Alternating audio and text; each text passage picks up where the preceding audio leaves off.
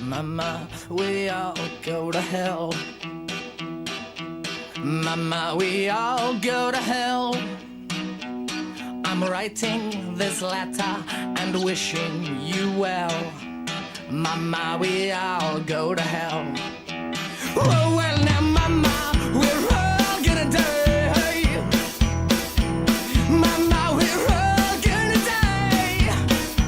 Stop asking me questions, I'd hate to see you cry. Mama, we're all gonna die. And when we go, don't blame us, yeah.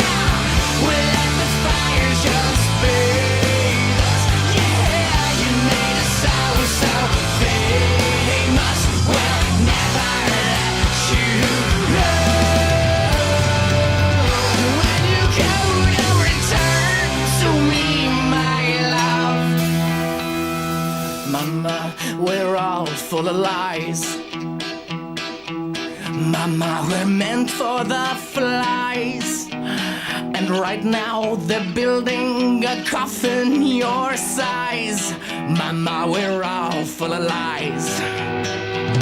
Well, Mother, what's the war did to my legs and to my tongue? You should have raised a baby girl. I should have been a better son. If you could count on the infection, they can amputate it once. You should have been, I could have been a better son. And when we go, don't blame us, yeah. We'll let the fire just bathe us, yeah. You made us so famous. We'll never let you go. She said you ain't no son of mine. For what you done there, can't find a place for you and just your mind, your manners when you go. When you go, don't return to me, my love. That's right. Mama, we are gonna hell. Mama, we are gonna hell. It's really quite pleasant, except for the smell. Mama, we all go to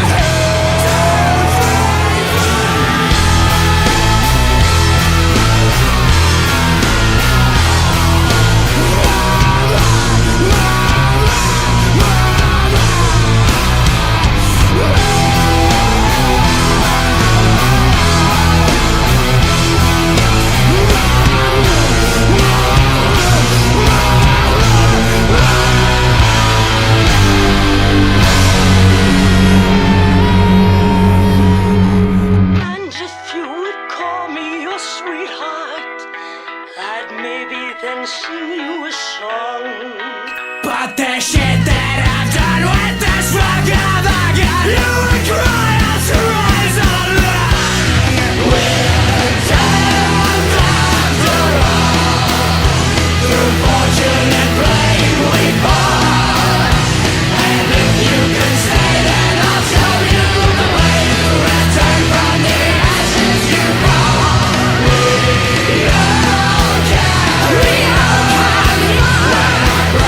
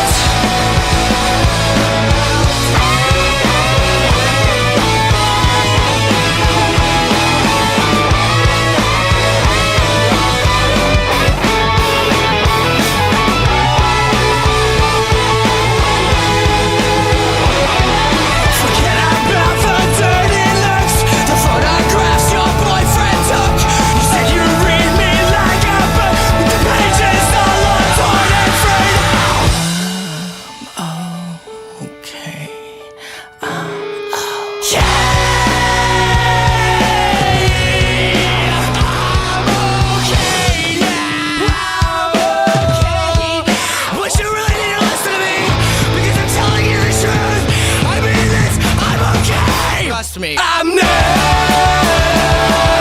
okay. I'm not okay. Well, I'm not okay. I'm not fucking okay.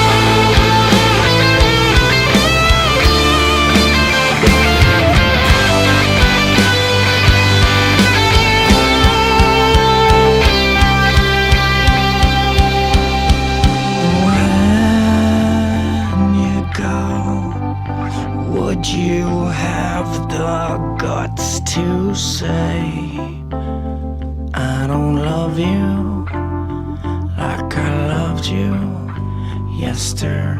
Hey, hey, oh, I don't love you like I loved you yesterday.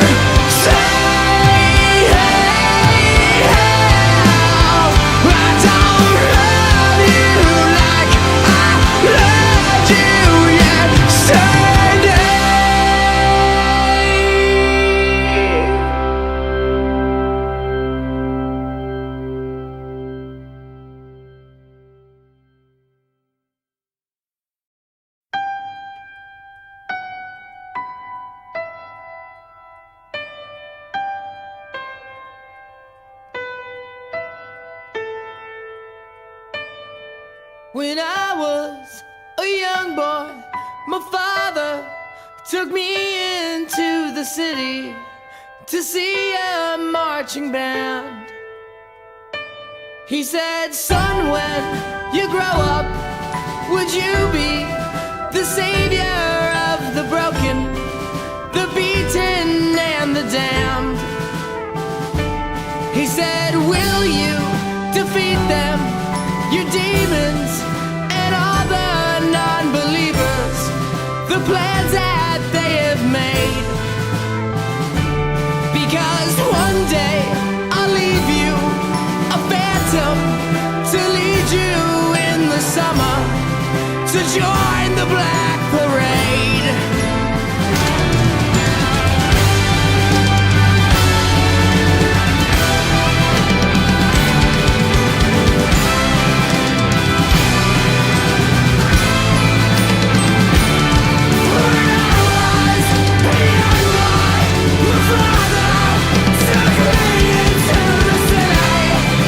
Say you want to be.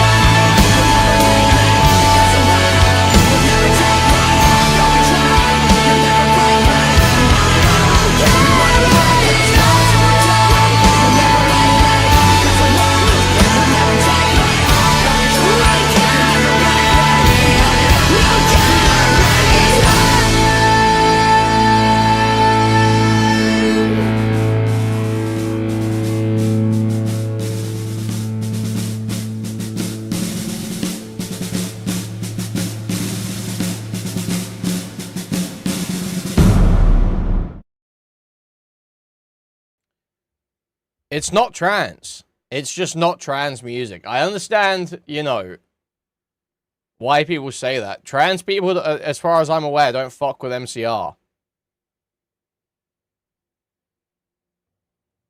And the crowds at their gigs are all like 45-year-old normies. So, not 45, you know what I mean? They're all like totally aged out. X emos, you know.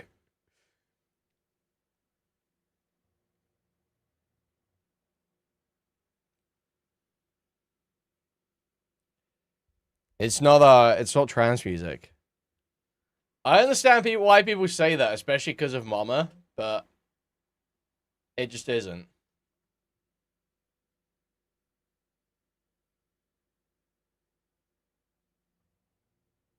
It's not, Q. It's not. It's literally not. MCR was like, you know.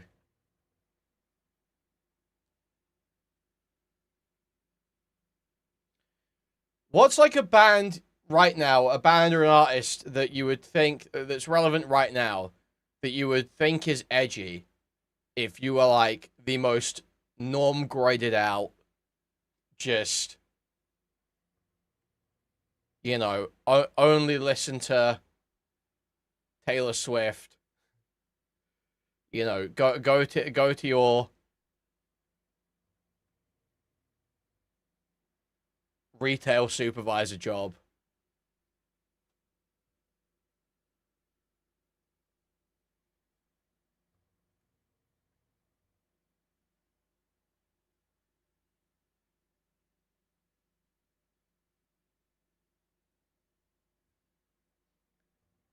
That's so cap, Nathan. That's so cap.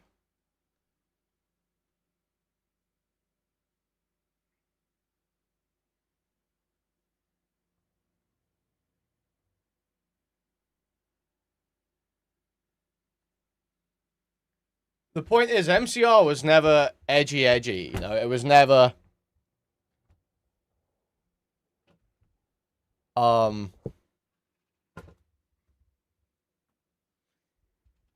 You know, like, I'm sure they have a disproportionate compared to other artists, other popular artists. Share of cutters, sure, but it was literally like the most entry level remedial. It's like Twilight, exactly. It's like Twilight.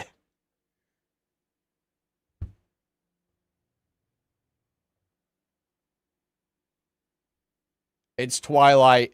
It's Super Hulock. You know, it's like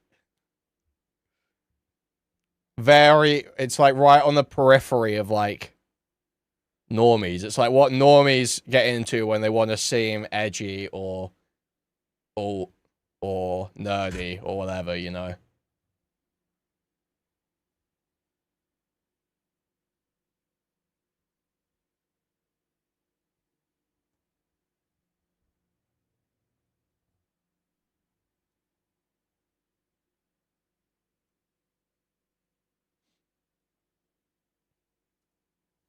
Thank you for the $4 Kirbyosh with the pair character with the cup of coffee. Thank you.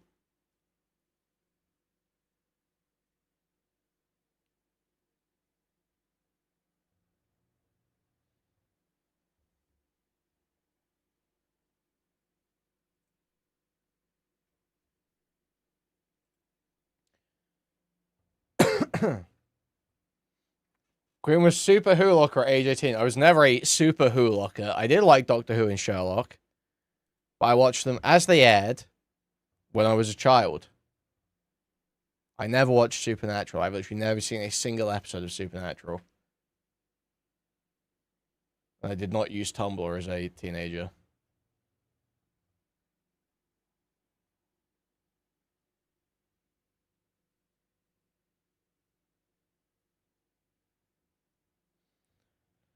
Sherlock didn't suck. Sherlock didn't suck. The first 2 seasons of Sherlock are good.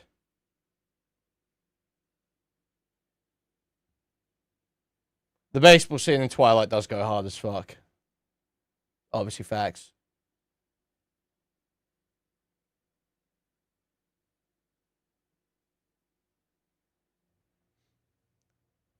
It's not correct. It's not correct. Sherlock was not super bad. It was like it was like good to mid. Good to mid.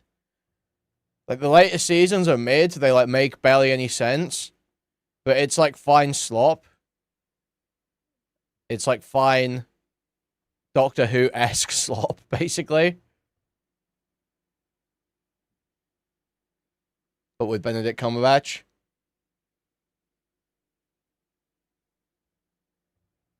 I like Benedict Cumberbatch. I think he's cool.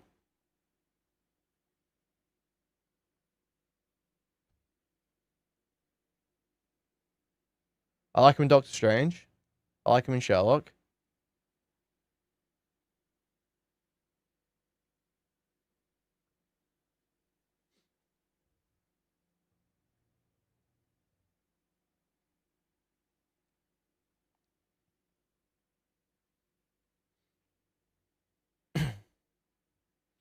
His American accent's horrible. Don't care. I don't care if it's bad American. I care if it's bad British accents.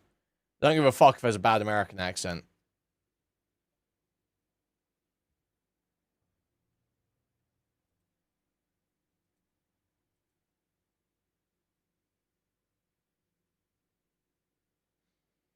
Doctor Who rapes. Doctor Who actually rapes. You can legit watch like Christopher Eccleston and David Tennant Doctor Who now, and it is just like it's actually just as good as when it aired. It just totally holds up. It's literally better than I remember it being as a kid. It's crazy.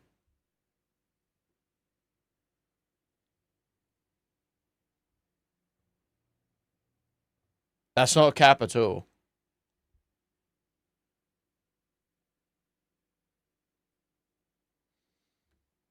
It doesn't suck. It's awesome. It's awesome.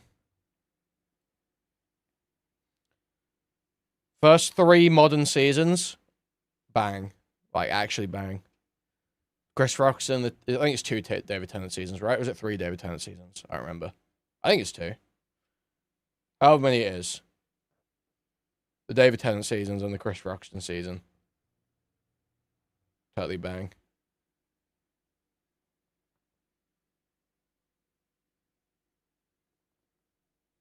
And honestly, the first Matt Smith season, first 1 or 2 Matt Smith seasons, not that bad either, but nowhere near as good as the first set.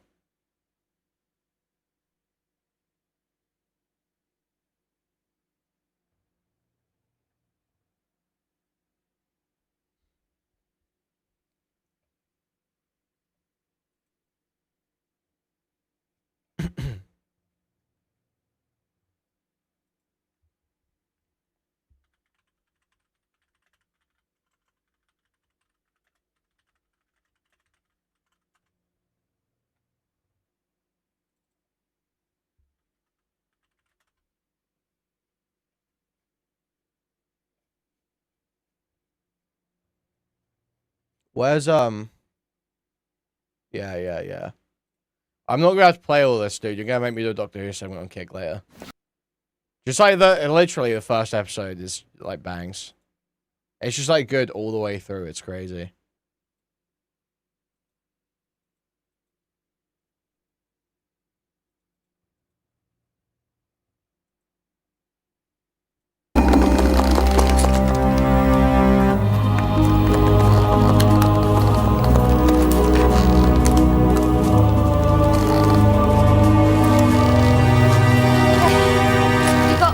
Funny. Right, I've got the joke. Whose idea was this? Is it Derek's? Is it? Derek, is this you?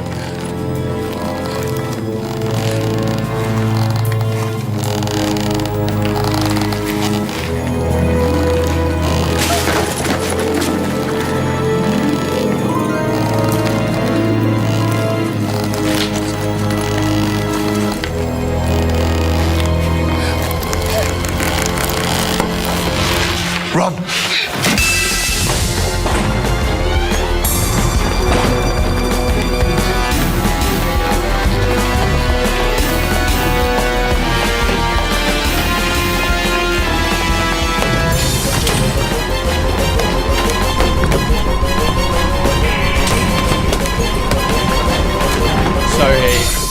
dude. It's so good, man. Pulled his arm off. Yep. Plastic. Very clever, nice trick. Who were they then? Students? Is this a student thing or what? Why would there be students? I don't know. Well, you said it. Why students? Because to get that many people dressed up and being silly, they gotta be students. That makes sense. Well done. Thanks. They're not students. Whoever they are, when Wilson finds them, he's gonna call the police. Who's Wilson? Chief electrician. Wilson's dead. This guy did 1 season. That's just not funny, that's sick. Hold on. Mind your eyes. I've had enough of this now. Who are you then? Who's that lot down there? I said, who are they? They're made of plastic. Living plastic creatures.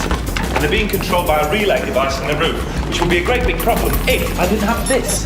So, I'm gonna go upstairs and blow it. Anyway, I'm gonna get struck if I keep playing that. So good, man. Such a good intro. Such a good character intro.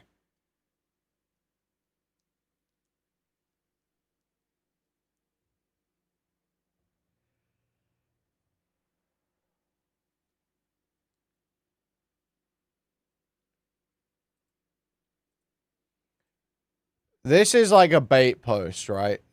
This said Daniel RPK leak. Does Daniel RPK do good Marvel leaks, or is this guy like a total retard? I don't remember. I know My Time to Shine Hello is a fucking retard who just makes shit up all the time.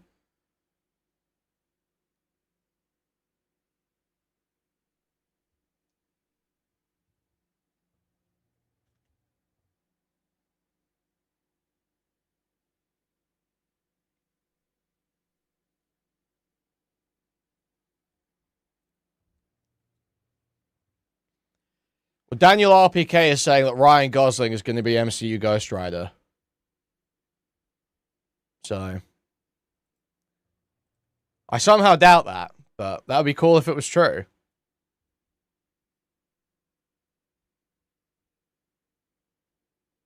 But he is in the new Star Wars Starfighter movie. That's going to be awesome, I think.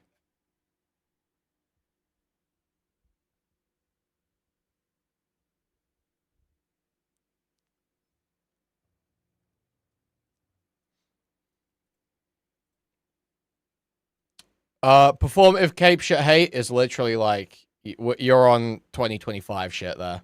You're on 2020, 2024 even shit there. I'm gonna be real. Performative cape shit hate. Dude, I could never watch a superhero. I could never watch something that's just like stupid action fun. I could never watch that. Okay, man.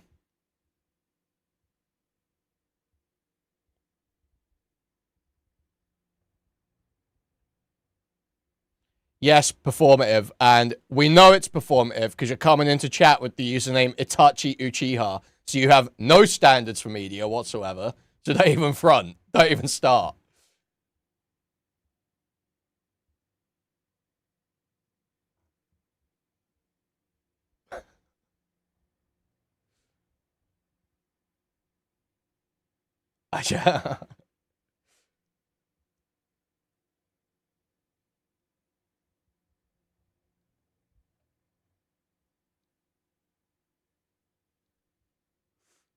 Crazy, man.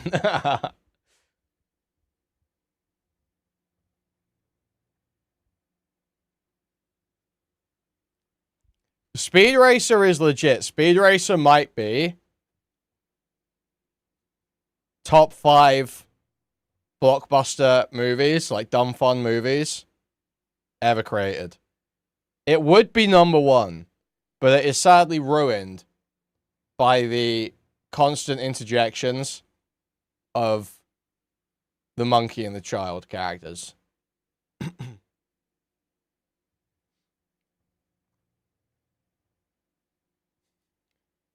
5 minutes of mentioning Speed Racer. The mods are now banning mentions of Speed Racer to stop me talking about it.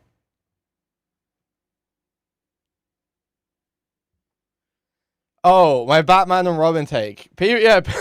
People crying in Discord because I said Doug Walker, aka the Nostalgia Critic, should be from because he has poisoned everyone's brains against anything that is camp, corny, fun. And so all these fucking retards like Freddy are like are sitting there with their eyes pulled back, talking about how Batman and Robin is a bad movie because it's got stupid ice skating scene.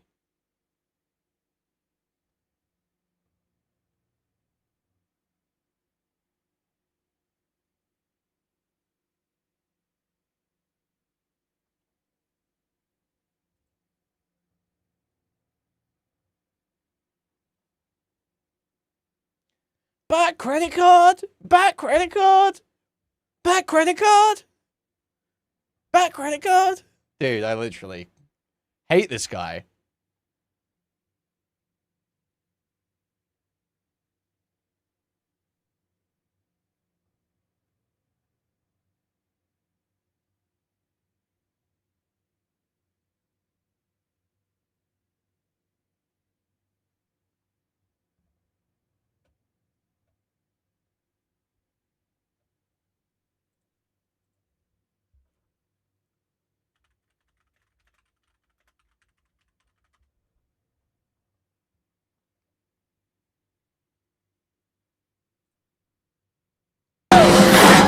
It's Heat. Say this isn't Heat.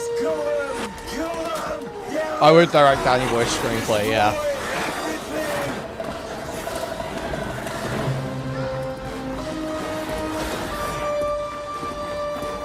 No, Stylo. You're totally misinterpreting me. I'm not shitting on the Nostalgia Critics videos. I like Channel Awesome videos. I like the old Channel Awesome videos. A lot of old stuff I like on it. There's a lot of Nostalgia Critic reviews I even like. But he did poison movie discussion online to just be anti-fun so much. It's like horrendous. For like 10, 15 years, it started recovering a bit after these reviews came out. He totally poisoned people against anything fun in these old movies. It's like anything corny, anything camp, anything stupid and colorful that doesn't look quite realistic. And then it's like, oh my god, the T-Rex in Jurassic Park is amazing! Oh my god! Jurassic Park sucks. Jurassic Park's gay and boring. It's a gay, boring movie for boomers. It fucking sucks. All the Jurassic Park movies suck. All the Jurassic World movies suck. They're gay, boring movies for boomers.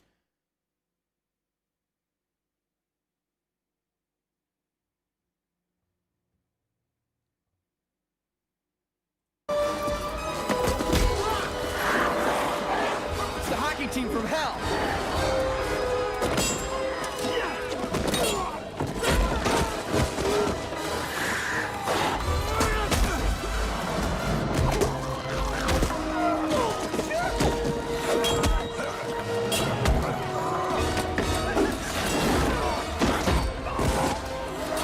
Sorry, Spielberg is just not that good. He's a total fucking hack. There aren't really a bunch of super good Spielberg movies. It's just like total cope for boomers who grew up before there were good movies.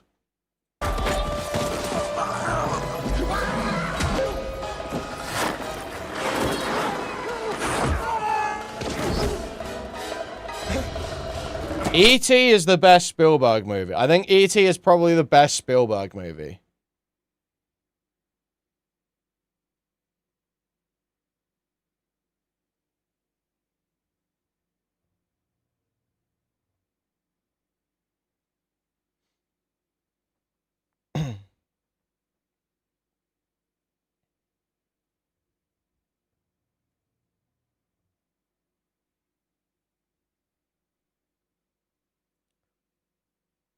Let's go through. Which ones have I seen? 1 second. Jaws is decent. Jaws is decent. They're kind of a boomer movie. Close Encounters. Close Encounters okay. Obviously, you know, iconic sound motif. But other than that, it's like, you know, it's crazy. Indiana Jones.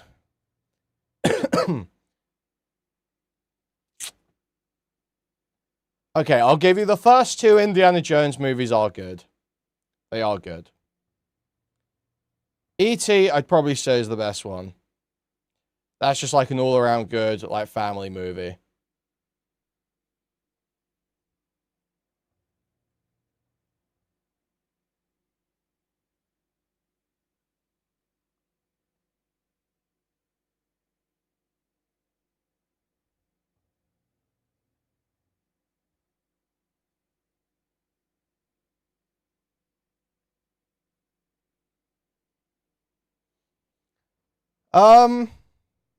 E.T., but really people hate E.T.? You guys are crazy. You guys are crazy.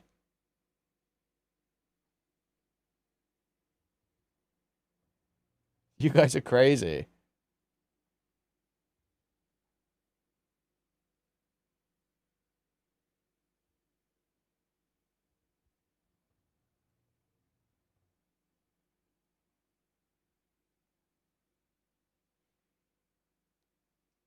I feel like Jaws is like kind of just whatever.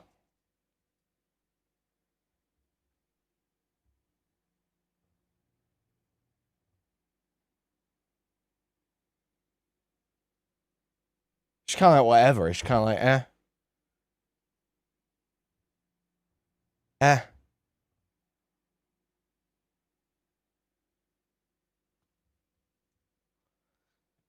Well, I do like Indiana Jones, but it never really, I've never like super fucked with it.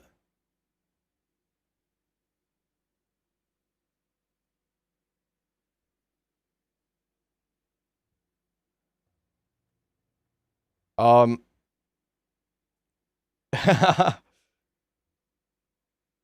you know, another one. Hook is underrated. I feel like people just have Spielberg's filmography backwards.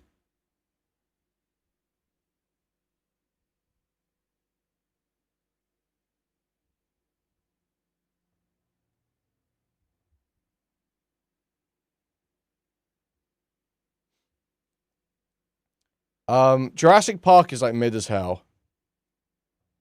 Schindler's List. That's like a good Holocaust movie, but I don't like Holocaust movies. I find it very boring. I find it's just like very. Oh yeah! Wow! Yeah. Feel bad. Feel bad. Okay, we get it.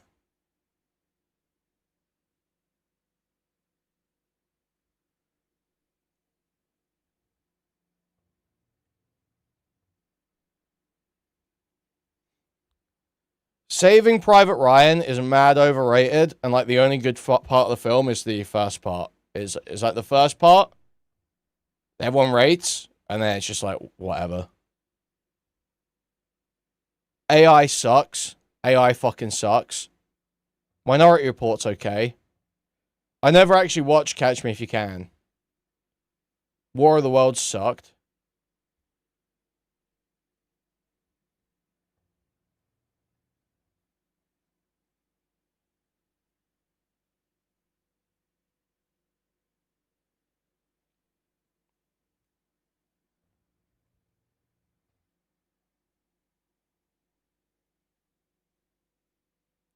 I just don't think you can disagree with that. Saving Private Ryan has a strong opening, and it's all downhill from there. It's just like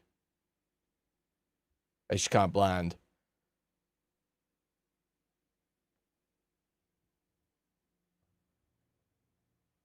Are people really talking about Full Metal Jacket? Are people fucking retarded?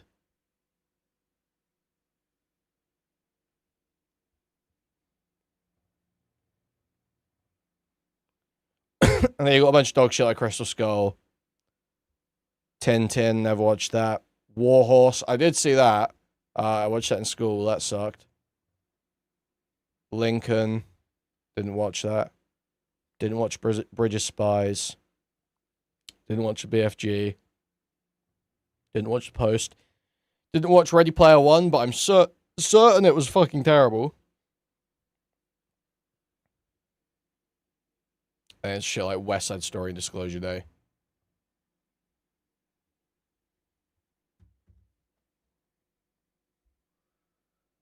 So yeah, there just aren't like a whole bunch of these amazing Spielberg films. Like, people super overrate this guy. It's like the first couple of Indiana Jones movies.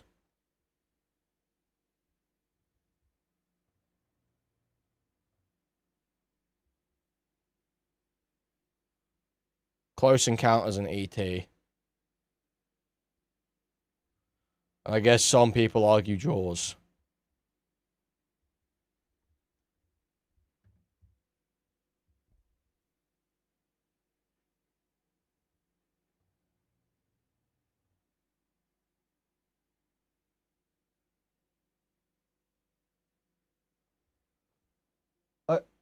Dude, I literally, it's like the most... have you written this comment specifically to annoy me?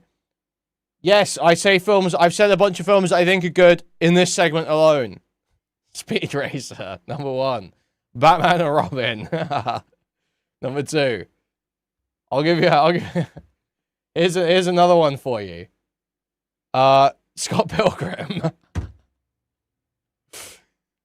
Racking my brain. What's the most annoying answer I could give right now? What is the most annoying answer I could give to this question right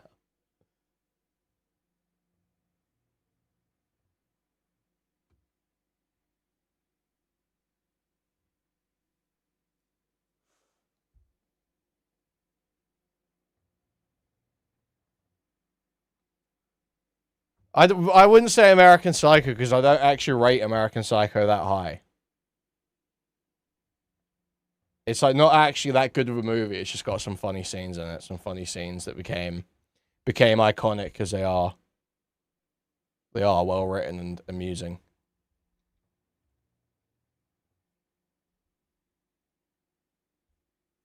And Christian Bale's a good actor.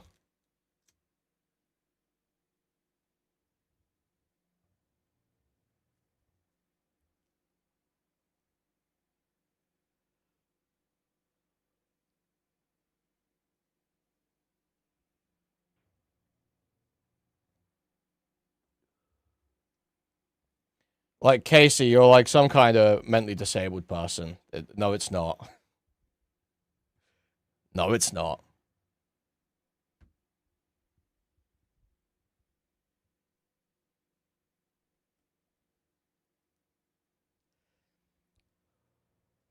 Scott Pilgrim is pretty explicitly not for women. Actually quite antagonistic to them in some ways.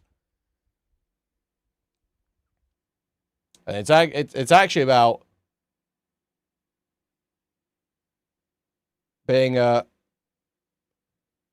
really awesome guy. Exactly.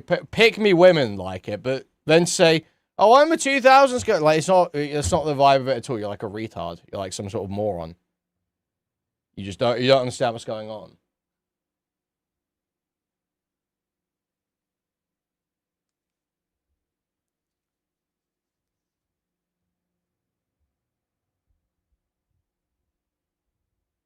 Baby Driver bangs. Scott Pilgrim is explicitly a pedophile. Exactly. It's about being a W chill pedophile. That's what it's about.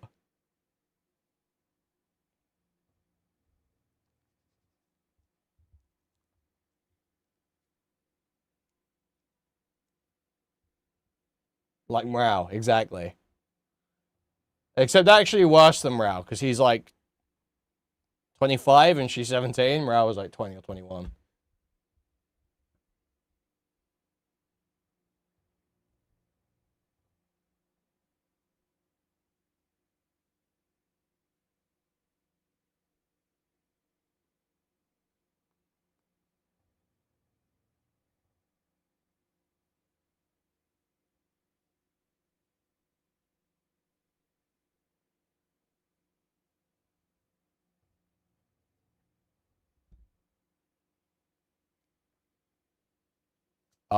Yeah, so this whole... Oh, Scott Pilgrim's I'm a 2000s... You're like a retard. You've totally misread it. Anthony Gramuglia would be putting your docs in a video right now for poor media literacy. If you heard this conversation.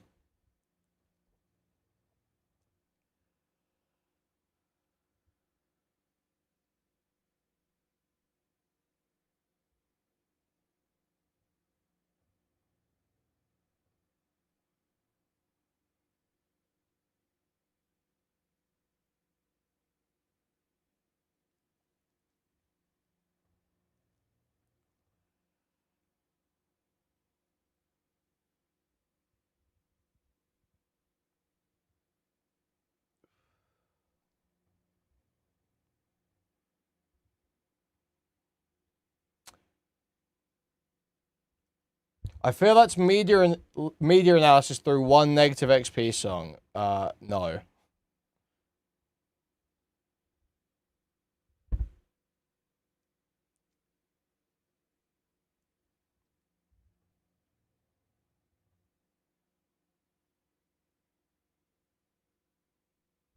So again, you're calling Code Geass Void shit. Like, Code Geass is not Void shit. Women don't like Code Geass. No women fuck with Code Geass. There's like 5 women online that fuck with Code Geass, and they're all fat as fuck. They're all fat, and one of them's trans.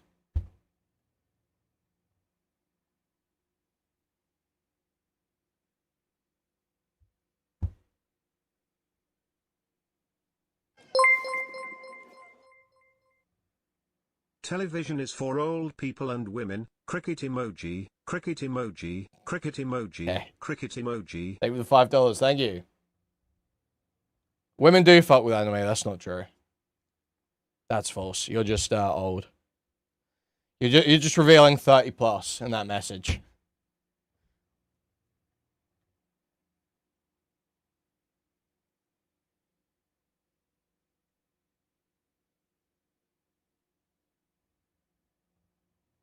I'm 21, then you can't be very sociable.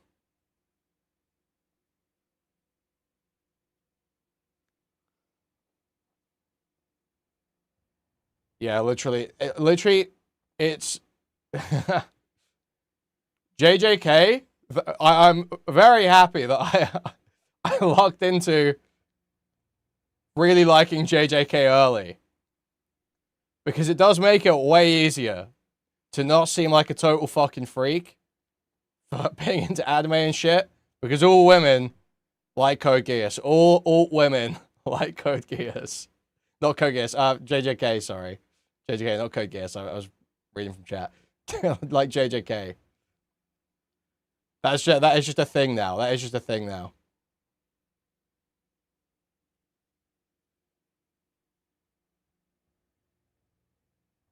But none of them like Code Geass. I've literally never met.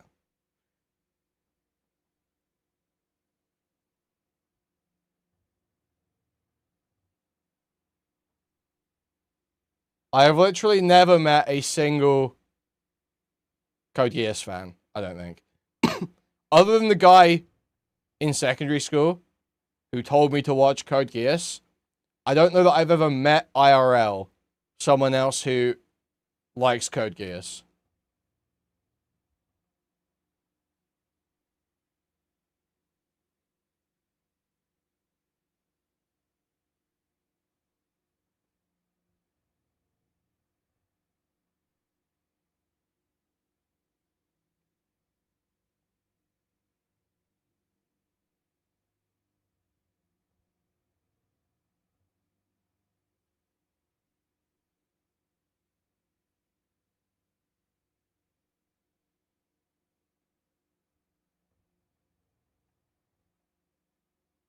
Had a resurgence of imagery being used in SoundCloud rap. There are women like Code Geass, just a 30-year-old millennial. I've never met a single person, period, other than the person who showed me Code Geass, who likes it. I literally can't think of one.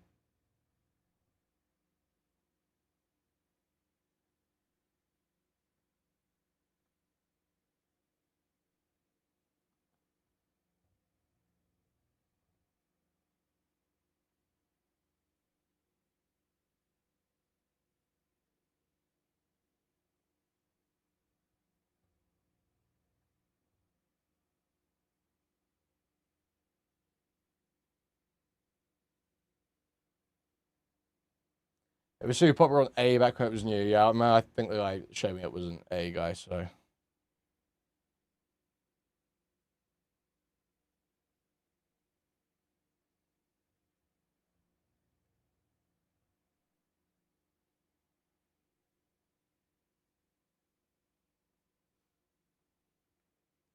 Yeah, abundance. Yeah, that's just like, I can't track more than 2 characters. I can't track more than 2 characters.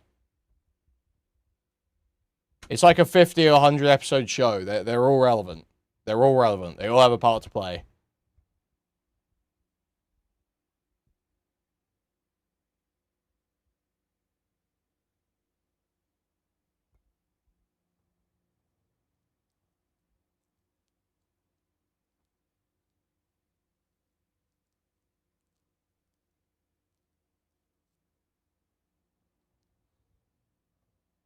It was total noise, total loud anime noise. Okay, that sounds like you have sensory issues. That sounds like you're having sensory problems.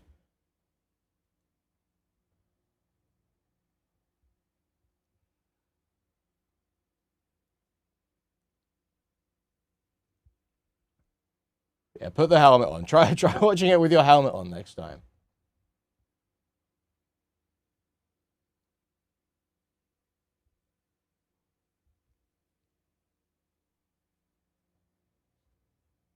I haven't finished Bleach. I should actually do that. I think if I commit to watching an anime anytime soon, I need to finish Bleach. I literally didn't even finish, what is it? Fucking, what's the good arc called?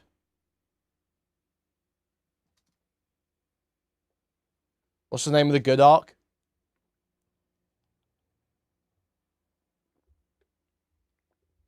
Is it Soul Survivor or something like that? Soul Society, that's it. Literally didn't even get through it.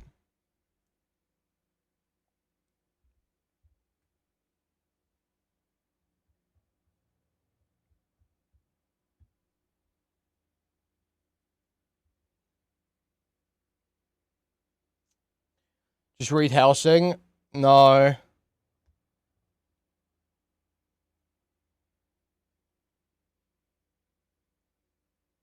No, I've seen Hellsing Ultimate. That's good enough for me.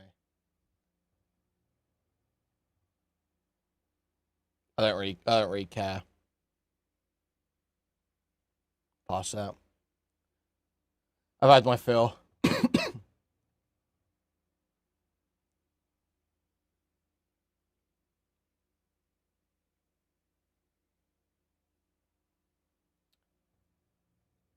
Isn't Made in Abyss that pedo shit where a bunch of kids get sexually mutilated?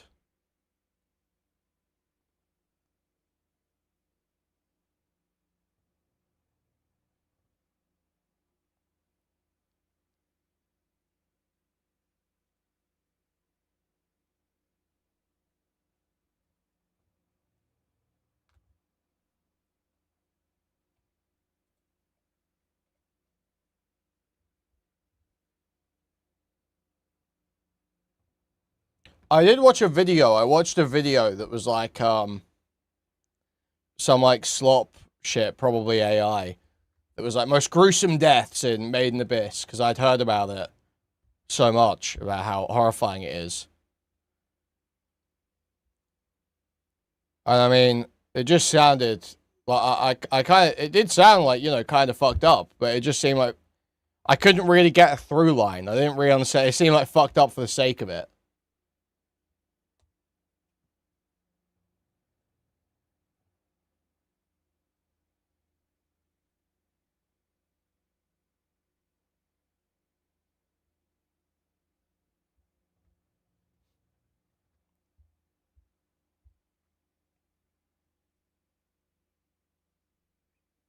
So I think that shit's probably whack.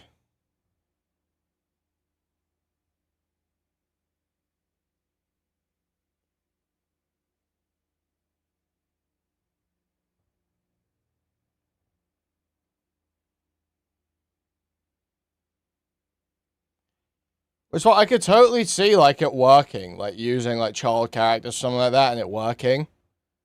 Um,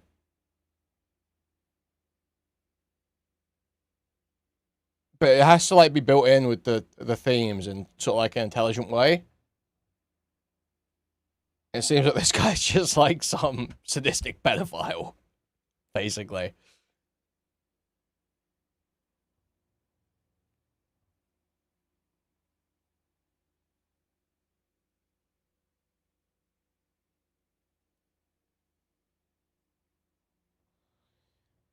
Well, the One Piece anime, you know, I won't talk shit on the manga. I haven't read it. The One Piece anime is just fucking terrible, and that is actually unwatchable dog shit. I understand everyone's got cope and Stylo is like spazzing out and having a conniption right now as I say that. But the One Piece anime is legit unwatchable dog shit.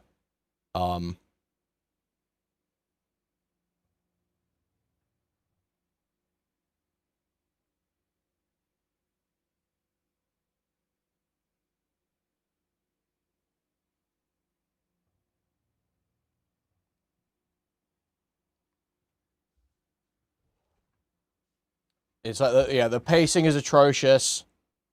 What the fuck? I just launched Steam Big Picture somehow. Why did that launch? Why did that launch? Okay, well, whatever.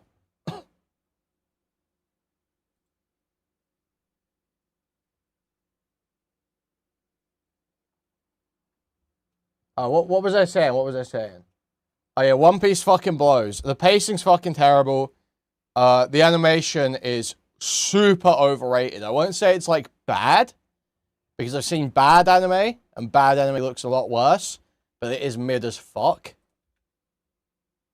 They're still using this dog shit sound set they've been using for a million years that does not fit with a lot of the stuff they're showing.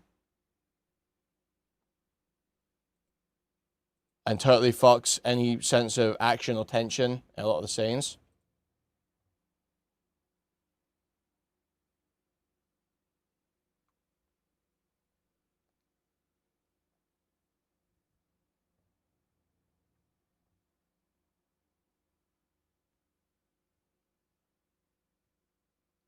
Demon Slayer is fucking terrible.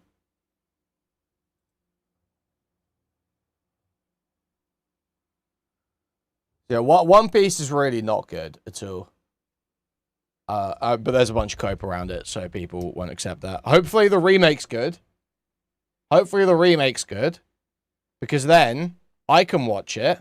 Maybe I enjoy the source material. And all the retards who've been pretending the anime's good for the last 20 years can stop faking it.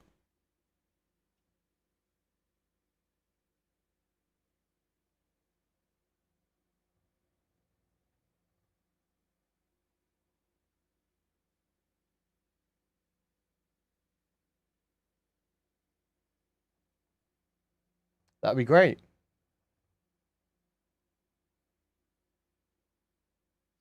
Yeah, I've never watched Black Lagoon. I like Bakano, though. I think that's sort of a similar era show.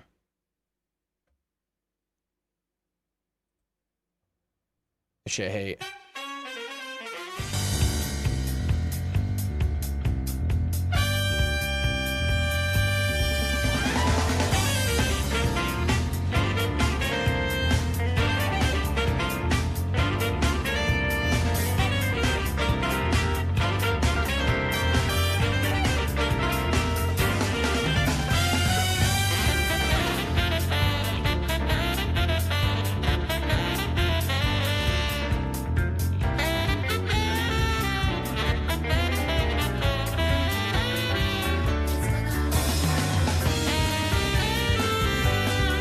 I do glaze Bakano. Pharaoh's an awesome character. We love Pharaoh.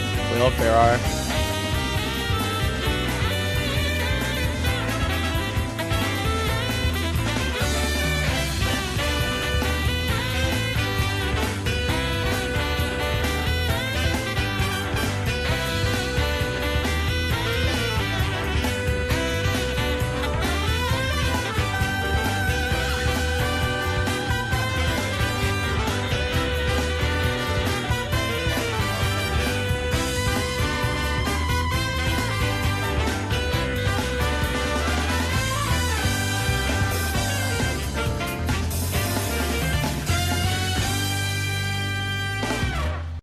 Pure hate. Oh, yeah, also, welcome to the NHK. Just worth mentioning before we move on from anime. Welcome to the NHK, so fucking good. Literally, if you haven't seen Welcome to the NHK, you are missing out like crazy. You've totally missed essential media. If you haven't seen Welcome to the NHK.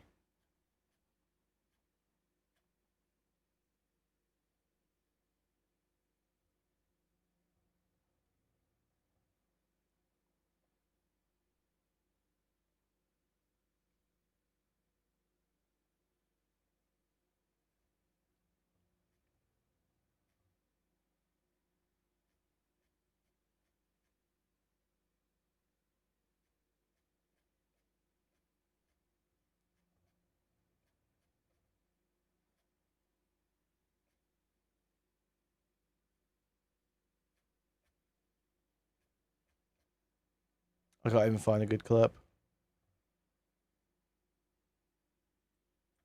I fucked up there.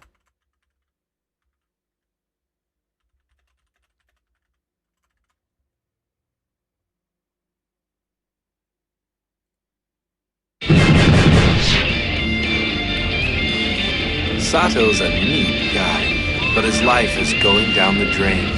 He's dropped out of college, only goes outside once a week, and sleeps 16 hours a day. Surviving only on a steady diet of instant ramen and internet porn sites, he finds himself falling further and further into a pit of despair and depravity. As his world begins to unravel, he discovers a terrifying truth. He is a victim of a sinister conspiracy. The culprit is the devious TV corporation known as the NHK. Aimed at transforming their viewers into jobless societal recluses, they bombard them with images of cutesy anime girls in flashy costumes. Unable to resist the charms of such addictive programming, innocent victims like Sato are soon too busy watching TV, reading erotic comics, and playing pornographic computer games to pursue a normal life. However, in Sato's darkest hour, a shining light appears. He has a chance encounter with a beautiful girl named Misaki, who claims she can cure him of his perverse, reclusive ways. Is this mysterious visitor an angel of mercy, or a devilish agent of the NHK? Swimming in a sea of corruption, Sato prepares for the battle of his life. Will he stand up to counter the evil organization, or will he submit to his weakness and just download porn? Find out in Welcome to the NHK. Great show.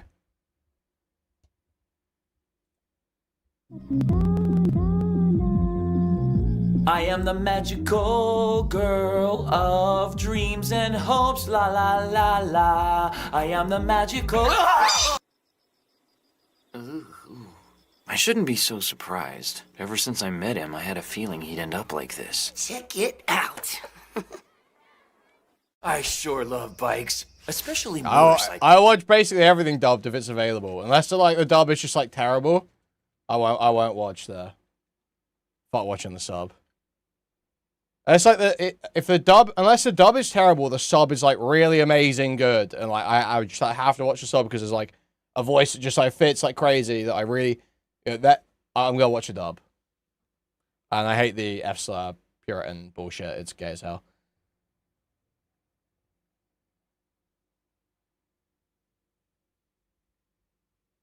The dub is not often awful. It's not. Again, this is just like, you know, there's a bunch of retarded coping in chat. I understand, you know. People have been brought up, they've been molested by some retarded anti-tuber 20 years ago, so that you can never abandon this retarded perspective they've got. There's a bunch of dubs that fucking suck. There's a bunch of dubs that are really good. There's a bunch of dubs in the middle. They're not all terrible, but not even mostly terrible. Most big shows, most relevant shows, have a decent dub. That's just true. Most relevant big shows have a decent dub. If you're watching some retarded, porn-sick, Eureka 7 dog shit, maybe it doesn't have a good dub. If that's all you watch, then maybe your perspective is that most dubs are terrible. But for most people, most shows they go to watch, it's going to have a decent dub.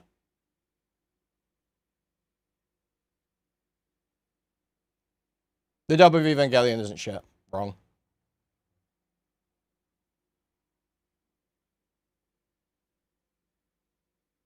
You weren't right, Stylo. You weren't right. Most dubs of relevant shows are decent at least.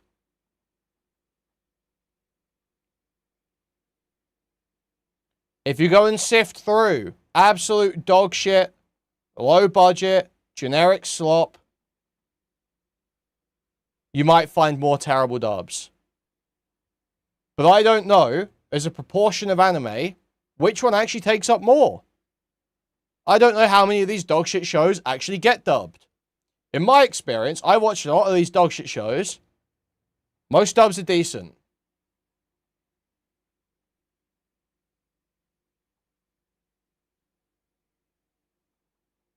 I'm not being dishonest, Stylo. I'm just not over-egging the claim. Most dubs are decent, in my experience. I haven't seen every anime.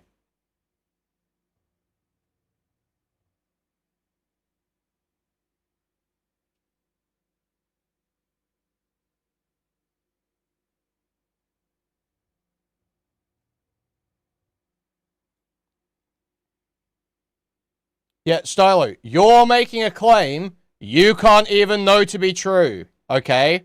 I'm not doing the same retarded bullshit as you. You're saying, most dubs are terrible. You haven't seen most dubs, you stupid. Go back to school.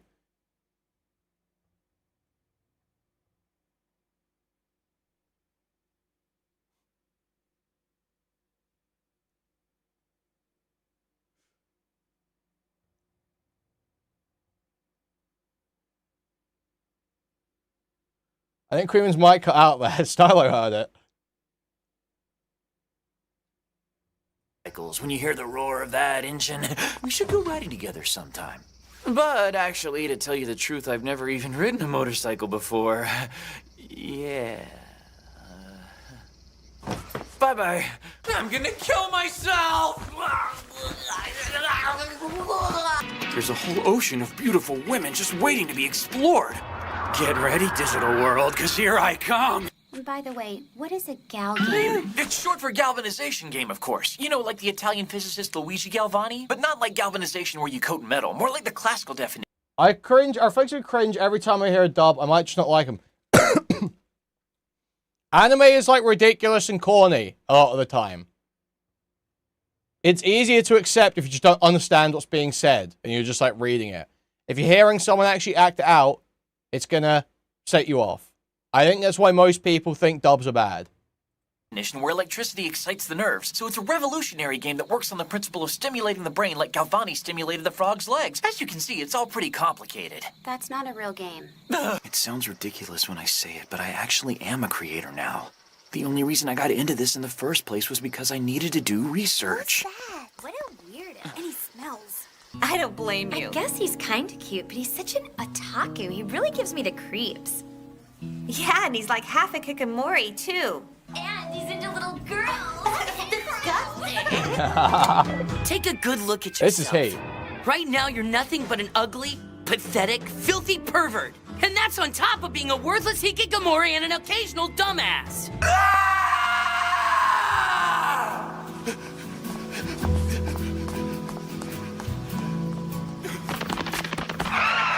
What's up with that girl? What the hell's going on? And do you want to know why? Because for men like us, reality is filled with pain and suffering. Cold-hearted women who make fun of us. Arrogant bitches that look down on us. That two-timing whore that cheated on me with that convenience store manager. That college freshman girl that toyed with my innocent youth. I mean, even you'd be upset if someone called you garbage. This is such a good show, man. I'm telling you, this is essential watching. Essential watching. That's why you think it, but you don't say it. Wait a sec. What? So basically what you're saying is that you think I'm garbage and a useless failure of a human being, but you're keeping it to yourself because you don't want me to get mad? That's not what I said at all. I'm being targeted by an evil underground organization! Those NHK bastards set me up! It's a conspiracy! Hey, wait! How about something more American? Wonderful, fantastic, dreamy Gal Games Company, created by Yamazaki and Sato from MH for the future. How does that sound, huh? I can't remember that! Who the hell invited Yamazaki? Well, this is the last drinking party of the semester, so we were supposed to invite everybody, you know? It's not like I wanted him to come. I didn't even think he wanted to come. I mean, he never came to any of our other parties. Such a loser! Steal my shoes! Okay. The NHK is like the Japanese BBC. I thought that's lost. Dofo's at least missed that. NHK is like the Japanese BBC. It is literally real, but it's very obvious from the first episode there's not a conspiracy out to get this guy. You know, and it's not even a twist. It's just like very apparent from the first episode. Now, you guys! Oh no, it's that retard tomboy. Let's go! Quick to our secret anti-retard fort! No Hey! retards allowed. Who are you calling a retard? Women lie without a second thought. Be gone, dirty whores. That was pathetic, Sato. Put this on and try it again.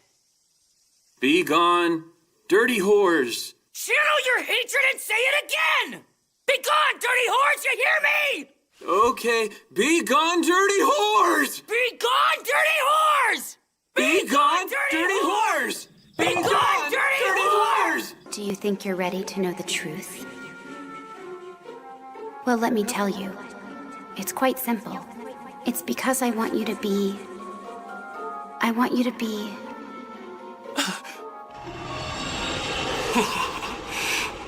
hikikomori forever. Damn it, another trap!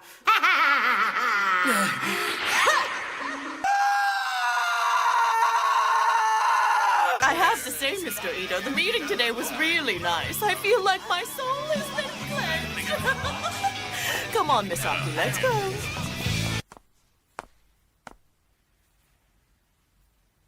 I'm sure we won't be meeting again. I don't want to hit too many spoilers if I But can take avoid care. it. You too. Hidehida, where are you? I'm right here. Stop yelling. It's embarrassing. Later. Thanks, Misaki. I owe you one. Okay.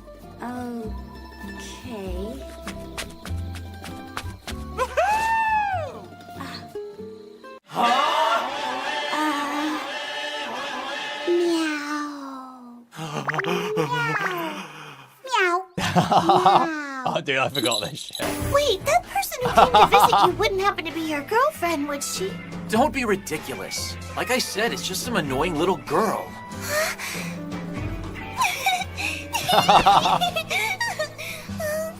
Dude. How many episodes are there? Like 15 or 20, I think? I don't think I'm ready for conversation techniques yet. I still have questions from yesterday. I need to know the results of my dream analysis. The giant snake with the rock-hard scales, the apple, the gun. What do they all symbolize, huh? The MMO episode's kind of You're a heat. virgin, aren't you, Sato? Huh? That's good. Wow. Yeah, it's chock full of fresh, natural taste. God, I wish I were back on that. Speaking of which, guys, Stormy update, by the way. The Stormy Green Samantha drama I know you've all been following intently. Green has not been seen in 9 or 10 days, guys. I'm not joking. Since the last round of drama, Green has not been seen. He is totally... Oh, he's back. Wait, he's back. He came back this morning. He disappeared for 9 or 10 days, guys, and came back this morning. Last night, Stormy did a stream, a 5-minute stream, where he just played fucking, a starting soon screen with this song and the title Green Come Back. He was just playing this, though. I couldn't wait for you to come and clear the cupboards. But now you're gonna leave with nothing but a sign. Another evening I'll be sitting reading in between your lines. No, this was Stormy. Stormy did a stream saying Green Come Back, playing this song. I was in his chat spamming purple hearts. So Green came back. Has Green spoken about it at all? Has Green said he was taking a mental health break, or what happened? What happened exactly?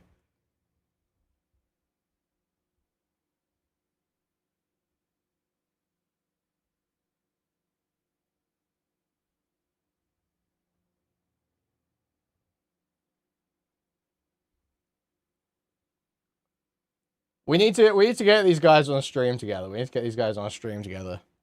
That island. Useless products, unless you terminate your membership. This stuff we need to skip a little Stay bit. put just a little longer. That All shit's too right, good. but try to hurry it Too up. good show, I yeah. have better things to do with my time. Right.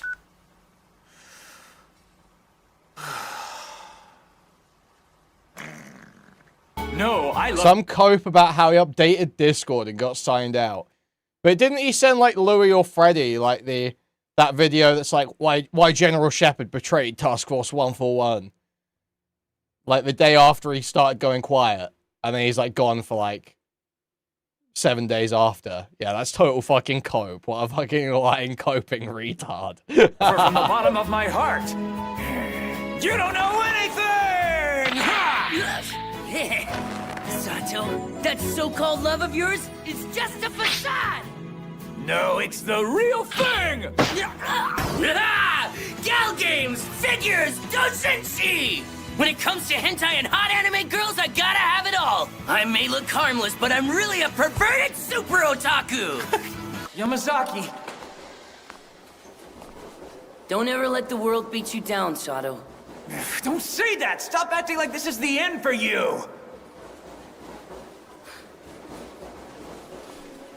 Okay, I'll tell you about a dream I had.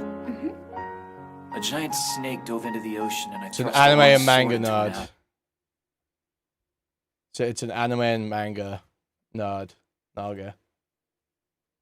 Anyway, yeah, peak show, watch Welcome to NHK, absolutely required.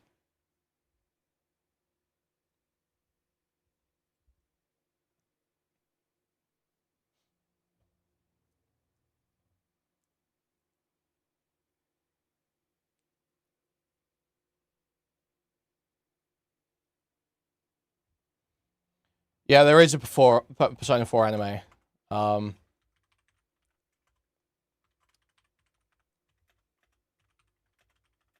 It's actually not too bad. It's actually not too bad. I am so hot, I am on fire! You know I've got a smoking hot body. What should I do with it? My blood is boiling. It makes me want to groove and shake my thing! Here I go!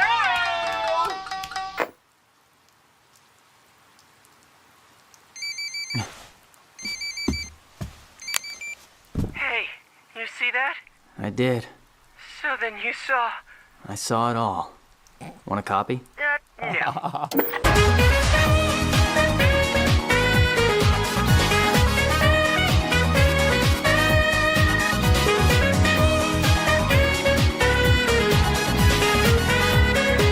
Like, it's a decent show. It's a decent show. I'm off. You know Comet disappears into the light, but this blazing summer vacation of his is far from over. Yosuke Chie, do you copy? Yeah, I saw it. Yeah, I saw. I hear ya. Thank you for the membership The card. target is conversing 200 meters in front of me. Over. So, do you mind telling me why we're using our phones? If we were standing next to each other talking, it'd be too obvious. Over, dork. Over has always got to be the last thing you say. Listen, I just think it's better if we have a little space between us, dork. Over. Our stakeout is totally pointless then. He could easily nab us both right now. Enough of this. I'm getting the munchies. Over. Like I care. If you're so hungry, then get some delivery or something. Delivery? But we're standing on a corner. Didn't you know? Aya says her place will deliver anywhere. It doesn't matter where you are. You just gotta call them up and ask. For real? No. Then in that case... Hello there. I'd like to order delivery. 2 orders of Mikodon. I didn't ask for anything. Who said anything about you? I placed both those orders for me. Hey, didn't I see you yesterday? We aren't trying to follow you or anything, nor do I think you might be gay. And if you are, that's totally cool too. I think that's great. I know what it looks like, but you're wrong. I'm telling you, it's not like that. Sorry, we brought trouble. Yukiko, I'm sorry. It's just, you know, it's kind of goofy. It's decent. Oh, crap! He's gonna get us all at this rate! Hey, Chie! Time for you to shake him off our tail! Why me? I definitely think you should watch a show after playing the game, though. You know the line in the movies? You keep going and I'll handle this guy! Well, now's your chance to say it! Well, you have a point. I said to stop running from But it's me. more JYV, so, you know, it's always he. I've got your order here. 2 bowls of Mikodon. Hey, how the heck did you find us? We're nowhere close to where we placed that order! Your total is 1,600 yen. This is just weird! Sorry, do you have any change? You're really gonna do this? GA, here's 100 yen. Save it for later! When you're done, just leave the bowls. And where the hell do we do that? We finally ditched that guy. It was close. GA, is it good? Oh, yeah, it is. Yeah, obviously. You know, Yukiko, I seriously don't get you sometimes. Why aren't you guys opening the door? Well, you see, we're just... Do we really have to? I mean, sometimes you can see certain things, and then they get seared into your brain forever and ever and ever. He does have a point. What do you think, Narukami? Maybe some dinner first? Not until we find him! It's about time the two of you grow a pair! Now go on! I have heard enough out of you! This is really awkward. What are you guys doing here? Well, we came here... to save you. Well, you sure as hell don't sound all that motivated! Oopsie daisy! I am Kanji. Alright, wait a sec! Screw that! I say we just get this done! I don't know if I can take another second in this freaky place! Well, we're airing live from the tropical paradise Suspicious! Yeah, they go all out on the conjugation on the show, it's crazy. Come on, GA, not you too! Sorry, but this guy really bugs. Yeah, just... It's just like, yeah, how would this feel watching this, you know, if you haven't played the game? When the theme song comes in, the battle theme comes in. If you haven't played the game, that just doesn't hit quite the same, I feel like. Come on, GA, not you too! Sorry, but this guy really bugs. Yeah, just a bit. Hey now, come on, baby! What the hell is that? No! That feels good! Oh no! This just gets weirder. Whatever! Fine! Anyway, that's enough about anime. Yeah, I was just like, we're done with this now. We're done talking about anime.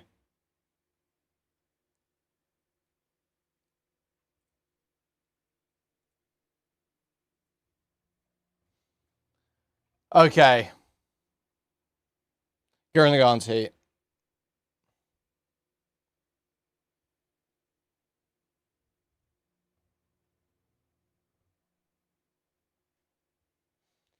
You're in the Gaunt's heat. All right, let's watch some Giselle.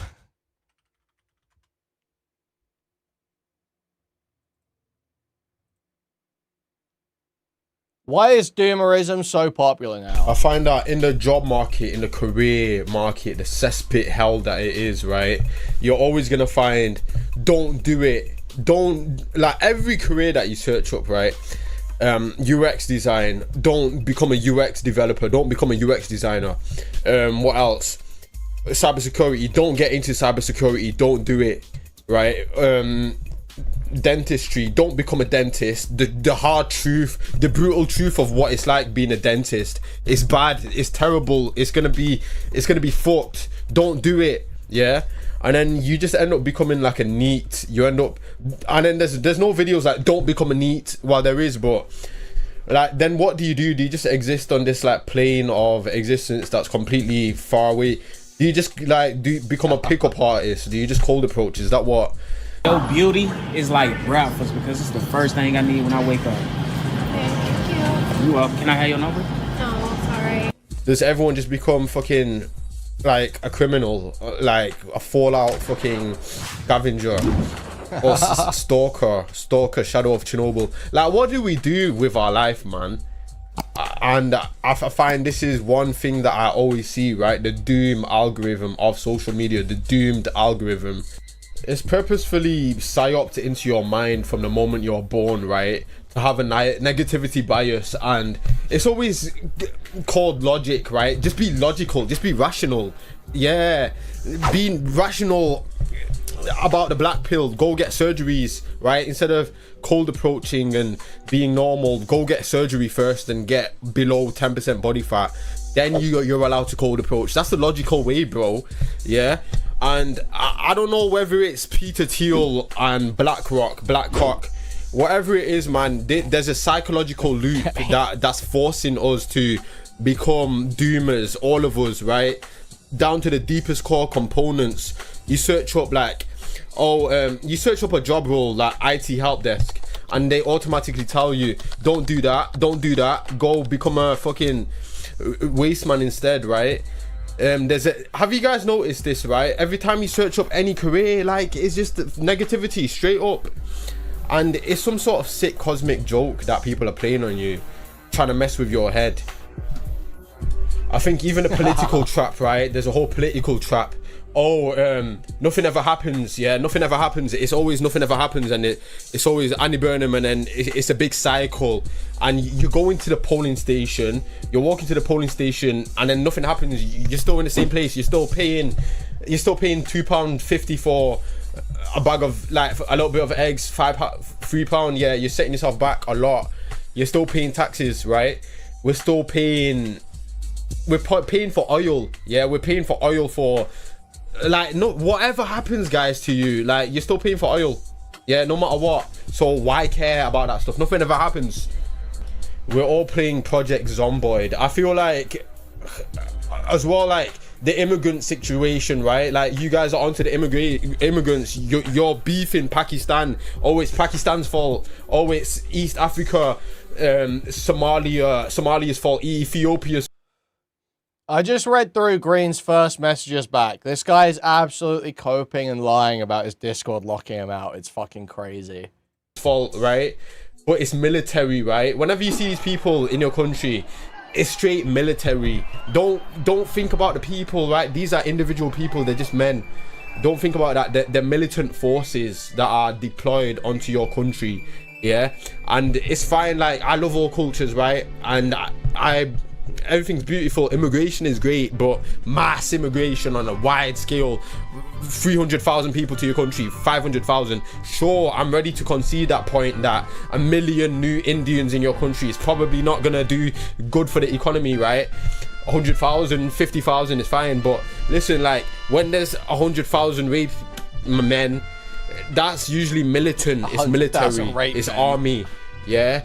And listen, I don't like being fully political and all that, but I don't know, man. Like, I feel like I have to pick a side. Everyone wants me to pick a side, and I don't want to pick a side, man. I want to be loyal to everyone, and I want to love everyone, but everyone's like, pick a side, pick a side. Even the roadmen, like, oh, you're making these videos against the roadmen, you're going viral for that, and then suddenly you make a rap song and it gets 1 million views in a week, right? I made TikToks of rap. Man got me eating good, never thought they'd feed me up. Mums used to beat me up, I never showed my teacher love. Pop stuck inside, they used to eat me up. Brothers go inside and lose their mind, it can be deep as fuck. We just got the different feeling, hit them with a bigger meaning. Trap house flipping, freezing, rap shit staying freezing. Make it look easy, can't believe they took Jesus. Fucking up the game, now they should see me. God's clever, can't believe he took tech off. Creating diamonds out of hood pressure, mobbing with some good fellas. Small timers and pub sellers, they were bricks and really trying to push it. Yeah, listen, when it comes to this whole fucking, like, gangster stuff as well, everyone's onto me. Oh, why are you rapping on a block? Why are you rapping on a block for 500,000 people? Yeah, and then I make a video against roadmen, and everyone's like, woo, he's made a video against roadmen. Oh, woo. And then the roadmen are getting pissed off at me. The guys on the block, they're telling me, oh, you're not making a drug dealer music no more. And then I'm back to making the drug dealer music and pissing them people off. You get me? I feel like I'm always conflicted between two worlds. I'm always in between, you get me? And I hate it, man. I feel like this is where such a brilliant mind belongs.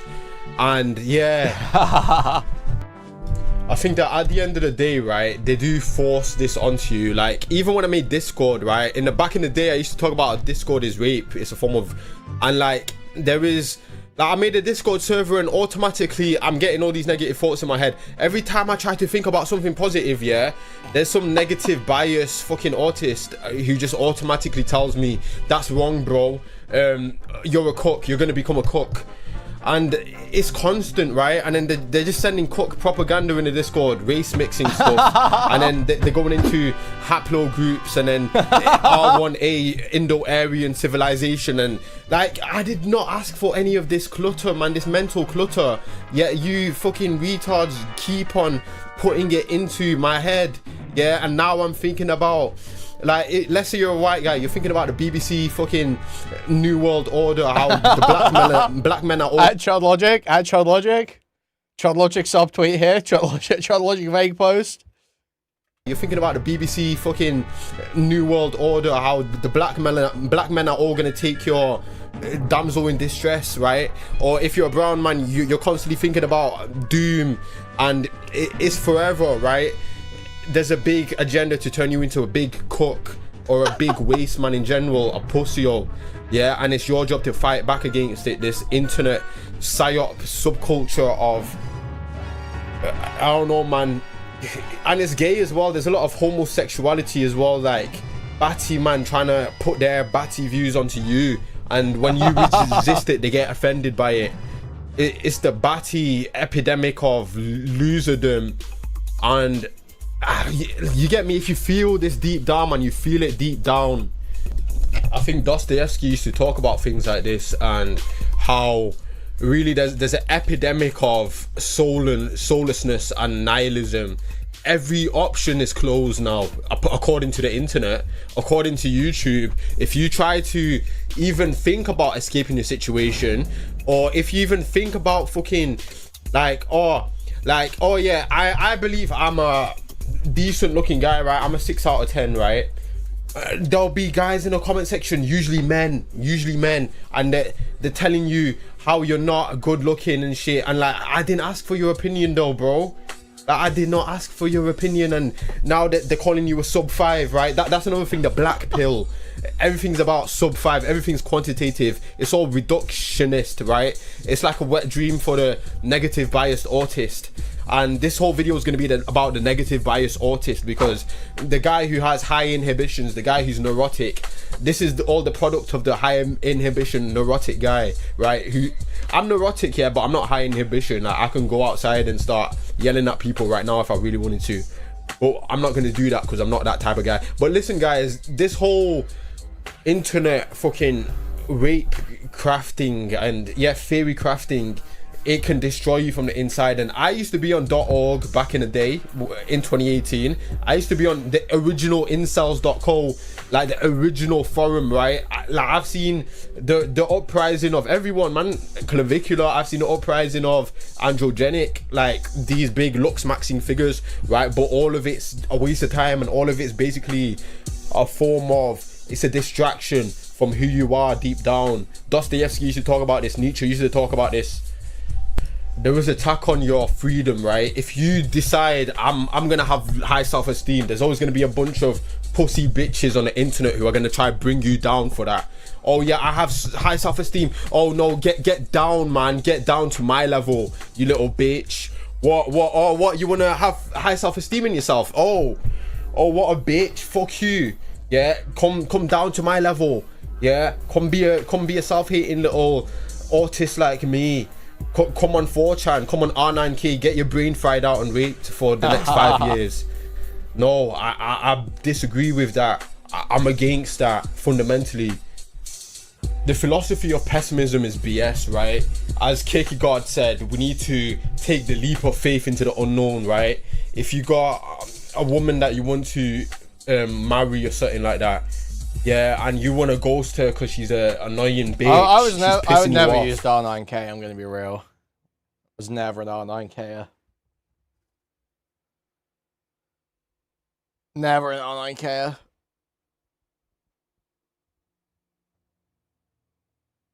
I used B a lot as a teenager.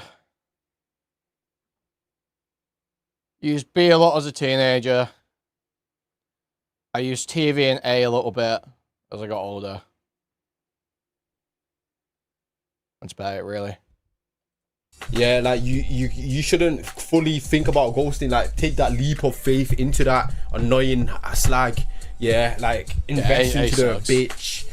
Fuck her, but isn't B the yucky one? What do you mean the yucky one? B's the B was the epic one. B was the biggest one.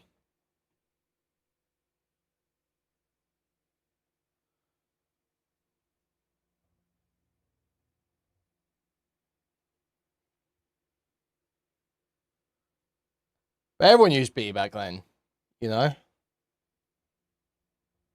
When I was like 12 through 19.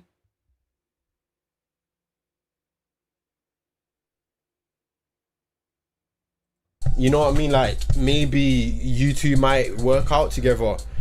I feel like in general, man, life is not so... No, I'm pretty sure B did have porn allowed, but there were specific porn boards. Like H, which is hentai. D, which is hentai alternative. Chud's favorite one.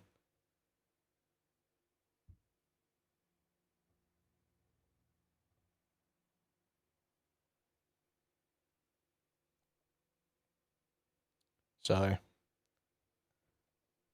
simple, and being so pessimistic and autistic about everything, having a negativity bias is gonna fuck you up long term, man. You need to learn how to get a grip, get a life, get a job, get a job, you pussy-o. Stop neating, you bitch.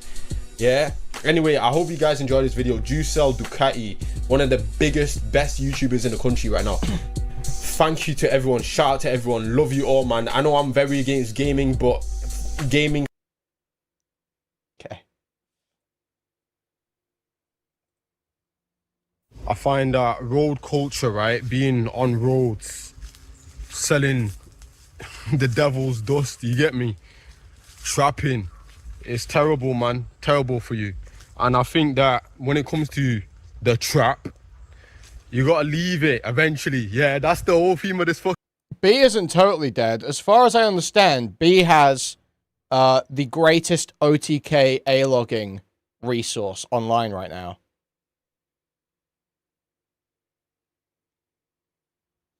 They have like a constant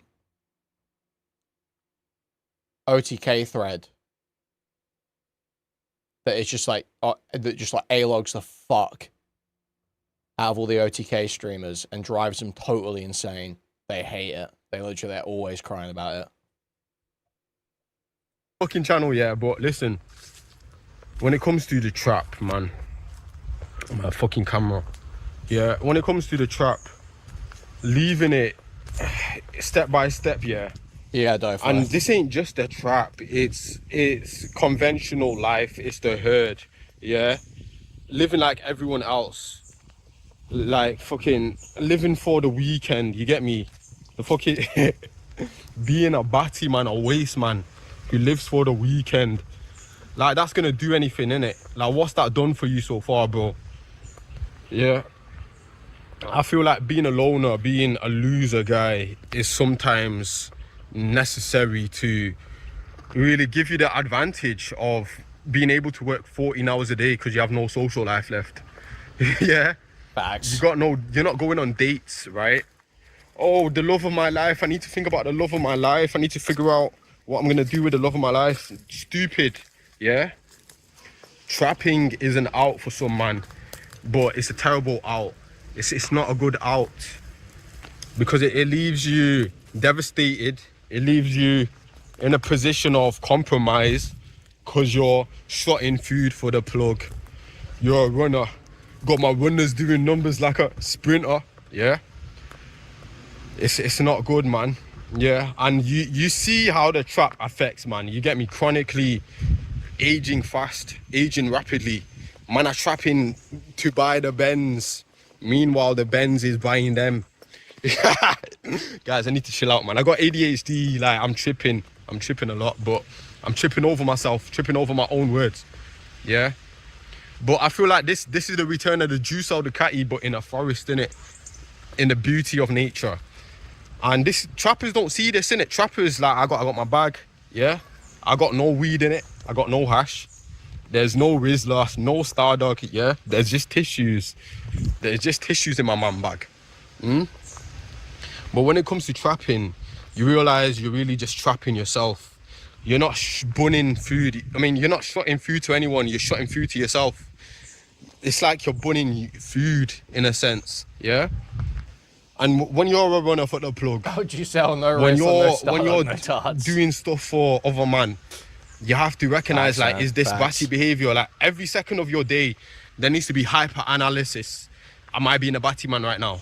And I know you man are gonna trip over this and be like, oh, that's too extreme, but you have to always ask yourself every second, like, am I doing something waste manish here?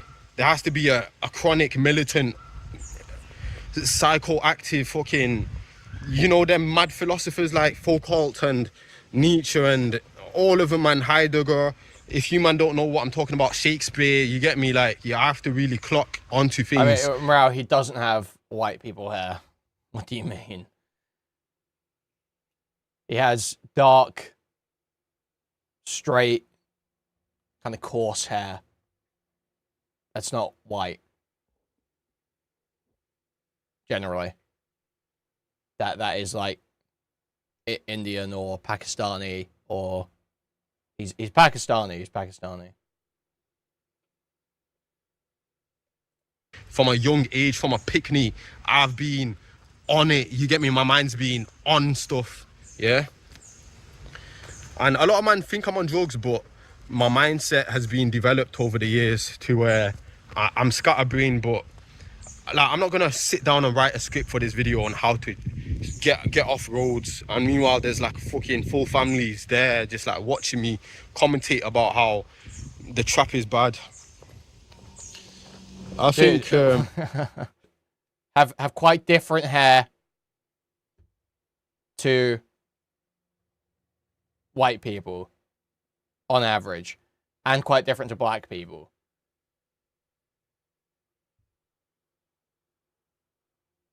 And Gisella's Pakistani. He's not black.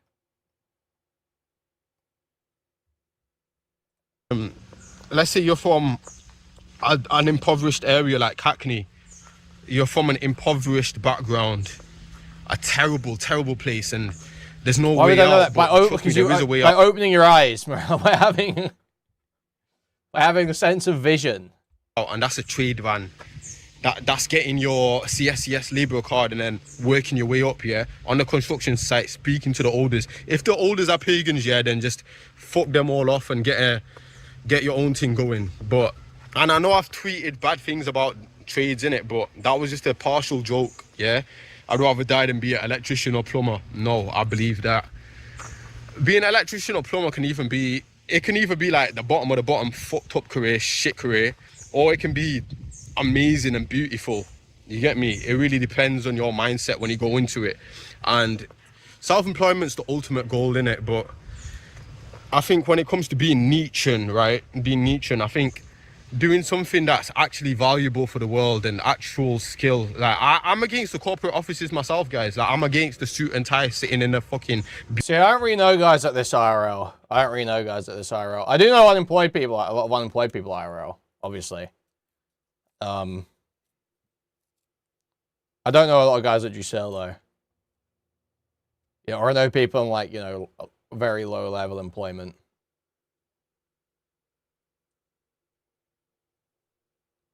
That's true. That's probably true. Super cool.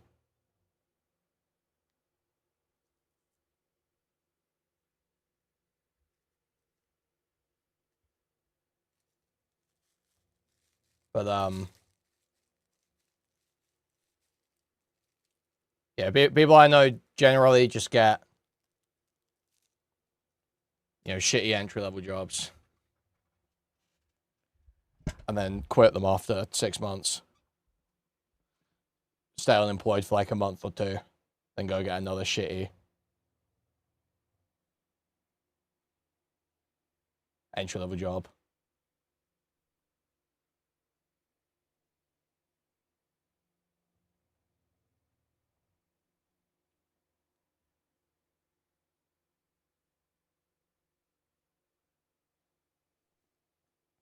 So yeah. But they're not like, you know, oh, I can't be a tradie because it's not Nietzschean or whatever the fuck. None of them are like that.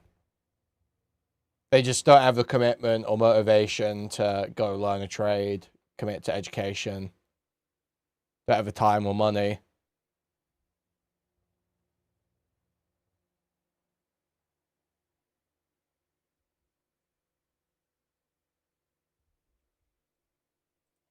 So it's not like Giselle. It's not like Giselle. Like I said, I was very disappointed, distraught when I heard one of my friends was using Discord dating servers. And they were like, oh, you meet some cool people on there. I was like, what do you mean meet? I'm like, we're not IRL, obviously. Man.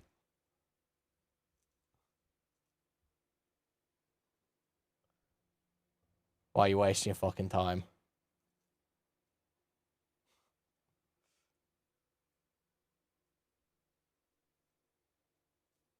But that is just the bleak life of being some, like, you know,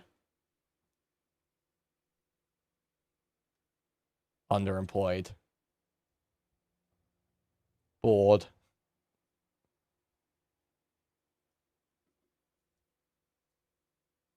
You know, bureaucracy, shit paradise, utopian world where you're all plugged in. You get me? That's what it is. You know, end of Wall-E movie, the fat guys. I cite that in every video. Why? Because that's a warning to humanity. The utopian death cult, yeah, that's gonna happen to you if you're engaging in wasteman behavior, but you're also not checking yourself against this philosophical framework such as Nietzsche. I like using Nietzsche, innit? And how do I explain philosophy in layman's terms, yeah? Kuihman annoyed when people have slightly better prospects than him. I don't know how you possibly... What part of that was... when you talk about people with slightly better prospects?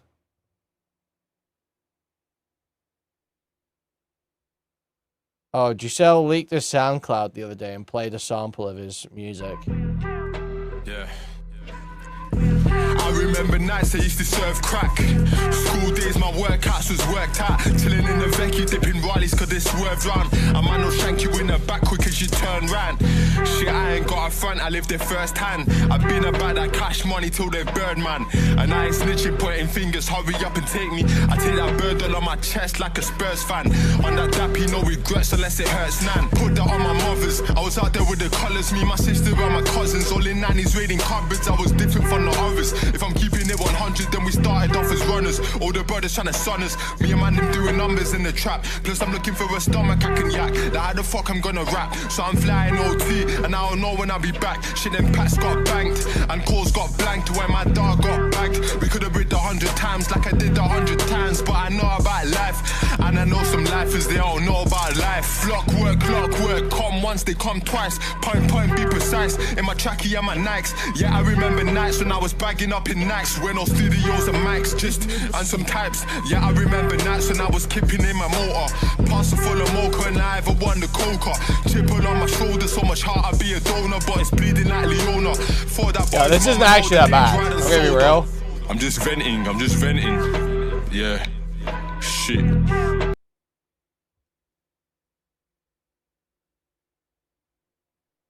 Still is no one's drug dealer. This is strange as LARP. Doing something that brings genuine value to society and doesn't fuck people up. Making that into your value system, yeah? First off. And also making money, but making money for a reason, for a higher purpose, and not just to buy the latest garms, not just to stun on bitches. Hoes are gonna leave you behind, yeah? All these bitches are fake, guys. Like, every single girl that's ever told me I love you and stuff like that and bought me stuff or whatever, they're gone forever. Yeah, runner is dealer, right? It's like runner is runner or shotter are like the kids suppliers get to go and distribute drugs for them to customers.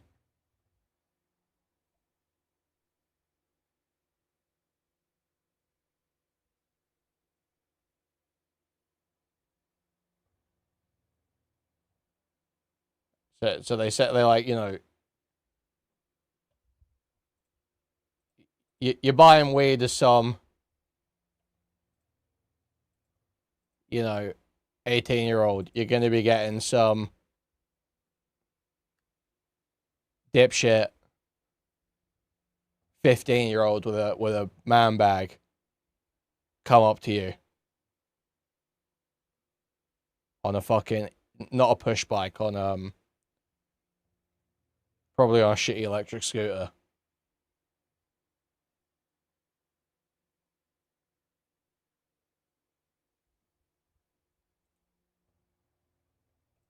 Yeah. What stays is your mind, like your own independent mind, your thoughts, the thinking that you have. That's all you really have. Yeah, it's just you and your own mind. Yeah, we're a little BMX. A little BMX, yeah. You need to learn how to compartmentalize things. Yeah. The trap is going to leave you trapped. It's going to fuck you up. So let's say you escape the hood, innit? Let's say you escape the hood. It's doable on a easy salary, innit? Losers can escape the hood. Learn how to hustle, yeah? And I know it's hard. I know there's a lot of career propaganda as well all over Instagram. Oh, the job market's fucked up. The job market this, the job market that.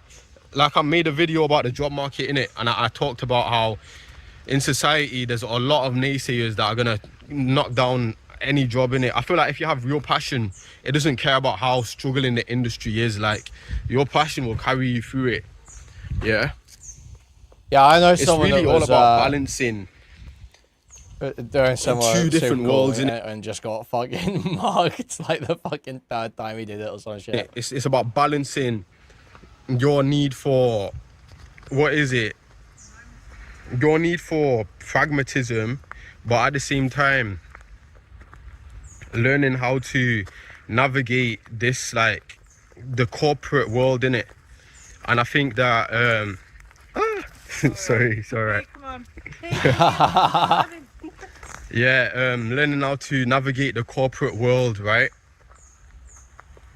Oh, I lost my train of thought. But yeah, you need to learn how to leave the trap. The trap is it's hell. It's not the paradise that you think it is. Meeks makes music about it. I made music about it. I regret it, guys, but listen, when it bangs off views, innit, when it starts getting views, loads of views, I start thinking like, oh yeah, I'm gonna make music and I'm gonna use that music to spread my views in it. But then what happens is I make the music about fucking, like, with the Meeks voice, the Meeks flow, and whatever ends up happening is no one wants to watch me talk about the fucking roads and strain man away from it. Yeah, only the real ones want to watch that. So I'll just be the one weirdo who's always trying to get things into people's fucking cranium head, and I'll use philosophy and shit.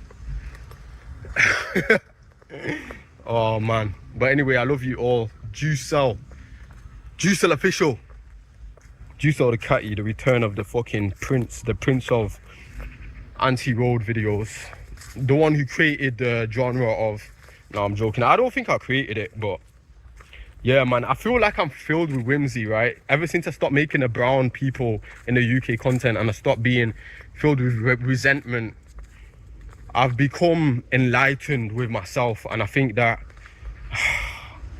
I'm finally starting to see the beauty in the world, guys. Yeah, but I don't know what's happening with Fredo and fucking, what is it, Meeks, Manny, bet the name rings a bell. Tunde versus fucking Hilts. Have you seen that? Yeah, a lot of things happen, guys. Like, big rappers, I've been in the DMs of a few big rappers recently because of my rapping, right? I don't think they know who I am. I don't think they know Juicel the Catty back in the day. Did they actually have videos pop off then? Yeah. But even before that, like, I've always been causing trouble, and my name's always been out there for my extreme radical views about the roads. Yeah.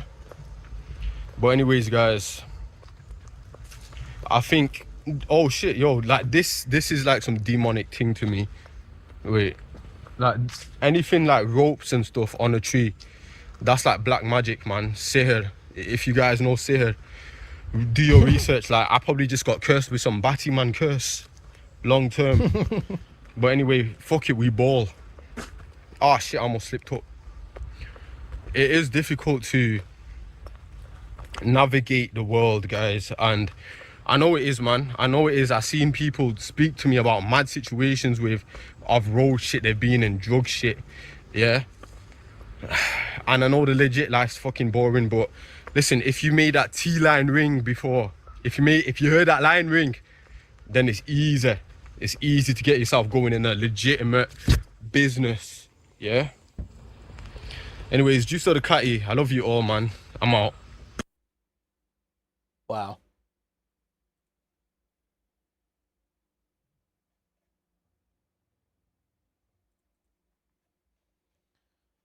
Wow, great Giselle video. Great Giselle video. I'll link.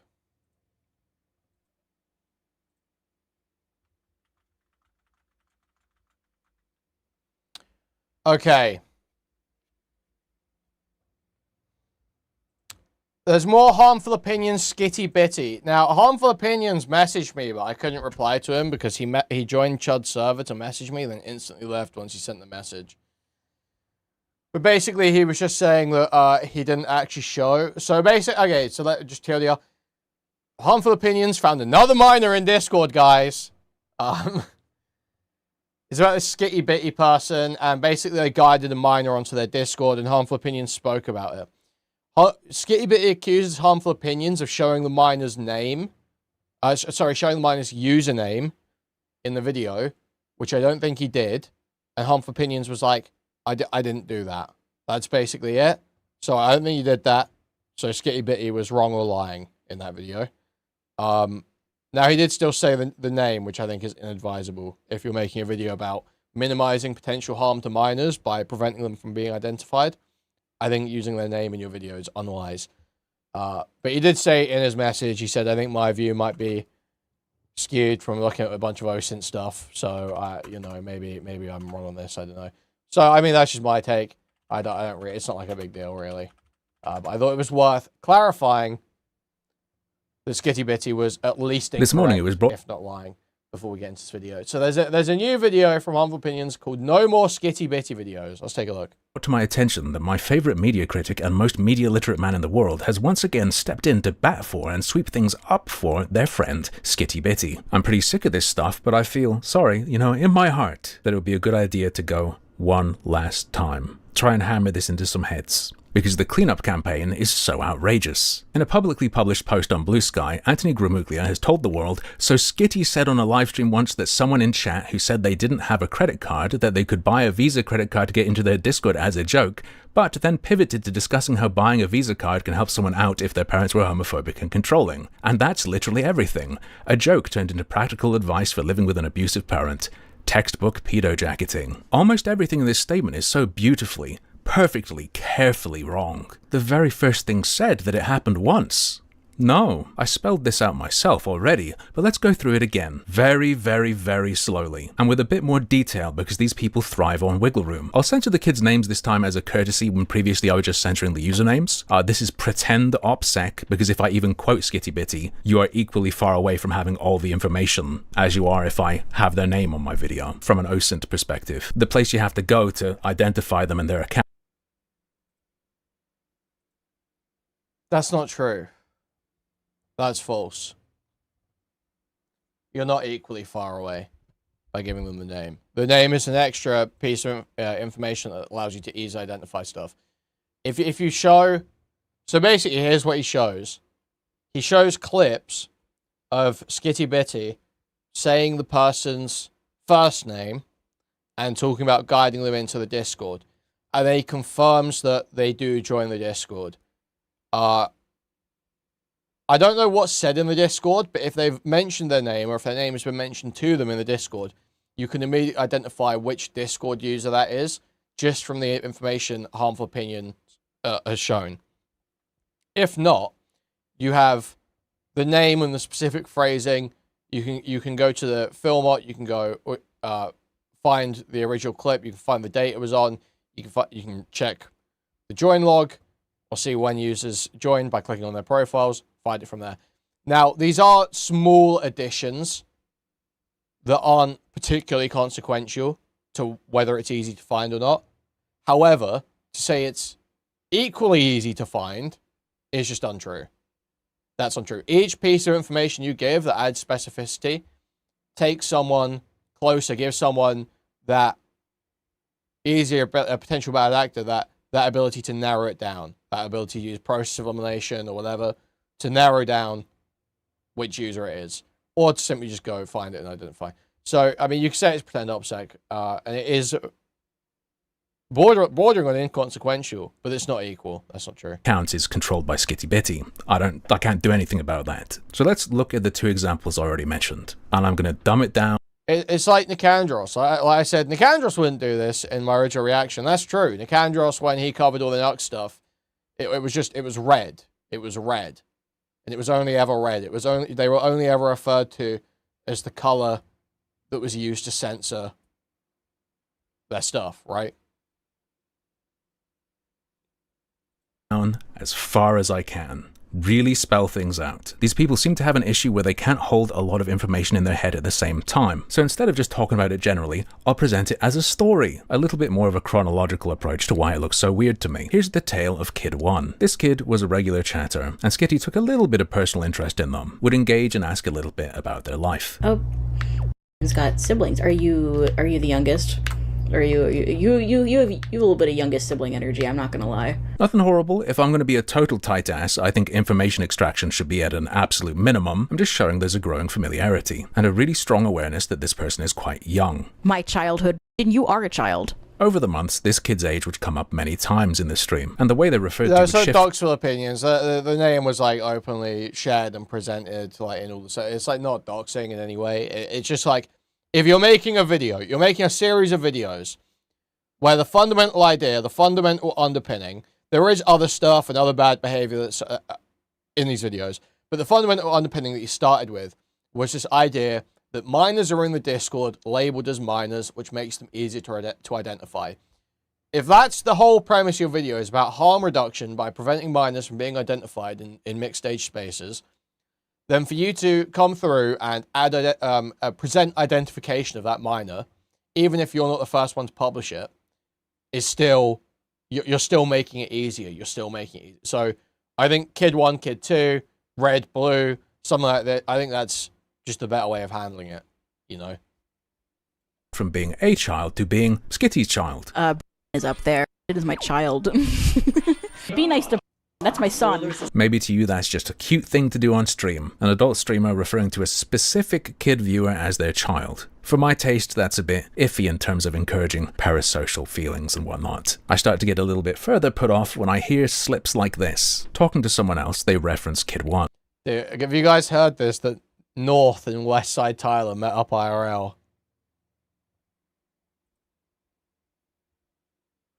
I have like a personal rule that's preventing me from covering too much of this, but...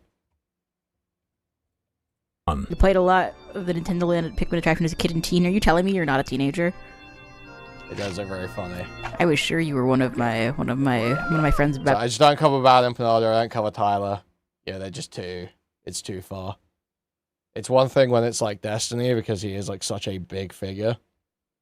Even though I think he's on about the same caliber of behavior. It's just... Age. I say Fred. One of my oh wow, even the behavior's honestly worse. Honestly, Destiny's behavior's worse, but he's just such a big, unavoidable figure. Age. Just a slip of the tongue, friend, fan, both start with F. How about when Skitty told the stream that they, He's not bigger than Destiny, you're just wrong, Super Cool. That's not true. That's false. See this kid in their dreams. Dream Bonanza was already out. Famous Chatter was there, I don't remember why.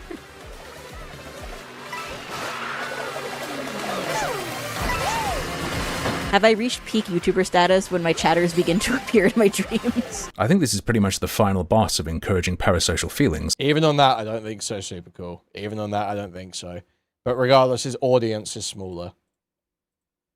In kid viewers, I would ask you to imagine me identifying repeatedly in my streams a young teen viewer, starting to call them my child, and then talking about how I see them in my dreams. From my perspective, that's pretty nuts. And this kid was one of the individuals advised on the Visa gift card strategy. After Skitty promos their Patreon and private Discord, this kid asks, what if I only have physical money? What if you only have physical money? Buy a Visa gift card. and then use that money to get a Patreon. Unlike the other example we'll look at, this one is not specifically about bypassing parents, and it's actually the other elements before that I think get really weird. However, I should mention that while the other example we're going to look at today was directed at another kid in the chat, Kid 1 was present while that advice was given. What I've just shown you is the second time they've heard that advice from Skitty Bitty, and the first time they heard it was in the context of making sure your parents don't know. The second time you can try and play off as, oh, it was just an off-the-cuff hee-hee boss of encouraging parasocial feelings in kid viewers. I would ask you to imagine me identifying repeatedly in my streams a young teen viewer, starting to call them my child, and then talking about how I see them in my dreams. From my perspective, that's pretty nuts. And this kid was one of the individuals advised on the Visa gift card strategy after Skitty promos their Patreon and private Discord. Yeah. It's not like, I would, you know, it's not immediately like sexual grooming, but that's like a way too familiar level of closeness with some child online. This kid asks, what if I only have physical money? What if you only have physical money? Buy a Visa gift card and then use that money to get a Patreon. Unlike the other example we'll look at. Clearly lacking boundaries. Clearly very lacking in boundaries. This one is not specifically about bypassing parents, and it's actually the other elements before that I think get really weird. However, I should mention that while the other example we're going to look at today was directed at another kid in the chat, Kid 1 was present while that advice was given. What I've just shown you is the second time they've heard that advice from Skitty Bitty, and the first time... Guys, Chad is gonna actually blow his shit smooth off. The moment he goes away, Sensitive Society and Rev Says Desu start fighting about the Halo remake.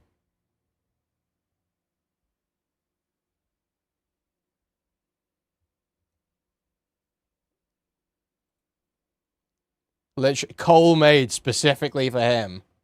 They heard it was in the context of making sure your parents don't know. The second time you can try and play off as, oh, it was just an off-the-cuff hee-hee ha-ha Guys, joke. Unfortunately, we may once again, I say unfortunately, but I'm sure you're used to it now. We may be team pedophile again.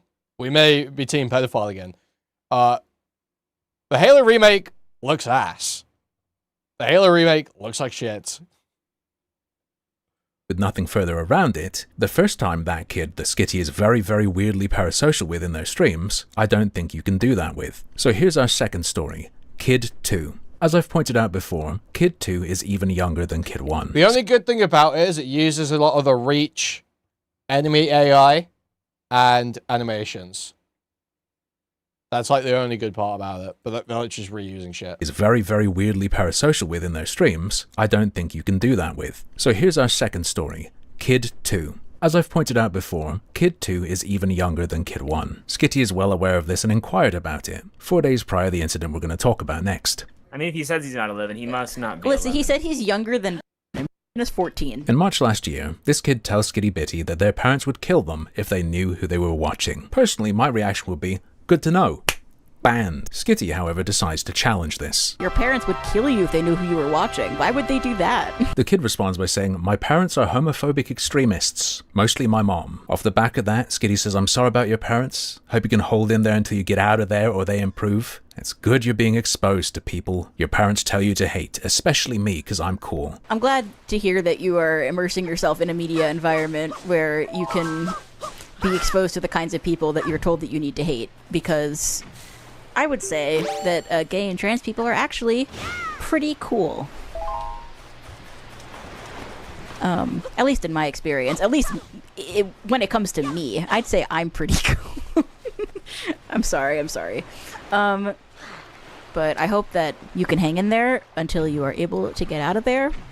And or I hope that they get their skit together. You need to not forget that the dynamic here is an online entertainer talking to a child in their audience directly, giving a vulnerable person validation in front of an audience. Perhaps now feeling encouraged, the kid overshares wildly in the public chat, saying, "They love me, but I don't feel loved, which is sad. It's complicated. Maybe I'm just spoiled. I don't know." Bruh. Very sad if true. Maybe a moment to say like, "Hey, you're not in trouble, but you need to cool it in this public chat. Here's some stuff that might help you if you're having real trouble." Instead, we do get some harmful taking a... I don't know if he maybe, you know, got the sense that he maybe was pearl clutching a little bit in some of those earlier videos. I think this is a pretty reasonable tack to take. Obviously, there are going to be kids online probably engaging with Legend of Zelda content on YouTube. That's like totally unsurprising. And there's just a responsibility that if you're going to allow minors to do that, like the websites allow it to happen.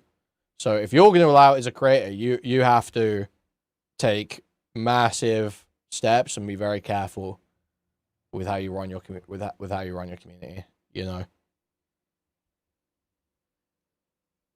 So so you can't be you know,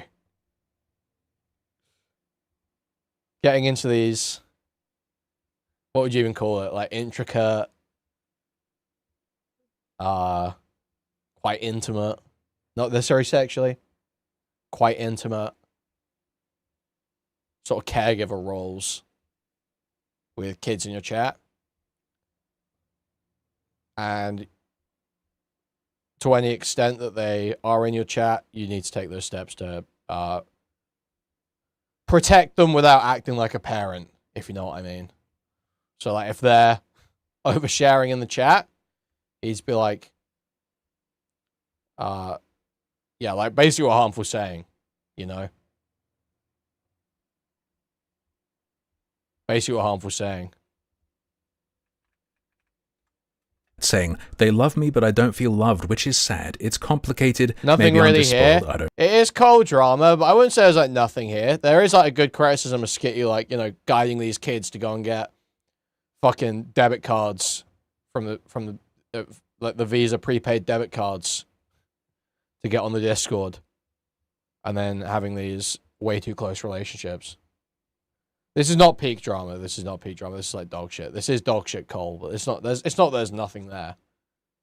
No, very sad if true. Maybe a moment to say like, "Hey, you're not in trouble, but you need to cool it in this public chat. Here's some stuff that might help you if you're having real trouble." Instead, we do get some intervention, but not that. 10 minutes later, after a plug of the Patreon and private Discord, Kid 2 says, "I would join the Patreon, but I don't have a credit card, so..." And Skitty, having just 10 minutes earlier expressed their happiness that Kid 2 has found them as an influence away from their parents, specifically them, says this. Anyway, I mean, if you want to join the Patreon, but you don't have a credit card, what you should do is you should buy yourself a Visa gift card at a store. I'm joking mostly. Hesitation. But I'm actually not really joking. And then the full send, the full commit. It is broadened and then explained it can be used for other things, but it is still talking about that. If you are a child and you have crazy homophobic parents and you need to buy anything really, you should buy a Visa gift card because you could just spend that on anything. You can do that. Skitty Bitty moves on to talk about their use of weed. Kid 2 is still talking about the payment thing though, and it's made crystal clear, contrary to some claims, that this was not merely about how to pay if you don't have a card. It is specifically about dodging parents' awareness. Kid 1 is the person in red here, by the way. The one Skitty claims to have dreamt about, and who they would also advise on this same method of joining their Patreon and entering the private Discord 3 months after this. I think there's a little bit more to this than a joke turned into practical advice for living with an abusive parent. No, Anthony, they were talking directly to a child who had just told them minutes earlier that their parents didn't even want them watching. Because they are that supposedly hypothetical person. No matter how much anyone wants to try to spin it, a streamer becomes aware of someone in their chat saying their parents don't want them to watch, that is pounced on, and within minutes they're giving advice on how to get into a private space they control. I'm sorry, that is reality. A streamer immediately shit-talking a young viewer's parents, reinforcing this idea, suggesting it's going to be good when they can get away from them, or when they change, to be fair, on the back of 2 messages, specifying it's not even necessarily both of their parents. Then, not providing resources, not even just providing access to that private Discord for free, for instance, which would still be weird, but giving advice on how to do an act that their parents wouldn't like, that the streamer would then know about. A shared secret creating a special kind of connection. We are in beyond red flag territory. The edgier-than-thou fella accused me of fear-mongering about private spaces. Okay, this is like a retarded framing. Because it's not that these aren't red flags. These are like violations in themselves. And talking about red flags, all you're doing is signaling to the idea this person's like doing something sexual. I don't think that's shown. These are the lack of boundaries with children you don't even really know, especially, is a issue in and of itself. It is normalizing these intimate relationships with stranger adults online, and that creates a problem for them. That's you shouldn't teach kids that that's a good thing to do. That creates a danger. So you don't even need to make these comments about red flags. That's why they're doing this bullshit deflection, calling you a pedo jacker.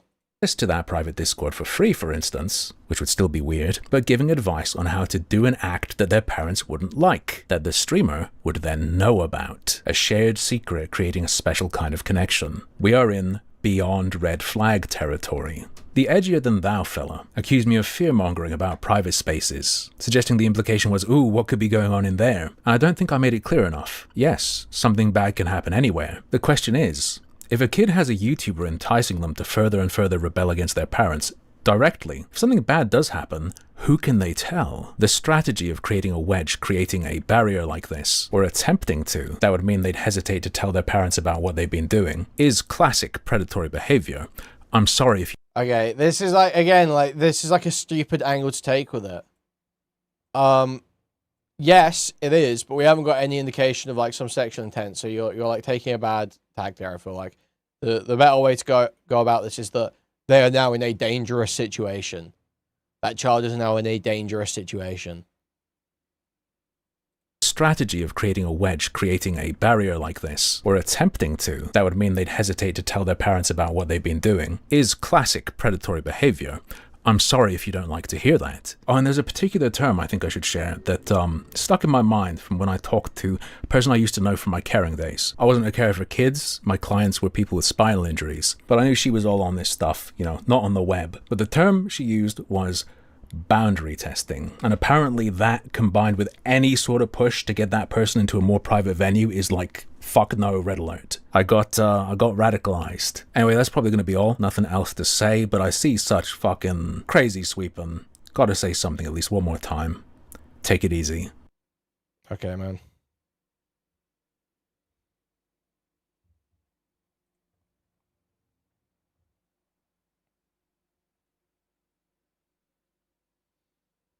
I mean, sure.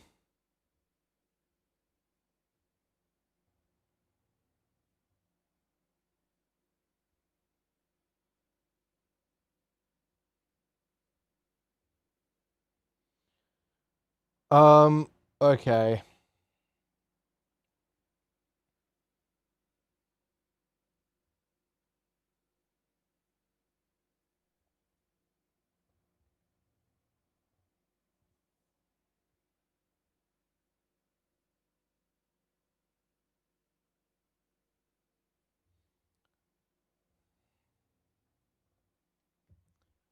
So, it's Morale Edit.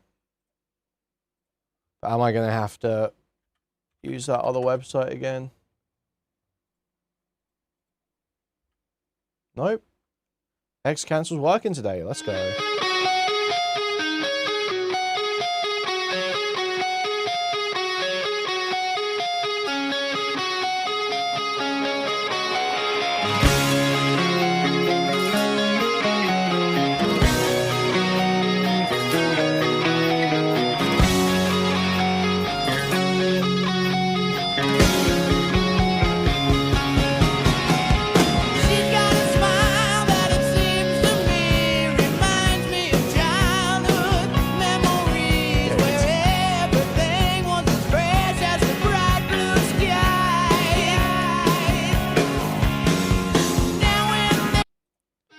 Oh, yeah, wait. Where's... I was in Connor's chat the other day. I was just like, glancing into Connor's stream. I saw he was talking about some of the DGG shit. I just like commented in his chat like, oh, do you feel responsible for the fact North was the only one at LibCon who got no play? Huh? What are we doing? Just let me. There we go. You know what? That's fair, Kuihman. That's fair. If I had taken more of a mentorship relationship with North, it's going to be one of my great regrets. One of my great regrets of Twitch and YouTube politics is I did not mentor North sufficiently. I didn't get him lifting weights. I didn't get him, hitting on women. And as a result, I've lost him to the people who jack off to kids. It is, it's one of my great regrets of Twitch and YouTube politics. Speech that's now like ricocheting all across the I could have been a better internet older brother. fucking internet. Considering the path Connor went down, it's probably best he didn't mentor anymore. I do still hope Connor get his life together. It's just not my responsibility to save him.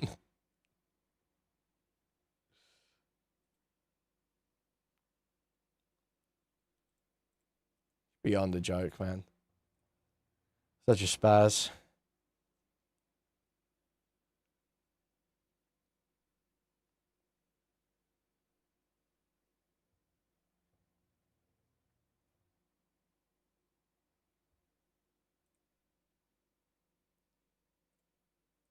Okay.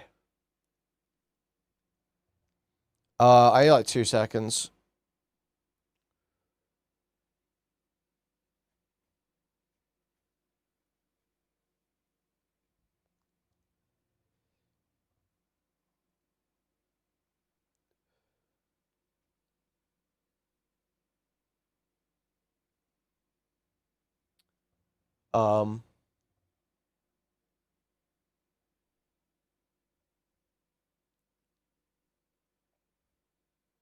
I'll just play music, I guess.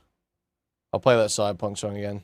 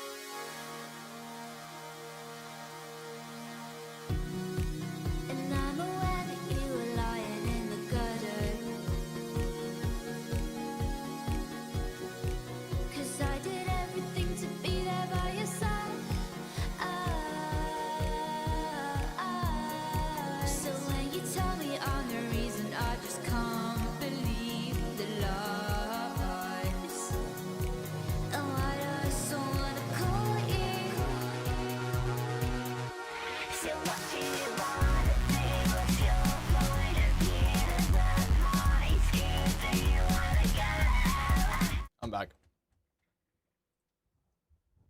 Okay. So...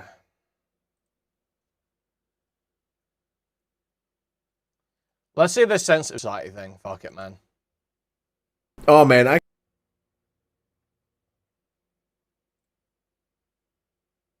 Oh man, I could already imagine the comments. Sensitive society, more like sensitive woke with the 3. Before people start calling me that, and Unk, you fell off, plus ratio, plus Rev mocks you, and he's better than you, plus you're like 80 years old. Before everyone starts leaving their very mean and hateful comments that keep me up at night and that make me want to cry. Hear me out. Hear me out. I forgot what I was supposed to say. So I was scrolling through YouTube. I had food. I was like, well, I need to watch something with my food. So I'm scrolling through YouTube on my TV and I see this video pop up. But the YouTuber Rev says this. And in case you guys don't know who this is a commentary channel. He talks about movies and content creators and drama and stuff being woke. The video that was recommended to me was Halo Combat Evolved pandered to the modern audience. And now Halo Studios is officially finished. Looks like Halo Studios got finished on. Now, I do know who Rev is. I made a video defending him from the Twitter mob a few months ago. People wanted to cancel him. People wanted to take away his sponsorships. You don't have to like Rev to be on his side on that situation. I thought people going after him and his sponsorships, I thought it was pretty stupid, so I spoke out. Please rationalize to me why it's not okay to go after Rev sponsors, but is okay to go after Hassan sponsors. Sense. And if you guys know me or you guys have been watching my channel for a week, a month, a year, 2, 3, 4, 5, 6, 7 years, I'm Unk. Okay, I'm Unk. You guys know that I love Halo. To be more specific, I love Halo 3. Halo 3 is my favorite video game of all time. The amounts of times that I've replayed that game is actually insane. And yes, call me woke, call me a slop enjoyer, but yeah, I did buy Halo Campaign Evolved, which is a new game that came out. And I'm enjoying the game so far. I don't know how many hours in I am. Let me check that real quick. All right, let's step away from the slot machine. Let's go to, let's do this in real time. Here we go. Let's see how many hours I've played of Campaign Evolved. 4 hours. I don't know, guys. In 4 hours, I haven't found any wokeness, if you will. So since we're talking about Halo, I'm actually curious how many hours I have on the Halo MCC. 435. Wholly unemployed. I'm a real Halo fan. I'm not a LARPer. And I have no idea how Halo Campaign Evolved is pandering to the modern audience. And at this point, I'm actually questioning if the people that are criticizing Halo for being quote-unquote woke have ever played Halo. All I can say in response to what we're seeing is look how they massacred my boy. This guy's got about the same amount of time in MCC as I do in Marathon. It is a very hard sight, ladies and gentlemen, but it's not unexpected. This IP has been driven into the ground, corrupted by so many different problems. And when you look at the one-to-one comparisons of Combat Evolved versus Campaign Evolved, it's not only aesthetically atrocious, but also it's riddled with bugs, and also it's riddled with DEI, as you expect. Objectively, even if you think Halo CE is the best game ever and the best version of CE, if that's your opinion, that's great. Shout out to you. Everything else aside, I think the new Halo Campaign Evolved looks fucking great, and it's legitimately breathtaking. I know graphics aren't everything, but holy shit, the graphics look insane. It's a fresh coat of paint. Why are people bitching about the graphics? Halo Studios, please be included. Because it looks fucking soulless. It looks fucking empty. Also, dude, there's such a great point about this. Fuck, where's the video I watched about it?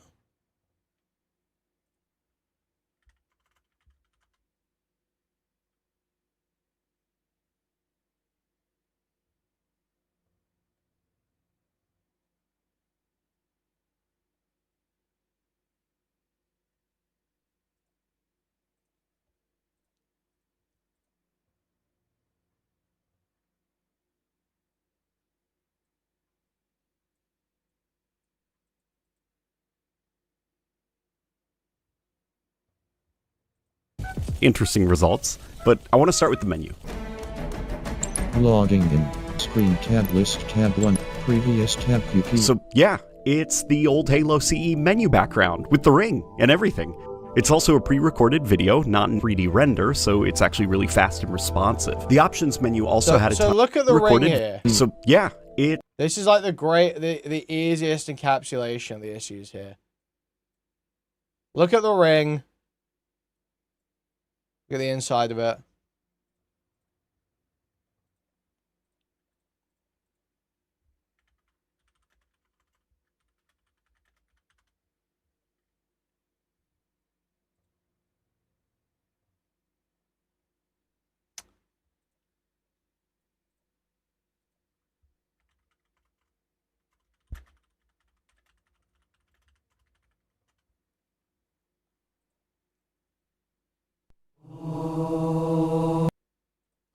Look at the difference here, man.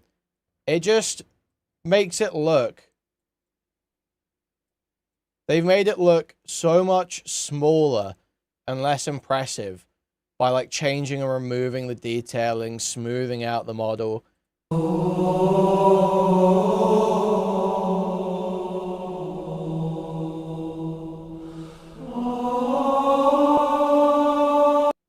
I look at the comparison, it's like literally just insane.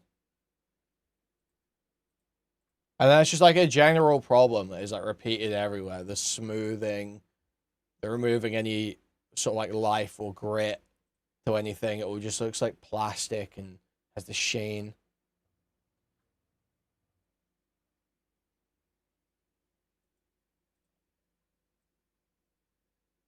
It's just like a consistent problem throughout like all the art direction of this game. Let's watch this video. Let's watch some of this video really though, so we organized can understand the arguments in the sensitive society videos. We're not just talking about rap. Stuff, a lot of hand holding going on the screen. You can actually turn off all of that and make that randomizes enemy and weapon placement on the campaign levels, which leads to some interesting results. But I want to start with the menu. Logging in. Screen tab list tab 1. Previous tab QQ. So yeah, it's the old Halo CE menu background with the ring and everything. It's also a pre-recorded video, not in 3D render, so it's actually really fast and responsive. The options menu also had a ton of stuff to tweak and customize. Hit markers could be turned on and off, the color of your crosshair when aiming at friendlies or enemies, the color of your motion tracker blips, its position on the screen, HUD hints and objective notifications, etc. could all be turned off. There was just a lot of stuff. Like Halo Infinite already had a lot of HUD customization, but this actually pushes it further. So yeah, if you looked at footage of the remake and you feel like there's just a lot of stuff, a lot of hand-holding going on the screen, you can actually turn off all of that and make it look relatively similar to the Bungie era games. Banshee is down, Banshee is down. Which I did for the purposes of this recording. There's also a lot of audio and graphics options for customizing as well. Like, the menu feels really organized and easy to navigate off the bat, and I'm really happy with the list of options available. Okay, so when you set up the campaign, dude, that's such a good point. That countdown sound is so limp. Bro, what feels really organized. What have they done to it? What have they done to it? I'm really happy with the list of options available.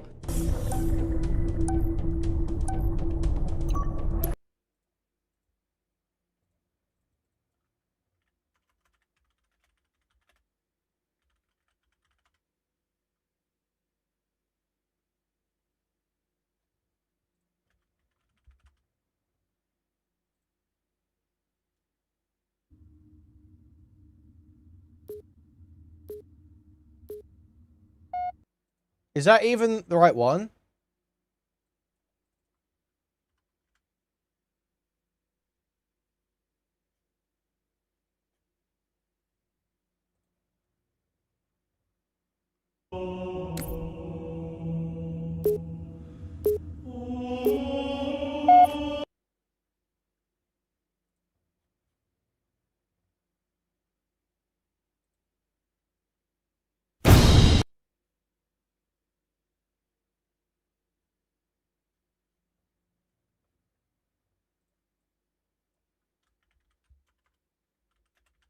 Menu, countdown, sound.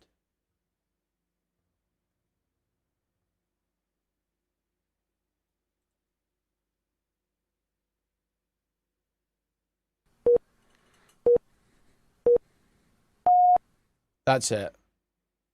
That's it.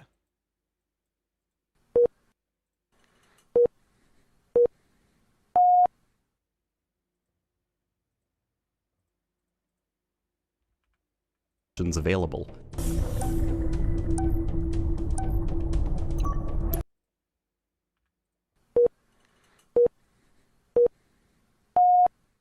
Bruh. That's so fucked. Okay, so when you set up the campaign, there's the skulls that you can select, right? And skulls are awesome in Halo. They let you tweak and change the gameplay sort of like cheat codes. Campaign evolved probably as the best selection of skulls in the series, though. There's a ton of classics, like the Grunt Birthday Party, Mythic, and you know. But there's also ones that are completely new, like one that gives the assault rifle 60 rounds per reload. There's another one that disables zooming on unscoped weapons, and there's also one that disables sprint. There's also one that blankets all levels in a nasty flood fog. There's one that gives you a third-person perspective. There's one that makes UNSC vehicles indestructible. There's even one that adds backpack reloading from Halo 1, and so on. So yeah, there's a ton of ways to tinker with the gameplay before you start your campaign, and honestly, there's a lot of ways to personalize it so that it feels a bit more like older Halo games, maybe that you're a fan of. And the cool thing is if you do enjoy things like sprint, zooming on all the visual effects, man. Look at all the lighting and particles. It looks fucking terrible. Also, there's this I didn't realize this. They've changed plasma. Do we know about this? They've changed plasma. Plasma in Halo was electric. It was electric. It's now liquid.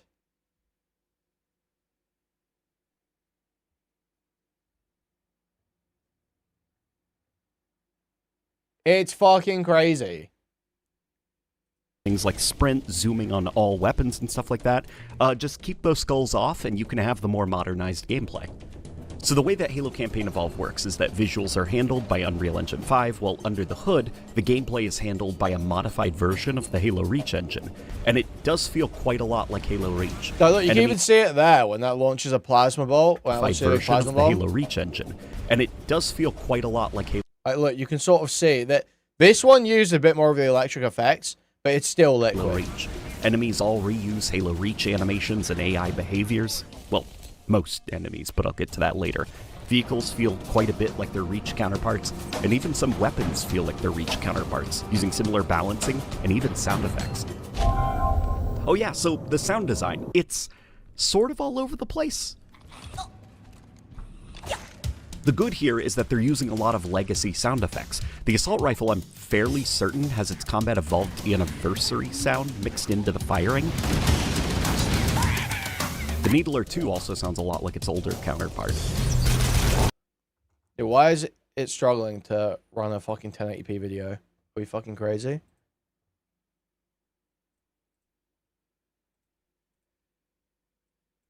Brave good? Fairly certain has its Combat Evolved Anniversary sound mixed into the firing.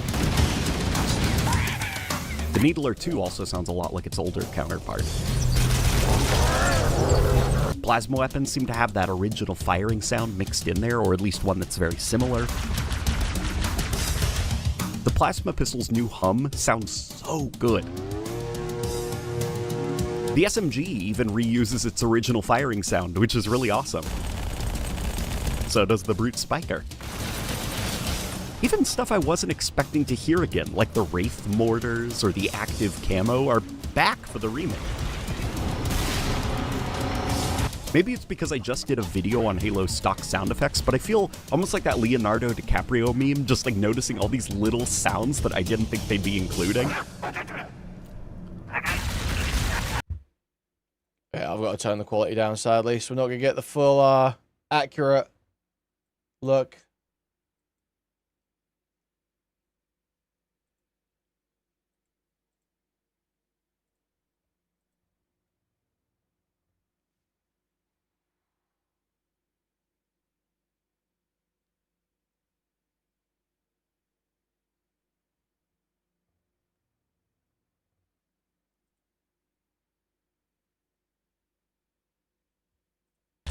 Right, it's really struggling.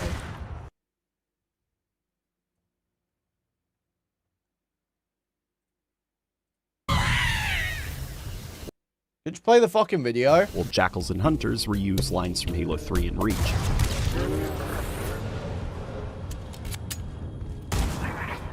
Okay, so in the original Halo 1, the Elites elites spoke alien. But in this remake, they're all speaking English like Halo 2, which I'd imagine was done to make the transition to the inevitable Halo 2 remake we all know is coming a bit more seamless.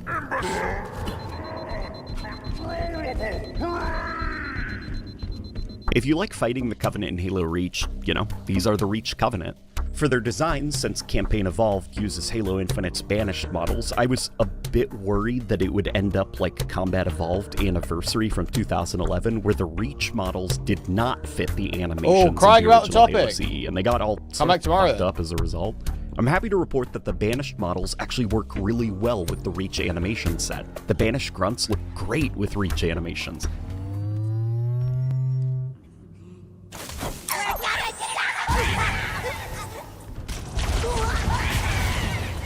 I love the way they sort of ran around in Halo Reach like they were on their tippy toes. They'd sort of hop from one foot to the other. The hunters are also a lot more nimble and mobile. They'll stand up to their full height, do these little jogs over to you, and try to whack you with their shield. They'll sometimes get angry and flare up their spines like a giant hedgehog. They just seem to have more personality in combat, which makes fighting them a lot more fun. The Elite, it was a bit weird. Like, they look great 95% of the time, but then there's that weird 5% where their body stretches and distorts in odd ways to fit the Halo Reach animations. Okay, let me be a nitpicky Andy for a second. I spend a lot of time filming Halo characters for my videos. I'm very familiar with the way that Halo characters are animated and the way that they look from game to game. And as nice as the Halo Reach animations are, I think there are some areas where the original Halo Combat Evolved, or even Halo Infinite, were more expressive than Reach. As an example, in the original game in Halo Infinite, Jackals would just chill out if they weren't in combat. Reach didn't have an animation for that though, so they were always hunched over like they were in combat regardless of context. And sure enough, here in the Halo like, this is a very small thing, but I feel like this does show just like a lack of care. Like, why would you not have an animation for the Jackals chilling? Walks in the woods, you know. The Jackals chill sometimes. That's kind of part. That's part. So maybe they're saving the transforming behaviors for the Halo 3 remake? Who knows? The Brutes are also going to be in the 3 prequel missions, but if you use a certain skull, you can get them to show up in some of the Combat Evolved missions. And they use their Halo 3 animations and behavior set while using Reach voice lines. And it comes together looking really nice. The model is based off of the Halo Infinite model, though it seems to be tweaked. You know, a little bit more hair, some new armor, bigger tusks and teeth. And they got these cool little rage devices that make them go into a berserk mode with all this electrical energy over them. It's really cool looking and really scary when they start chasing you. All right. But what about the graphics? So hopefully you've seen by now that it's pretty looking. Okay, I think is this the... Halo Studios really took the criticism. I mean, it's not really though, is it? Like, it looks pretty generic. Like, it's fine, it's high res and everything, it's like just very generic. It looks like Halo Studios really took the criticisms of Halo Infinite's visual effects to heart, and they went all out trying to make up for it.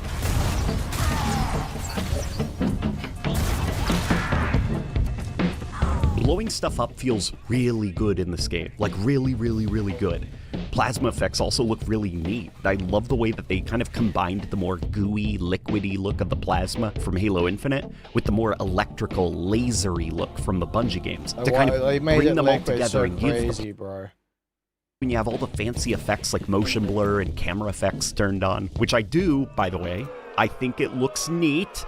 Hey, stop that. Stop that. It's just my opinion. Put that down. Okay, man.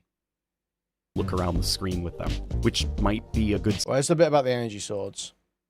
Electrical and solid look they were trying to go for in Halo 2 and 3.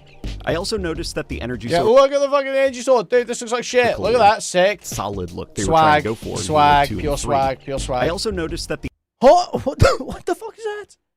The energy sword, as well as other various effects, will react weirdly to the motion blur effect. And this also happens to the glow from plasma weapons as well. They'll have this weird smear as you look around the screen with them, which might be a good segue into that general Unreal Engine 5 look. The game is really pretty, like really pretty looking, but it's got this constant, slightly fuzzy and fizzy look to it, like someone spilled Sprite on the screen, you know? That fizzy look gets really bad in Forerunner environments because of all the reflections and ways that light reflects off of metal surfaces, because of the way that Unreal Engine 5's nanites or whatever just kind of materialize everything, you know? Even at max settings with the image reconstruction stuff turned off, I couldn't get rid of that just slightly fizzy look that a ton of Unreal Engine 5 games, and now Halo, have.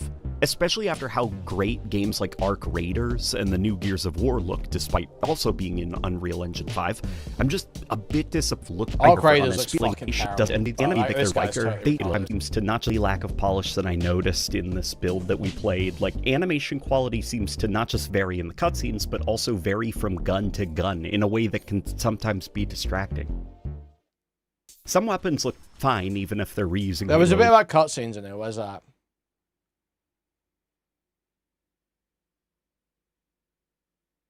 two different compelling ways to beat the Covenant of Luck, and does a and reconstruction of sneaks attached. I do feel like the new cutscenes are sort of either hit or miss. The new Silent Cartographer intro is sick as hell and does a really good job of establishing a D-Day-like raid on an island that the Covenant have locked down. The original level did something completely different. It let you experience the beach landing entirely from the first person. It's really... Are these both online?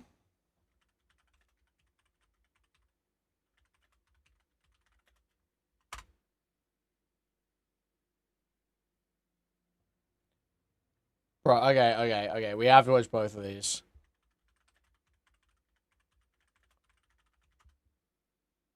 So, okay, original Silent Cartographer cutscene. First thing you see playing Halo.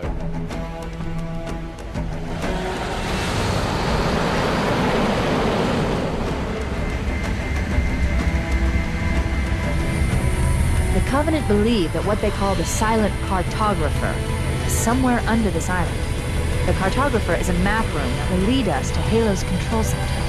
This is immediate. The island has multiple structures and installations. One of them contains the map room. We're approaching the LZ. It's gonna be hot. Get set to come out swinging. Touchdown! Hit it, Marine! And you don't need some big fucking crazy action scene to show you that you're going in to an area that's already hot as fuck. Like, you're seeing them fight. You're just seeing the enemies fight. You know? Go, go, go! And the voices.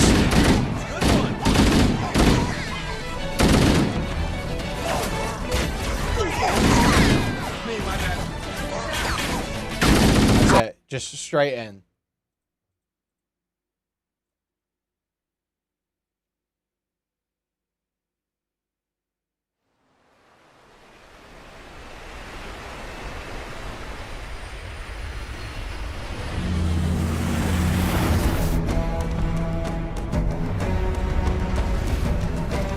The Covenant believe that what they call the Silent Cartographer is somewhere under this island. The Cartographer is a map room that will lead us to Halo's control center. Like, it's like, you miss the vibe. I think what's killing me here is that Halo Studios or 343 or whatever have totally abandoned the sort of like Half-Life 2, Half-Life 1, Half-Life 2-ish in character, in universe, immersed intro. Right? In the original, it's very... Cortana sounds robotic. She's in your helmet.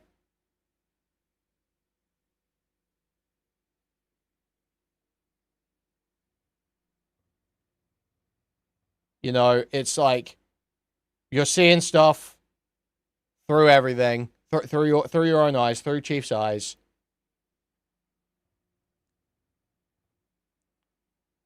You know, this is like...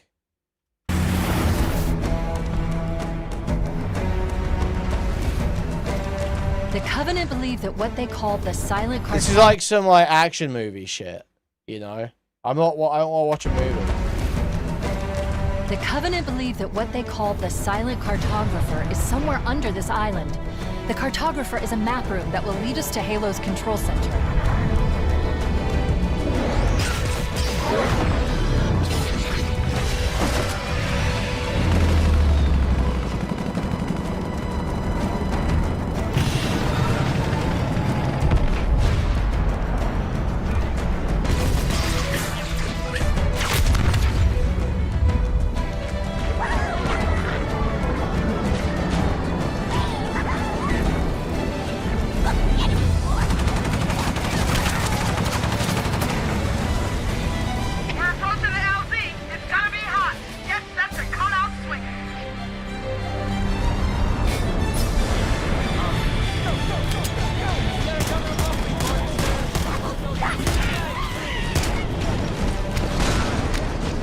It just didn't hit the same. It just did not hit the same in any way.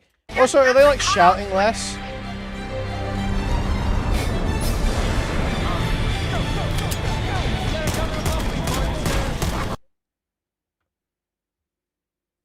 Like, it just seems so limp in comparison. Contains the map room. We're approaching the LZ. It's gonna be hot. Get set to come out swinging. Like, again, that's on the radio. It's not like, you know, it's not like cinematic, like she's shouting it back. It's on your radio. She's shouting, it's going to be hot on the radio. Like, and you're hearing it like it's on a radio. You know, it's just so much more immersive, intense.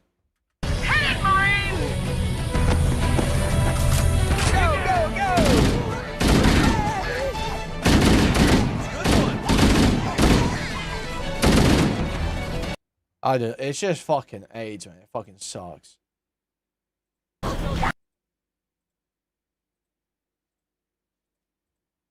Just two different compelling ways to start the level.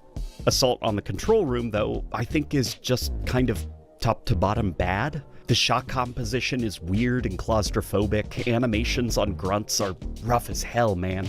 The cutscene's also longer too, and it doesn't flow as well as the original. I feel like the original cutscene was just better shot, better paced, and weirdly enough, better animated, despite being, you know, almost 3 decades ago. It's not the only lack of polish that I noticed in this build that we played. Like, animation quality seems to not just vary in the cutscenes, but also vary from... With that, I think we can go back to Sense Video. Next round of layoffs, and I guess people are mad at Cortana. She looks fine. Arbiter rocking the gay pride sword and gay outfits for Halo Infinite. Sure, you could be critical of those, but I mean, these two have nothing to do with Halo Campaign Evolved. I'm a Halo fan, my favorite franchise, and I have to say this, Halo fans are the most annoying people. I don't know why, but they're extremely fucking annoying. I like the games, but I strongly dislike the community, especially on Reddit. They bitch about everything. It's so fucking annoying. Current day, Cortana continuously downgraded yet again, new girl boss elements, among many other things. But it comes as no surprise after hearing all that, the critics absolutely love this new game, giving it very sterling reviews. But I want to focus on one review that's not listed here that's gone viral, and it really... I hate when people do this. The critics love this game. No, they don't. No, they don't. Who's giving it 10s there? VGC, Dexerto, and Pure Xbox. Wow, really reputable places. Day one, press start, push square, PSX Brazil. Literally, who gives a fuck? Game Informer. Okay, that's someone. GameSpot, but now we're down to an 8. And now IGN gave it a 7. And an IGN 7 is like a 5. An IGN 7 on a AAA release is a 5. Critics don't love it. Critics don't love it. You've got a few 10 out of 10 reviews from some of the most slop nonsense publications going. Fucking Dexerto. Okay, man. Encapsulates everything wrong with these game reviewers. Let's begin here. This score is a 70, saying this: I won't lie, it was great to be playing Halo again when the frame rate wasn't tanking, but it's hard not to feel like the franchise, Xbox, and everyone involved has been severely let down in recent years. We've had one new Halo game Infinite since 2015's Halo 5. Xbox has almost imploded due to years of mismanagement that resulted in thousands of employee layoffs, and Microsoft remains on the BDS, boycott, divest, sanction list in connection to what a UN commission declared a genocide in Gaza. They are reducing the score because of real life conflicts. I agree with Ref. This is fucking stupid. I don't know why we're talking about this score. Yeah, I would give it a higher score, but you know, that Gaza situation, it's like, dude, just review the game, right? If you want to make an article about politics, go ahead. But dude, just talk about the game. A lot of the other reviews are telling you to go out and purchase this remake, saying Halo Campaign Evolved is classic Halo at its best. You know what I say to that? I think Halo Combat Evolved is the version I'm going to go with. I don't need this remake. It looks absolutely atrocious. It looks great. What, am I tripping? Am I going blind? I legitimately got LASIK surgery to make sure my vision doesn't fail me. And I'm not tripping. The game looks really fucking good. What is up with the bitching about the graphics? Am I crazy? Am I going insane? Am I being gaslit by the internet? The game looks great. All right. And no, before anyone thinks it, no, I am not being paid off by Microsoft or Halo Studios. I didn't even get a free copy of the game, which made me pretty sad, and I wish Microsoft would have sent me a code. I wish Halo Studios would send me a code. So no, unfortunately, I'm not a Microsoft shill. I mean, if I got paid handsomely, I will probably become one, but until then, no, I'm not being paid by anyone to defend. I'm not even defending them. I showed earlier this side-by-side comparison, and of course all of this stuff is subjective, but this looks really rough. It has taken the soul out of this game, which is to be expected by anyone trying to remake a classic from 25 years ago, and the comments seem to agree with that. People see lens flare. New lighting literally kills the atmosphere. Graphical updates. Look inside. Unreal Engine 5 slop. Worse in every way. I am vindicated not buying this dog crap game. Do people not like having fun? I imagine the average Twitter user to be this image right here. I hate fun. Yo, the game looks better than ever. This is why I hate Halo fans. They're the most unpleasable people possible. Like, holy shit. The loss of art direction in remakes should be studied. But let's continue on. You can see this one saying, third-person Halo campaign evolved the way God intended. No, I'm sorry. Seeing Halo in third person literally hurts my eyeballs. This is not Halo. And that's reflected in the quotes. This is not Halo. Another one saying, your God is apparently a false prophet. Another one saying, the way God intended deliberately goes against everything Bungie intended. So the thing about this, and Rev yeah, doesn't this even is just mention, like gay cope. It's like, why are you hating? Why are you hating? Like, Sense is just a fucking retard. And Rev's not even making good arguments. Is that this is completely optional. No, Halo Campaign Evolved is not in third person by default. The only way you unlock the third person mode is by looking for a skull that modifies the game, and then you gotta turn it on. This is an option, so this is a different way to replay it, and I don't know how many times I played Halo CE, so yeah, this run, I'm playing it in third person because I've already played it a million fucking times in first person. So no, you're not forced to play the new Halo in third person mode. And I'm like, why isn't Rev saying that it's completely optional? It's kind of sus of Rev just to admit that. People are blowing this out of proportion. It is not that deep, dude. If you don't like it, you could turn it off. Same with Sprint. Everything Bungie intended. Yeah, seeing third person Halo it just burns my eyes, ladies and gentlemen. But wait, buggy mess are abound. This is to be expected with remakes like this. Halo Campaign Evolves Warthog lets you change seats and the Covenant can't hit you. Ah, yes. Great job. So glad they made this remake here, so things like this go live, and we're supposed to pay a premium to get a remake of something that never needed a remake in the first place. And you can see the comments here again. I do agree. If you're asking for $50, $60 for a game, your game better be polished. I hate that we're living in an era where shit is not finished and they're asking you for money. But yeah, I mean, he's right. Unfortunately, that's just modern gaming for you. We'll release a product now and we'll fix it later. I wish the quality control for all games overall would pick up, but you know, it is what it is, unfortunately. Here's another one, which is very interesting, where you have something that literally did not need any changing, and they really didn't change it that much, but they still ruined it. So you can see the caption, some things never change with Chief. Let's watch these clips. This is from, of course, the original. Boo. And here's the remake. Boo.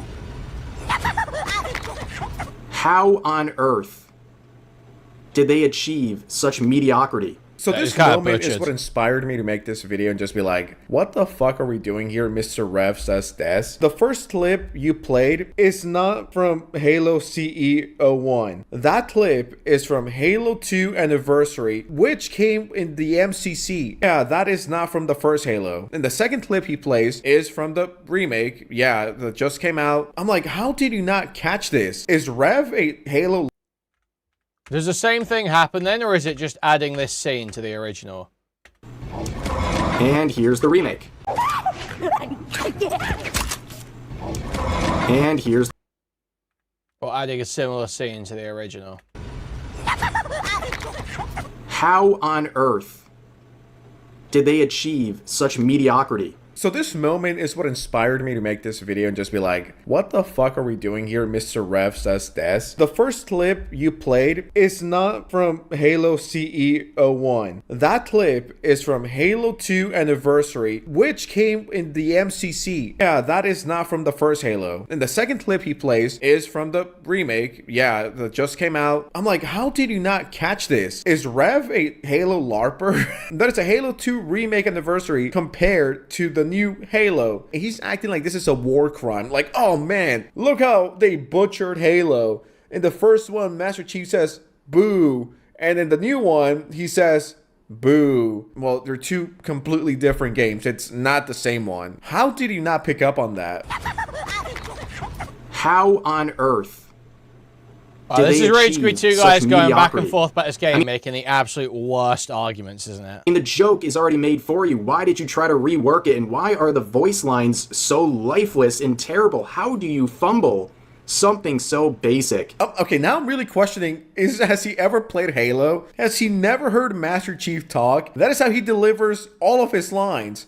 Yeah, I'm gonna need a weapon. And Master Chief is never smiling and laughing and cracking jokes. Like, he's always serious, but has aura. He do be having that aura, but this just seems like we're just making up stuff for the sake of content. And I don't hate Rev. I watch him from time to time, but it's just like, this is such an L video. I mean, the amount of misinformation and lies he's spreading to his audience is insane. And the more they show about this remake, the worse it gets. Awful.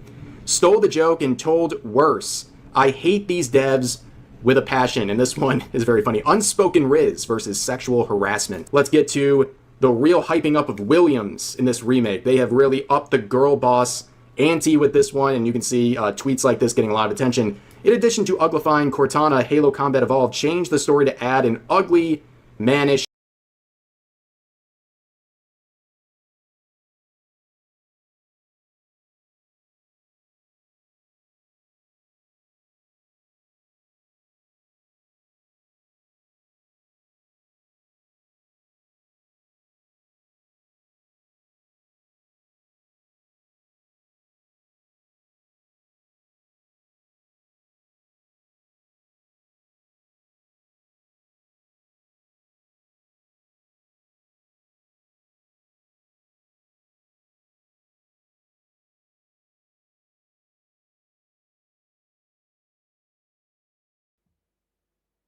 I was muted. I read the post.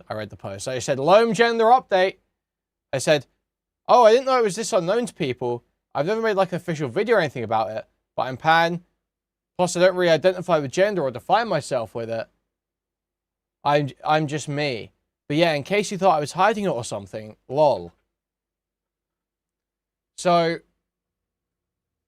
guys, every guy who self-describes as pan that I've met is a rapist. And I don't know if Loam is a rapist. He could be gay.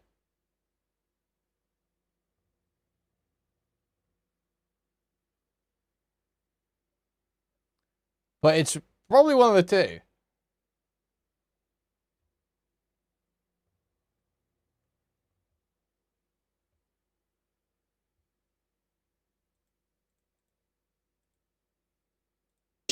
girl boss.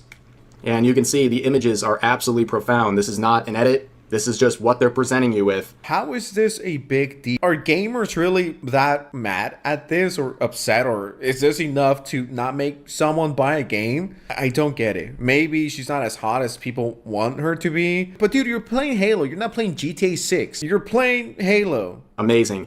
At this point, if it's not obvious already, it's all intentional. Okay, they are subverting your hobbies. They hate you. They want to ruin everything you enjoy. What? And I'm glad I'm not the only one who felt like this. You have comments like, nah, it's great. Stop trying so hard, which I agree. Someone says, nope, you are just seriously reaching with this one. I agree. I think this is peak reaching. Like, holy shit. I usually agree with your videos, but not all this one. All this woke, sweet baby shit is obviously total reaching. The C shit still sucks though. Campaign of all still fucking blows. Just not for the reasons Ref's saying.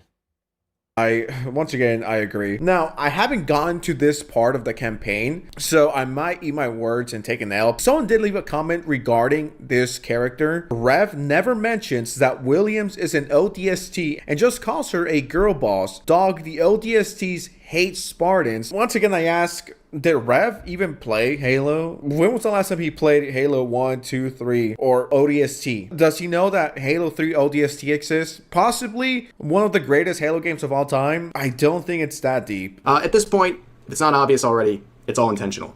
Okay, they are subverting your hobbies. They hate you. They want to ruin everything you enjoy by giving you this. They know what you want, and they're not giving it to you. Instead, this is just they're giving you this retarded. and then calling you a bigot if you don't like it.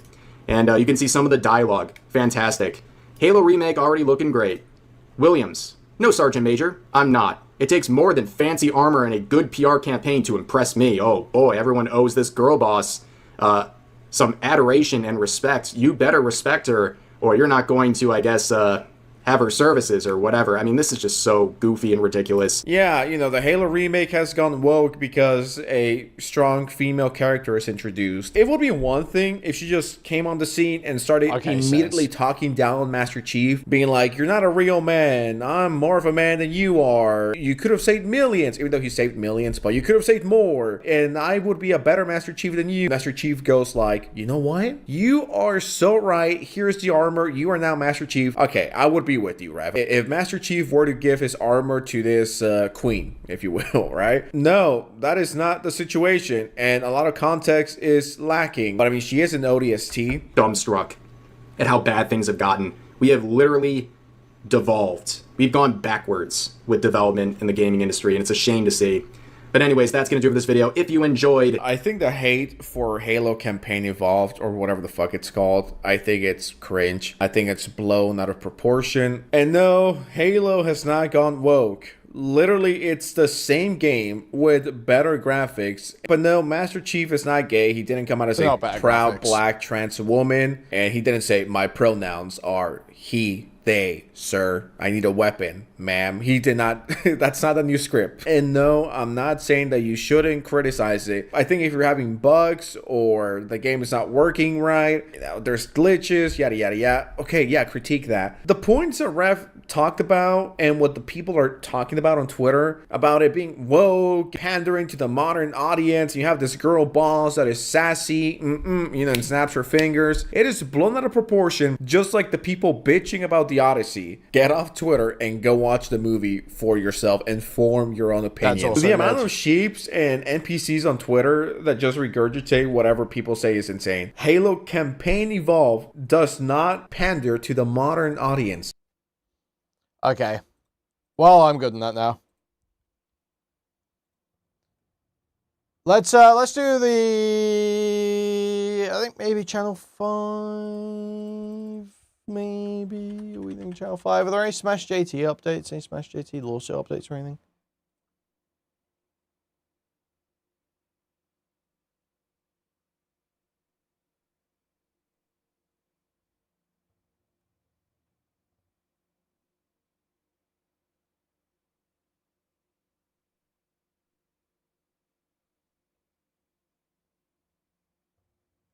It's so just endless marathon.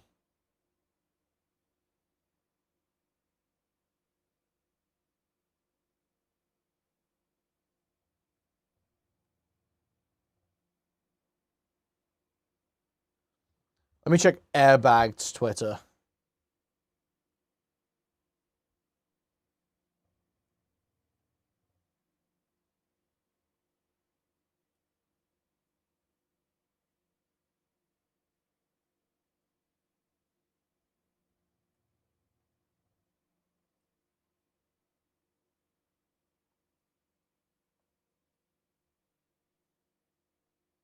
No, there's nothing new, really. That's a shame. Alright, Channel 5 it is.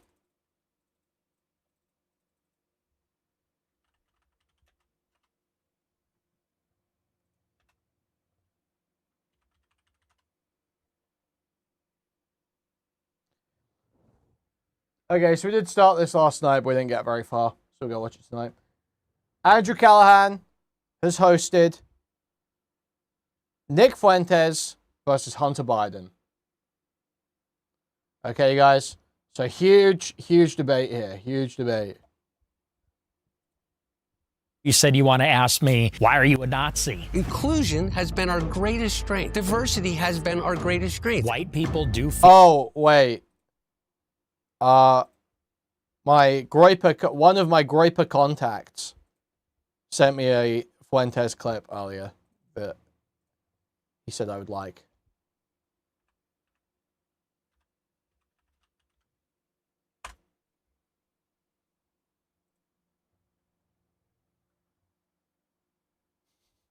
It's 10 minutes. It's 10 minutes. But it's reacting to Lauren Southern's review of The Odyssey.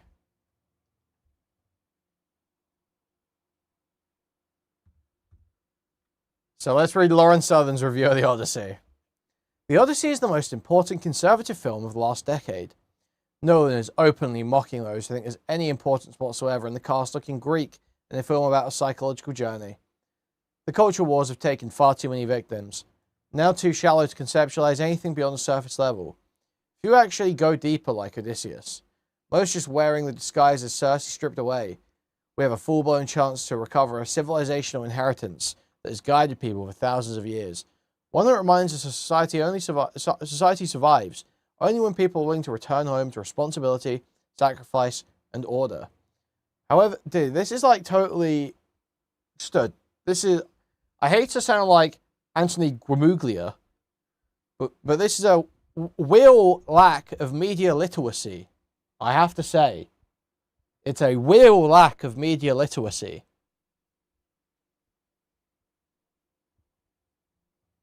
This is pretty crazy. This is impressively stupid. However, the suitors or commentators take advantage of a civilization and psychological disorder don't want their audiences doing this. They don't want Odysseus to return. The return of Odysseus is the return of rightful order.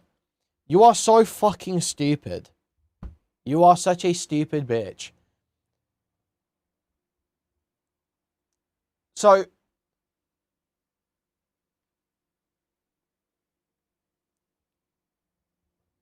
how is this pro-conservative saying there's no importance whatsoever in the cast-looking Greek? How is that pro-conservative? That's like anti-conservative. That's like subversive of the culture, you fucking retard. The culture wars have taken far too many victims, now too shallow to conceptualize anything beyond the surface. So, if you actually deep about like Odysseus, what are you even saying here, you fucking retard? This idea of recovering a civilizational inheritance, Odysseus realizes that he, in his fervor to defend his civilization, has broken a greater law. And the fear that his civilization have of outsiders is actually just a reflection of their own wrongdoing. Now, I understand you, being a narcissistic hag, think that every movie is about your life. However, the suitors are actually not meant to be commentators. They are not actually meant to be your commentator enemies, and you are not Odysseus. So it's nothing about what are you saying, commentators? That's not the role of the suitors in this whatsoever. Taking advantage of a civilization, psychological disorder that don't want their audiences doing this. So Odysseus to return. Return of Odysseus is a return right for order. Odysseus returns, but recognizes he has done such great wrong that he can never lead again, and so leaves to pay tribute to his fallen men. And instead leaves it to the untarnished next generation.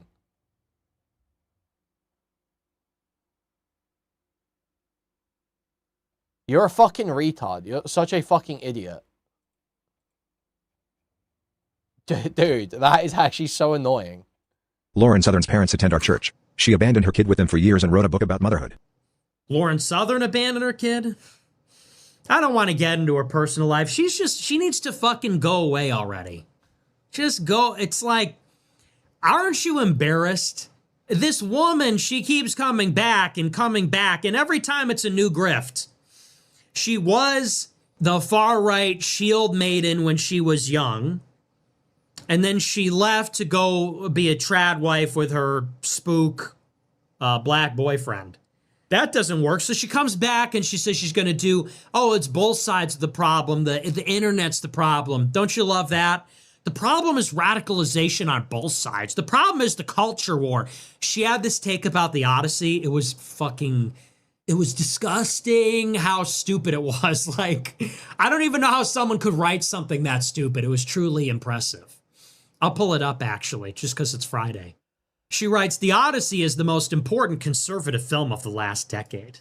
Nolan is openly mocking those who think there's any importance whatsoever in the cast looking Greek in a film about a psychological journey.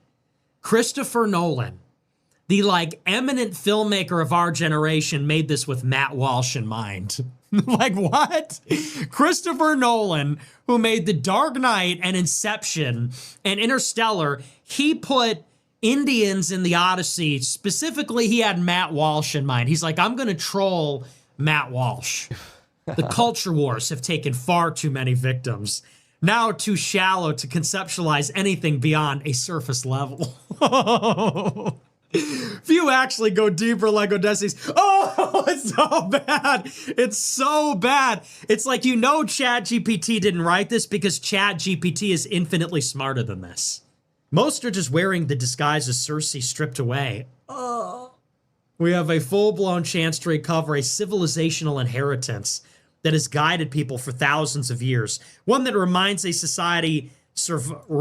a society survives only when people are willing to return home to responsibility, sacrifice, and order. However, the suitors or commentators taking advantage of a civilization and psychological disorder don't want their audiences doing this. They don't want Odysseus to return. The return of Odysseus is the return of rightful order. So to her, the Odyssey is an allegory.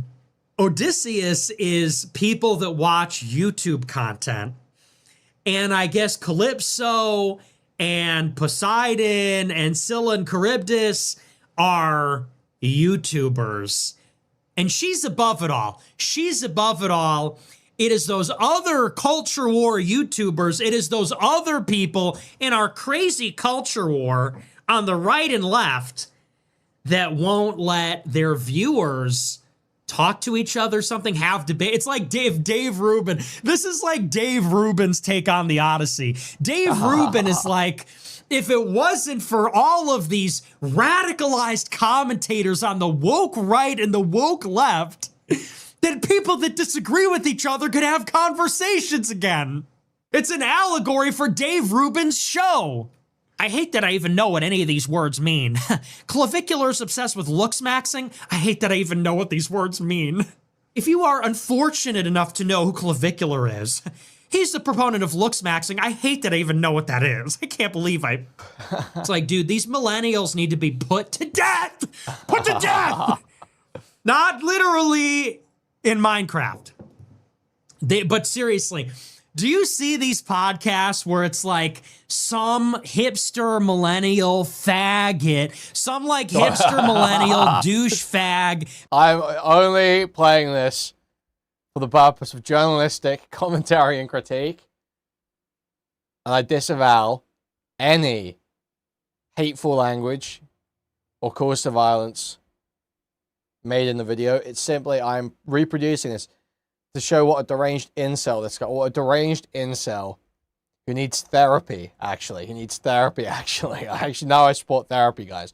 He needs therapy, and he needs SSRIs, so that he can learn to be nicer to women online. That's what this guy needs, okay? Piece of shit will be wearing a baseball cap and a hoodie, and he'll be in the studio with all his fucking action figures and knickknacks, and he'll say something exactly like that. He'll say if you have heard about Clavicular, I'm sorry. If you've heard about Chud the Builder, then I guess it's unfortunate for both of us. Clavicular has been promoting bone smashing, looks maxing. I hate that I even know what any of this means. I mean, if you're extremely online like I unfortunately am, it's like, dude, these people need to be burned alive. burned alive. Like a lethal injection is not even, it's not good enough for them. Now, I'm not advocating for violence, but it's just that's so bad. She's the worst. She's gotta be like, it's not even stupidity in terms of like low IQ. It's just like dumbness, like dull dumbness, levels of obtuseness and like not getting it that just shouldn't even be possible. We're reaching levels of not getting it that shouldn't even be possible. The suitors are right and left wing YouTubers. And so, you know, who's guiding Odysseus home? Philip DeFranco. So if the viewers are just trying to reconcile with their liberal neighbors or something, it's going to be Lauren Southern, Dave Rubin, iDubbbz. Thank God for them to save us from the radical right and the radical left. It's just both sides. Both sides aren't willing to put their metaphorical weapons down and just sit down and talk to one another. It's like, you know, and by the way, that's so overrated because you know what happens when you talk to liberals? You realize they're insane. This idea that we just need to, you know, get together and have conversations. You know what happens when you have conversations? You realize leftists believe in queer liberation. They think ICE are Nazis. You talk to them for 10 seconds, you say, hey, how are you doing? And they say, well, the fucking Cheeto Hitler's at it again. It's like, these people are crazy. Go ahead, talk to your liberal neighbor and start a stopwatch and see how long it takes them to start railing about Elon Musk or Trump or like Nazis. Okay, he's saying this about liberals. This is Americans. This is Americans. This is Americans.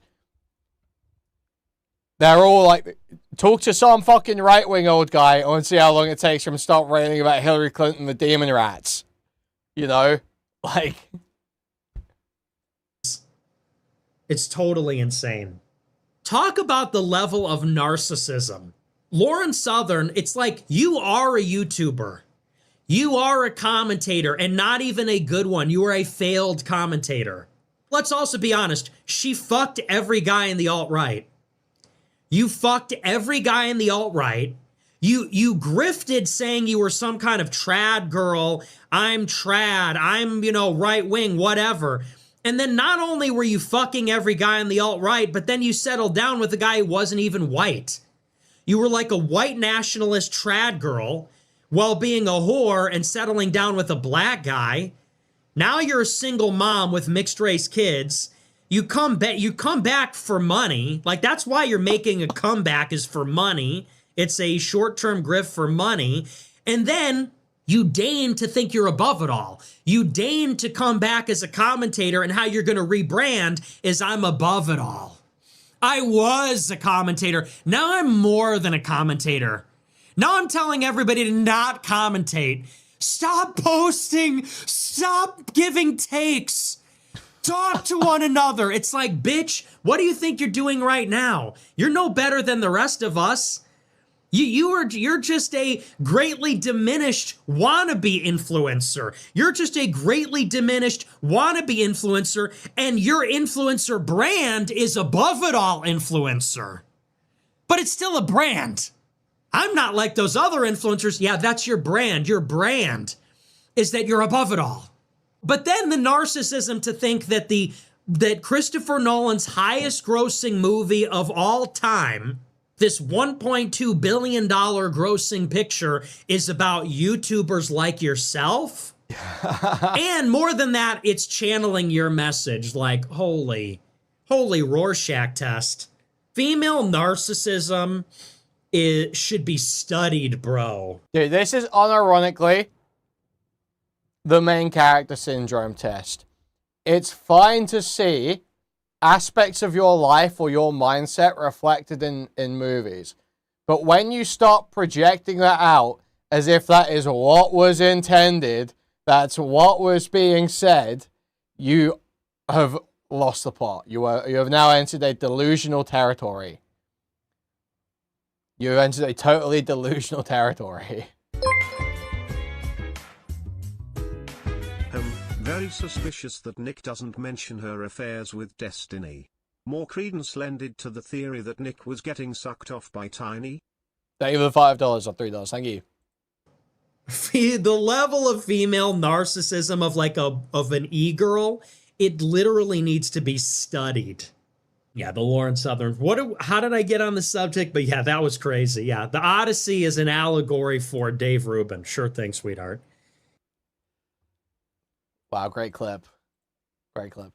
Let's watch the debate now. Feel like we are being boxed out. A 26-year-old white kid doesn't feel like he has access because he's been canceled, and the problem is black people. I didn't say the problem's black people. Well, you just did, Nick. You just I said the problem is crime, and we know who's doing the crime in Chicago. Do you get what I'm saying? Yes. About the Holocaust thing?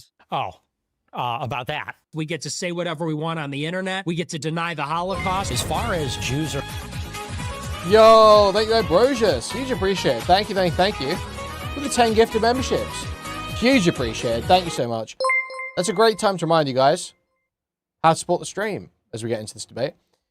267 people right now, 37 likes on stream, so there's 230 people. Would you mind please move their cursor to thumbs up and clicking it, or pressing a thumbs up on the mobile device? Either be huge appreciated. If you want to take your support one step further, you can donate directly through the stream moments link in the pinned chat message.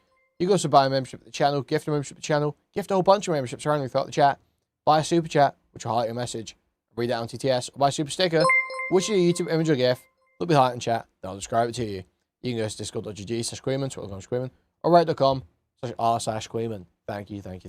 Are concerned in general. I think that everybody in the country should be treated with dignity and respect and have their civil rights. Like, what do you think about somebody like Mamdani? Personally, I don't like him. Like, for example, on 4th of July, when he takes the opportunity to sit there with, let's be honest, not a single white person. What about fucking Donald Trump? There's no ideological core to Donald Trump. No, I agree with you. Don Jr. got the largest loan ever given by the Department of Defense. Vance owes his entire political career to Peter Thiel. Whichever firm is the one to develop ASI, that could confer dictatorship. Thank you for the $5 easy. Thank you with the pair character laughing. Huge appreciate it. Thanks so much. Dictatorial-like powers upon the CEO of that company. Everything that we think about the way in which we exist in the world completely changes. Increasingly with Uber, Airbnb, banking apps, you can't live your life without the tech platform. Everything that AI is built on is ours. That's what they're stealing from us. I want to find common ground of how much of a shithead Donald Trump is. We can get there, okay? The kind of first question that I had whenever I caught wind that you wanted to do an interview like this is, why now? What made you want to sit down for this kind of interview? Well, I think it's an interesting conversation to have all of us here. And, I think it's a moment in our country when there's a lot of realignment. I think that people recognize, especially in the past couple of years, I'm like a non-conventional critic, maybe, of what's happening. And so I think it'll be an interesting, productive conversation. I think it'll be different. But I mean, specifically, because we kind of share a publicist, I heard that you wanted to kind of... Okay, we have a publicist that you hit up, and you said that you wanted to talk to someone who would give you kind of a fair shot to like clear up some things and maybe some misconceptions about you and the things you believe. Absolutely, yeah. I think that, I'm somebody who, I think like you, actually, maybe we have this in... So immediately kind of telegraphing this is like mask on Nick, right? Common is kind of... I mean, we've literally just watched a clip of him saying, you literally can't talk to liberals. They're all insane. And pigeonholed in a certain way for things that we've done in the past or things that we've said. Yeah, I'm a crackhead. But I'm racist, right? I got pigeonholed there. Mine is true, yeah. Yeah, well, mine's a little true. Maybe a little, no. But yeah, so I think it'd be good to clear up some of the misrepresentations and put out something accurate. So what do you think is the most misrepresented thing about you? Well, I think really the whole image everybody has about me. When you mentioned me, I think on a recent show, you said you want to ask me, why are you a Nazi? Yeah. And that's how everybody knows me. Everybody thinks of me as white supremacist Nazi, and I don't think that's really true at all. I think that we definitely have different values. I mean, you're more from the left, I'm more from the right, but I don't think I'm a hater. I'm not a hateful person. It is Heil Hitler Friday, Heil Hitler, all my niggas Nazis. Hitler was very fucking cool. Yes, I do. Dude. One of them. And I'm tired of pretending he's not. So what's the thing about, I guess, traditional Nazism that you think you disagree with the most? Well, it's a non-Christian ideology. So, I mean, look, I believe that race is real, as the Nazis did, but I don't think it utterly defines a person. As a Christian, I think we're all created beings. I do believe there's such a thing as a universal human community. And so I think it's a cruel ideology. I've said this on my show, by the way, but I mean, that would maybe be the fundamental. Did you always feel that way? Always, yeah, absolutely. So even whenever you were younger and stuff? I did. But, you know, you got to recognize times have changed. 10 years ago, we had a totally different political world. The regulation and policing of speach. So I think I was saying this when we started watching it yesterday, but they need to extract specific concessions out of him and they don't do it. Because he can just say, oh, it was a different time back then, or, you know, I was saying things to be edgy. But so what were you just saying to be edgy? What statements are you saying you don't believe? I think was at an all-time high when I got started as a very young man. What you would call wokeness?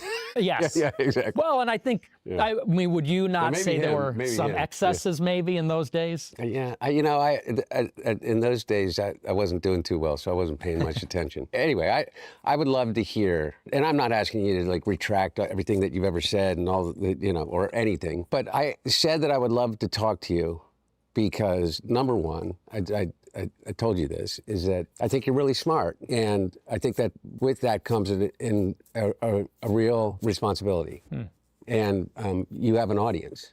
And I have a friend whose son is my daughter's age, you know, maybe 28, you know, your age. And he's really smart. And he is a big fan of yours. And so by virtue of the relationship, I got to learn what it is that why he is a fan of yours. And none of it has to do with, I would hope you agree, like really egregious things that you've said in the past about the Holocaust or about, you know. Did the Jews ever talk about the 100 million whites that died in World War II? Or do they just bitch and moan about the so-called 6 million Jews that died? And so it's just nice to poke holes in it and say, it's not 6 million. 6 million? I don't think so. And I don't even know, I think I've heard you since kind of rescind a lot of that. You concede that 6 million Jews died in the Holocaust? Possibly more. Possibly, you know, we're discovering all the time. So it could maybe even be more than that. But what he agrees with is kind of the anger about the situation that particularly your generation finds yourself in. I know that to be real. And I think that there, you know, maybe my reasons for recognizing that anger as being legitimate and my targets are different than yours. I just wanted to hear from you. When you say you were canceled by the right in 2016. Yes. I almost felt. Yeah, did they take that seriously? Did they take that as a serious concession? In preparing to meet you now, is that your reaction to that was to just dig deeper and deeper into kind of the outsider, kind of radical, say anything for the purpose of generating, you know, the attention to build an audience. Is that true? And it's not an accusation. I really mean it. I want this to be a conversation as much as possible. I mean, there's certainly some truth to that, but I think that might be overstating it a little bit because I really got canceled by the right and the left. Yeah. And back in those days in 2017, you had these far left journalists at Huffington Post, Right Wing Watch, ADL, SPLC, and I really believe they were on a mission to find extremist rhetoric, the white nationalist, neo-Nazi boogeyman, all that kind of stuff. And they would look at someone like myself, 18, and if I was being serious or joking, things taken out of context, they would clip it, post it, and they wanted me to be the villain. And I think they wanted a lot of people to be the villain. I think the left, in a way, kind of created this climate where I think they pushed a lot of people farther to the right. No, by the way, that very well may be true, but you gave them a lot of ammunition.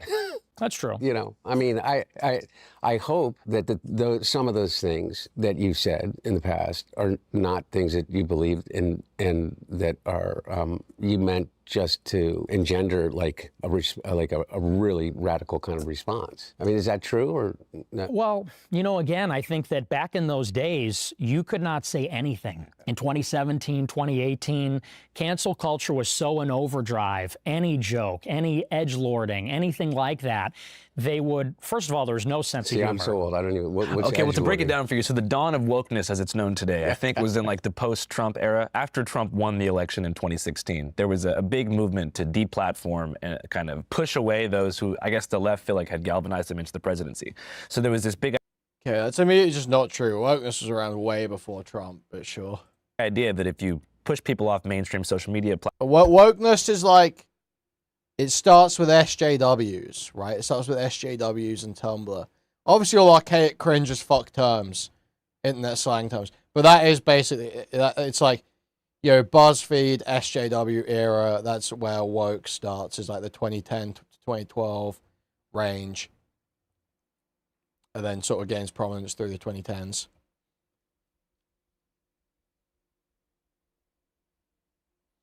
Thank you for the $5, Jimbley. Have we commented on this Blumhouse movie I set they're midwitting in? No. Platforms, they would go away. Now we know through Trump's re-election, that's not even true. But at the time, that was the mantra. Problematic viewpoints needed to be silenced, tucked away somewhere, and they would just sort of die in isolation. So I think that that was the climate where you first got started, 2017. That time period was like crucial for getting people off mainstream platforms. Is that correct? Yeah, and I would say that you got to get into the psychology of those days. It felt like anybody that wasn't on board with the most progressive agenda had no options. There was just no alternative. It was going to be progressive, liberal, feminist, BLM, all that kind of stuff. And if you were to the right of John McCain, you're no platformed. Censored, banned from all the platforms, you're fired from your job, you're ostracized socially. And I think what happened really in 2021 when Trump got banned from the platforms is it felt like 70 million people got canceled. 70 million people that voted for Trump, or 60, 70 million people, we were all felt like, oh, so if Trump is out of politics and we're all banned from the platforms, then how is there any redress for our grievances? Do we just have to shut up and get with the program and we're all going to be progressive? And I think that drove people to a far more radical place where people said, well, what really is a solution? We can't talk. We can't express ourselves. We can't participate in the process or run for office. And I was one of the people saying that's exactly what's going to happen. It's going to drive people to extremism. If you don't talk, if people don't feel like they have a seat at the table and enfranchisement, I think then they start exploring options outside the system, outside of the political process, the democratic process. So I think it's self-inflicted in many ways. So you feel like after the mass deplatforming in 2021, whenever people on the right got pushed to platforms like Parler, Gab, Rumble, etc., the lack of discourse and like the political singularity of those platforms created more extremism? Absolutely, absolutely. Because look, you take Trump off of Twitter, Facebook, Instagram, YouTube, and I predicted this in 21. I said, watch, you're going to see alternative social media rise because some venture capitalist is going to see there's a huge market of 70 million people that are going to follow Trump because Trump is no platformed.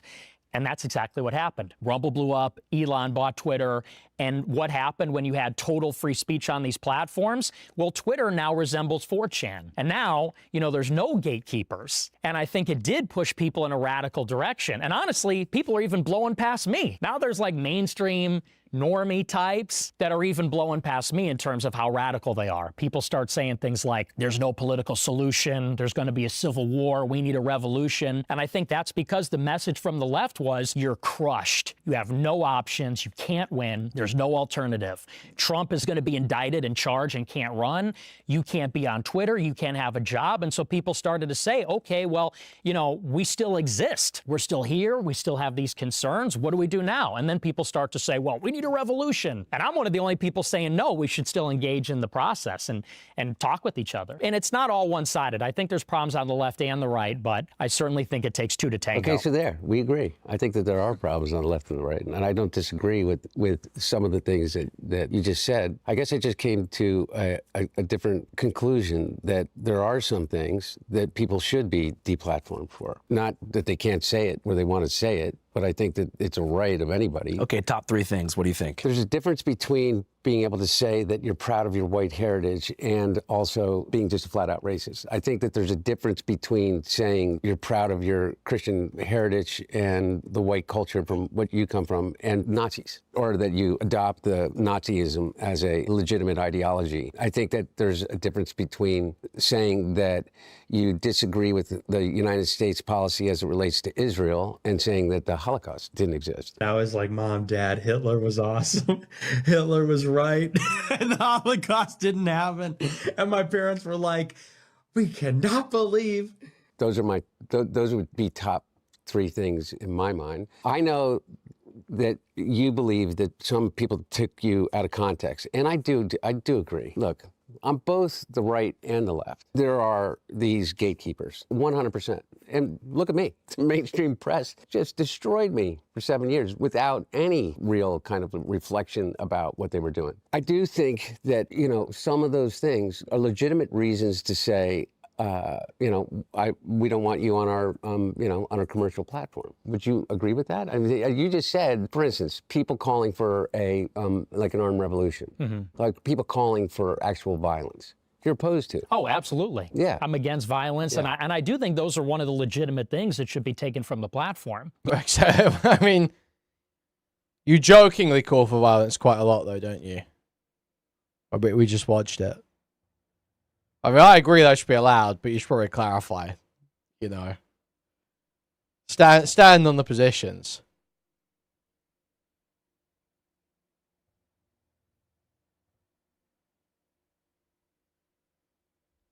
Do you know what I mean? You know, there's a lot of the stuff on social media I don't agree with, but again, you know, what started to happen is there was this like editorial censorship where certain ideas were banned. And they just, it was such a broad brush and also totally opaque and ad hoc. You'd be on YouTube, like I was, for example, they banned me for life and didn't even give me a reason. Not a specific quote, not a specific infraction. And so you don't know what the rules are. You don't know what the process is. They just take you down. And especially now when everything is digital, that's not just the social platforms, it's the other ones like Uber, Airbnb, whatever. It feels like you're being denied almost something like a civil right. Because the social platforms are the modern public square. Increasingly with Uber, Airbnb, the banking apps, you can't live your life without the tech platforms. And it felt like if you just simply had the wrong opinions or you were the wrong kind of person, you were being deprived of like a basic civil right or being able to participate in society. So, you know, and I think maybe that's an area of collaboration where we recognize maybe it is a civil right to use the digital platforms, but here are the rules. Here's what you can say. Here's what you can't say. Here's the process. Maybe there's a reconciliation mechanism. But I mean, the censorship was just out of control. I don't think anyone disagrees there's a reasonable limit, though. Yeah, no, I guess what I'm saying is that I don't see that as a result of left-wing or right-wing ideology. I view that kind of level of deplatforming. Look, I was debanked. I was debanked before I was ever even charged with anything. I lost every bank account. It took me, you know, 9 months once they, you know, the Trump administration, you know, said that they were starting an investigation into me to be able to actually get a bank account again. And I don't want to tell you the bank because tomorrow they may debank me again. But my point is that those people are incredibly identifiable. I keep, like, I've been talking and going around and I say, yeah, that's the thing, man. Nick does have quite a persecution narrative where he's like, you know, what does he call it, America's N-word or whatever. So you're not the only guy to ever be debanked. You got stopped from flying because you got in a fight with a fucking, what was it? Steward or whatever. You know.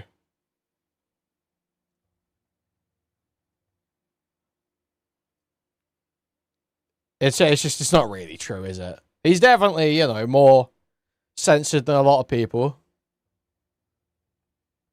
But not always for unfair reasons. Things like, I don't think we are nearly as divided as they're telling us we are. Because I do believe that there are an identifiable group of people that are responsible for an enormous amount of the discord and division because they make money off of it. I think that these social media companies that are controlled by, 3, 4, 5, you know, individuals have made it clear that they only care about one thing. They only care about how much money they can produce for themselves and, you know, the people that hold stocks in their company. Even to the degree where we know for certain that they're driving teenage girls to the highest levels of suicide by a factor, like exponential factors, directly related to the content that they're being pushed, and they won't do anything about it. Right. And so, to the same degree... Okay, that's not true.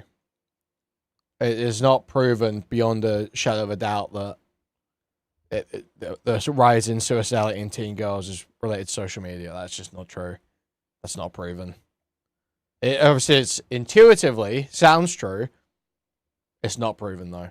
It's very hard to get data that actually backs that idea up. I think they, a lot of what you call wokeness was maybe an illegitimate, but a financial decision based on a lot of these. Corporate psyop, maybe.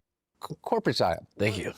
I mean, by the way, exactly. I just wanted to back up real quick. So you talked about certain people going too far. About 2.5 months ago, I visited a whites-only community in Hardy, Arkansas. And I don't know why, I guess coming from like a more like left-wing place, I'm from Seattle, I kind of assumed there was like a united front on the right for some reason. So I'm out there, I'm chilling with these dudes, they're like sword fighting, having barbecues. Overall it was a good time for them. I had a hard time connecting with them because I don't agree with them, but it's all good. I was having fun for a couple days. And then like right as I was there, I guess you had hit them up on X or something and said like, hey, I don't want to associate with you guys. What happened there? Well, that was really more of a personal disagreement with the guy that founded it. Yeah. But I do think it's an interesting project, and it's interesting that got so much pushback, this whites-only community, because you know what? If you go to a lot of these different neighborhoods in major cities, there are ethnic enclaves, and it's not like there's an explicit rule that you have to be a certain ethnicity, but we all know in Chicago and New York and LA, you got certain neighborhoods where it is 80, 90% one ethnicity. Yeah. And I think there's a lot of white people that say we kind of want something similar. I don't think there's anything. But Nick, okay, let's back up. If you want to talk about the histories of New York and Chicago, I feel like that was also a conscious decision that was made like after the Civil Rights Act. Blacks only. It's in Cabrini Green, where Mayor Daley made everybody that was black live in the Cabrini Green. I mean, it's not. It wasn't by choice. It's not by choice that these ethnic enclaves are 80 or 90%, whatever that ethnicity is. It's because that's the only place in which they had an opportunity to live unbothered, or where they were told that they had to live because of the historical fact that they could not move into other neighborhoods. You could not move into parts of South Chicago without, being stoned. Right. Literally, right? Yeah. And so, so it's not as if those ethnic enclaves are there by choice. And so that also ethnic enclaves do exist for like specific variations of different Europeans. Like there is like places that are chocolate. Like South Philly's full of Italians. There's Little Italy and there's Little Korea. So I think the issue, I always what confused me the most about the whites only community is like there's just so many white different people like Koreans. Thank you, Hunter. Kinds of white people in America. So like to establish a unified white culture with a place so diverse and full of like different regional flavors just kind of felt confusing to me. Because that could mean a different thing depending on what part of the country or what European enclave you originated from. Like we're Irish people from the Philly area. Can you compare that to like, Sorry, it's even worse, or is it? White people, like Italians and Koreans. Or even like, Italian Americans in Staten Island. I don't know, everything just feels so different. So when I got there, I was trying to identify what they meant by white culture. It wasn't really based on shared like cultural practices, but more the exclusion of people who weren't white. So they weren't like stoked on being European necessarily. They were more just like, oh, we're here because those people aren't here. So it just kind of felt more negative than constructive. Yeah, I mean, like I said, I'm not really involved with that project in particular, but I think that, look, I mean, you talk about the anger that's out there and the frustration, and I think part of the frustration, let's be honest, is that white people do feel like we are being boxed out in major cities in the country, and it feels like, look, there's a little Haiti, and there's various ethnic enclaves where you get that local culture, and they do their, cultural festivals and that sort of thing, and white people feel like they're being pushed out, and they want a space where things are familiar. Do you feel the same way about the Italian festival that happens in every city? Well, here's a good example. Or St. Patrick's Day? Well, there's no Irish neighborhood in Chicago. Little sure Italy. There is. I mean, there's some remnant in Bridgeport. Yeah. It's important to note that, like, and I'm not trying to get into like a shouting match here, but as a family coming from a family who did leave Philadelphia in the 60s. Okay, literally, if a single one of these people understood like that, this is just the way immigration works. Is that, the immigrants, the Italians, the Irish, moved in, and then dispersed. Right? That's just how it goes. And then the new sort of like working class, often immigrant, though former slave in a lot in America, are now in the place where the old immigrants used to be. And then if they get social mobility, if they gain affluence, they will disperse. And the new set of immigrants or whatever will be in there.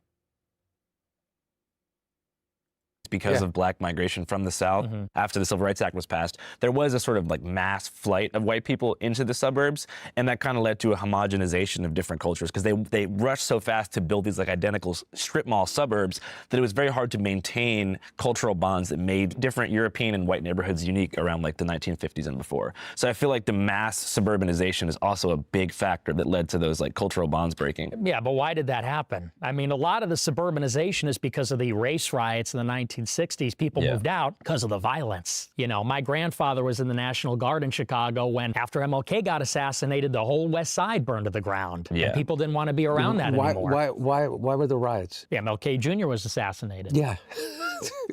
Yeah. And so does that justify burning down the city? No, I didn't say it justifies it, but it sure justifies an enormous amount of the anger, the same kind of anger that you feel about being left out, the same kind of anger that you're expressing right now about the idea that you're culturally irrelevant, that you don't have a place in society.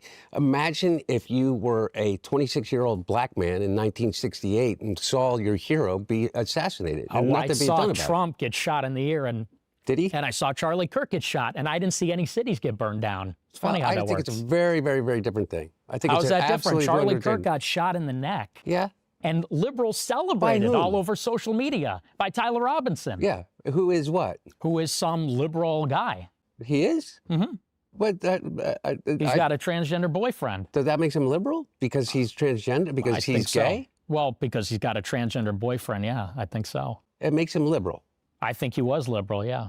Okay. Well, he didn't come from a liberal family. He didn't come from a liberal enclave. He didn't come from a liberal background. He's not a minority. He was a Mormon, correct? And grew up in a Mormon household. And he went to a largely Mormon college. And he ended up committing an act of violence, according to the FBI and the authorities in Utah that charged him. How does that in any way compare to what we're talking about? I'm not justifying the violence that occurred after the death of Martin Luther King, but you're saying that that person, this Tyler, whoever his name is was as disenfranchised as the African-American community in 1968 in inner cities? Well, the question is who we want to live around. I'm not living around blacks. Sorry. I want white kids, and I don't want my white kids bringing home black people to marry. And in the 1960s, the West Side burns down. We don't want to live around that. We don't want to live around a city that's burning to the ground. That's not when the white flight happened. It is. It was a big response to it, absolutely. 100% not. Absolutely. You make these historical connections that don't exist. Part of it was potentially, but before that, what Mayor Daley did is made Chicago the most segregated city in the entire United States, other than Boston. When you would come from the South to Chicago, African Americans from the South, blacks in the South coming to Chicago would say that Chicago was twice the level of segregation and racism that occurred in the South. And so it wasn't as if you're coming into a situation in which you're feeling in any way enfranchised by the community and the situation that you're in. And as many people left simply because of the idea that someone was black moving into their neighborhood. I think Hunter's doing a good job here. What do you guys think? I think this is good. Violence that occurred after the assassination of Martin Luther King. So the numbers actually, pre-1968, when King was shot, you had more people leave the city because of the desegregation, because of the 1964 Civil Rights Act, than you did after the riots. I think that's just not true. I think that the race riots were a huge driver of white flight to the suburbs. I think it's just dishonest to say that's not the case. Okay, so what's your point about all of this? Well, we're talking about where people want to live. Yeah, I know. So like what in 2026? Well, how about in 2020 when Minneapolis burned to the ground? Or how about in the summer of 2020 in Chicago? Minneapolis didn't burn to the ground. It didn't? No. I mean, there were BLM didn't destroy dozens of structures? If you guys need a physical witness to what happened in Minneapolis, there were many structures that burned to the ground. Not the city, but there was, I would say, between 40 to 50 buildings off of Lake Street in the south side that did burn to the ground. But most of the city was intact, but it was quite an intense situation. People don't want to live around that. People don't want to live around that. You know, in Chicago, it rolled on into the summer, and it wasn't, you know, let's say, the anger of the oppressed and the disenfranchised. So They who's were at fault? looting. They were looting and Who's carjacking. they? The criminals. Are you saying that the problem with the 26-year-old white kid living in suburbia outside of Chicago and his feeling of being disenfranchised is because there was looting and rioting Dude, in, the fucking in body cam. Minneapolis by black people, and it's black people that are doing it? Yeah, I mean, the problem Are with you Austin really? Metcalf was that he got stabbed in the neck at a track meet. And the problem with our city in Chicago is that the Magnificent Mile is gone. Water Tower Place is gone because of all the crime. Nick, and the time from an entire generation of African Americans is that they've been getting killed by cops for decades. That's What are just you not talking true. about, Nick? Because they commit crime. And listen, it's not... Nick, what? That's not true. It's not true. Are it you is. saying that police Oh, brutality is a no. relates and racism in the police Oh, no. force, in the way in which police treat African Americans? Nick, you could grow up here like I did between Wilmington and Philadelphia, and if you were a black dentist and you lived in Wilmington and you commuted to Philadelphia, the chances of you being pulled over by a state trooper, either Delaware or in Pennsylvania, are about 50 times that would be if it was a white guy. 50 times. And We're so what talking you're about- trying to tell me is that the problem in America right now is that a 26-year-old white kid who lives in Well, they haven't suburban got into the Chicago stats yet. It's not doesn't even crazy feel yet. like he has access because he's been Fair, yeah. canceled or he's been woke, and the problem is black people. I didn't say the problem's black people. Well, you just did, Nick. You just I said said the problem is crime, and we know who's doing the crime in Chicago. The carjackings, shootings, teen takeovers. We know why there's no business on the Mag Mile anymore, and it's because they steal cars, they drive them through windows. And listen, black people are some of the biggest victims of the black crime. But we're not allowed to talk about it because of the racial What do you mean dimension. you're not allowed to talk about it? We're talking about it right here. Hey, You guys, have a platform in which I think millions we're- of people listen to I you, think- Nick. I think- Millions. Well, after Elon had to buy Twitter and open it up. It wasn't like that before. I was banned from everything for many years. So no, you weren't allowed it. You're right. We can talk about it now, but that's only because the good guys Nick. won. Hey, what's up, guys? There's something I forgot to tell you about. We also just launched our now. It's involved document figure by named its own. Had 5 minutes to now at major town. You went, no, you're not. But now you have a kid banned. You went from being banned on Twitter to being on YouTube to creating I'm an not on entire show. YouTube. I know you're not, but now you have Kick and now you have all of these other things. You have an enormous platform. I want to find common ground of how much of a shithead Donald Trump is. We can get there. Okay.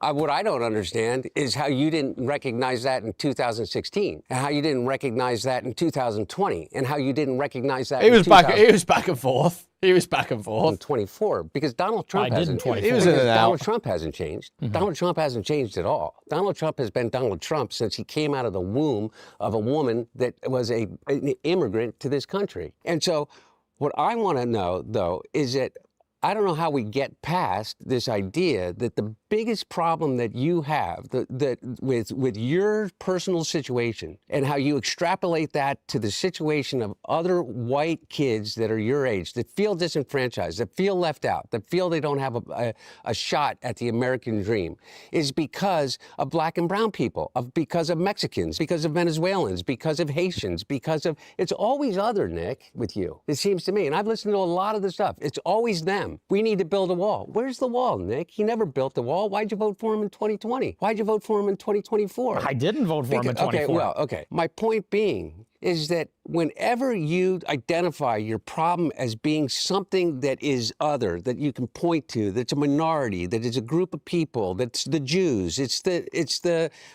before, remember, all of us, it was the Irish Catholics who were all committing the crime, who weren't allowed into bars, who weren't allowed into, because you know why? Because they were dirty, poor, non-Europeans. They were Irish. Every time it's wrong. Every time history has proven that to be wrong in the United States of America. Every time. Inclusion has been our greatest strength. Diversity has been our greatest strength. And I hear you talk about this idea of white culture. What fucking white culture are you talking about, man? What Shakespeare, Dante, Mozart. We're in Philadelphia, the founding fathers. Yeah. That's your white culture. How about culture. the Count of Monte Cristo? Would you consider that part of our white culture? Sure. Okay. Well, it was written by a black man in France in the 1700s. In a milieu of European civilization. So what? Because you're picking out one example. It really is. I'm not just picking out one example. It really is. Nick. Listen. Nick, I'm not. I really am not. Hey, guys, I think we're reaching what's called a rock in a hard place. Let's talk about Israel. Let me respond to this, because you're telling me I'm always blaming the other. No, Nick, for real. Here's the thing. is that the way that you talk and throw out these historical facts, which, by the way, aren't fucking facts. Okay? Which ones aren't facts? Well, as it relates to the Civil Rights Movement in 1968, and the reason why we're out in the problem that we're in is because the Civil Rights Act passed in 1964. Dr. Martin Luther King was killed and shot by a white racist, white supremacist in 1968 on a balcony of a motel. That's the root of our trouble, because an entire people that have been disenfranchised and enslaved for over 400 years. We're sick of hearing about that, though. It's 2026. You may be sick of hearing about it, but you know what? They aren't. And I'll tell you what, Nick, Get here's the other over thing. it. Get over Nick, it. It's America. Okay, but Nick, you can say stuff like that, okay, without having to say it like that. And we look. That's not how it started, though. This is a legitimate argument, but it's Nick. Guys, Nick, Hunter, what do you guys make of the concept of community collapse? Have you guys heard of this? No. So it's got nothing to do with race, got nothing to do with money, but this is kind of a crazy stat. So in 2019, before COVID, 76% of Americans said they were a part of an in-person community that gave them some kind of value. After COVID, and this year, it was 19%. So I think that politics and race aside, one of the biggest issues is the collapse of social bonds, third spaces, communities, in-person engagement, which comes with loneliness, more time online, and more division. I understand that. I feel like you guys aren't going to agree. I want to talk about what you guys think can be done on an individual and community level to stop people from hating each other and to create more belonging and engagement. Well, number one, I think this. Okay, for real. Podcasting. No, not podcasting. This discussion. For me to be able to sit down with someone who I so vehemently disagree This is like with retarded nonsense platitude cope. Find some kind of common ground. But I mean, guy at home who's watching this on his phone just thinking, I wish I could go outside, but I don't know anyone. Okay, well, here's what I'm talking about. It's all about connection. It is all about actually connecting with people. And I'm not talking about digitally connecting with people anonymously online. I'm talking about actually going out and connecting with people. And I don't have an answer to that. I don't, any of us. We're in look, man, I just think that you are targeting the wrong problem, Nick. I think that our biggest problem right now doesn't have to do with this cultural divide or racial divide or religious divide or the idea that America is becoming less white or culturally relevant anymore. I think our biggest problem is literally an oligarchy that is inflaming every single division that we have. And by the way, and they're out for you, man, just as much as anybody else. Well, and I agree. So those platforms that we talk about that you're now allowed to be on because Elon's out on the platform. Elon doesn't give a shit about anything other than one thing. But Hunter, I just want to say, real quick. Money and his money. I don't necessarily even agree with that. Okay, well, you may not agree with that because you don't want to piss off Elon Musk. Elon doesn't even like me, but I just disagree. You're talking about the oligarchy, right? Like these billionaires, right? Like the goal of corporate capture of these industries is community collapse. They are trying to engineer things to make it antisocial. They want to eliminate every single small business. They want to make everyone a single person shopper, no carpooling, like to be a lonely consumer who only buys things for themselves online and doesn't talk to anyone in real life. That's what they want in real life. Like all this data center shit, like everything they're doing is in a way trying to break up in-person engagement. And I feel like for you guys, it might be hard to answer because both of you guys are what they call like controversial public figures. Like there's places that you, like in 2018, if you were to go to a dive bar, figure it the fuck out. We don't care what you think, Andrew. We don't care what you think. Stop telling us. Sit there. Ask questions, keep your personality out of it. Poplar Bluff, Missouri. You would have been in danger. You know what I mean? At that time. For you were in danger physically in a left-wing city. It's just the truth. So I feel like you guys have been deprived of the ability to have normal lives. You especially. You know, but I mean you in general. But I feel like, you know, your controversies came a little bit later in life. For you, I feel like you haven't even been able to grow up as a normal person. Is that accurate to say? Yeah, that's true.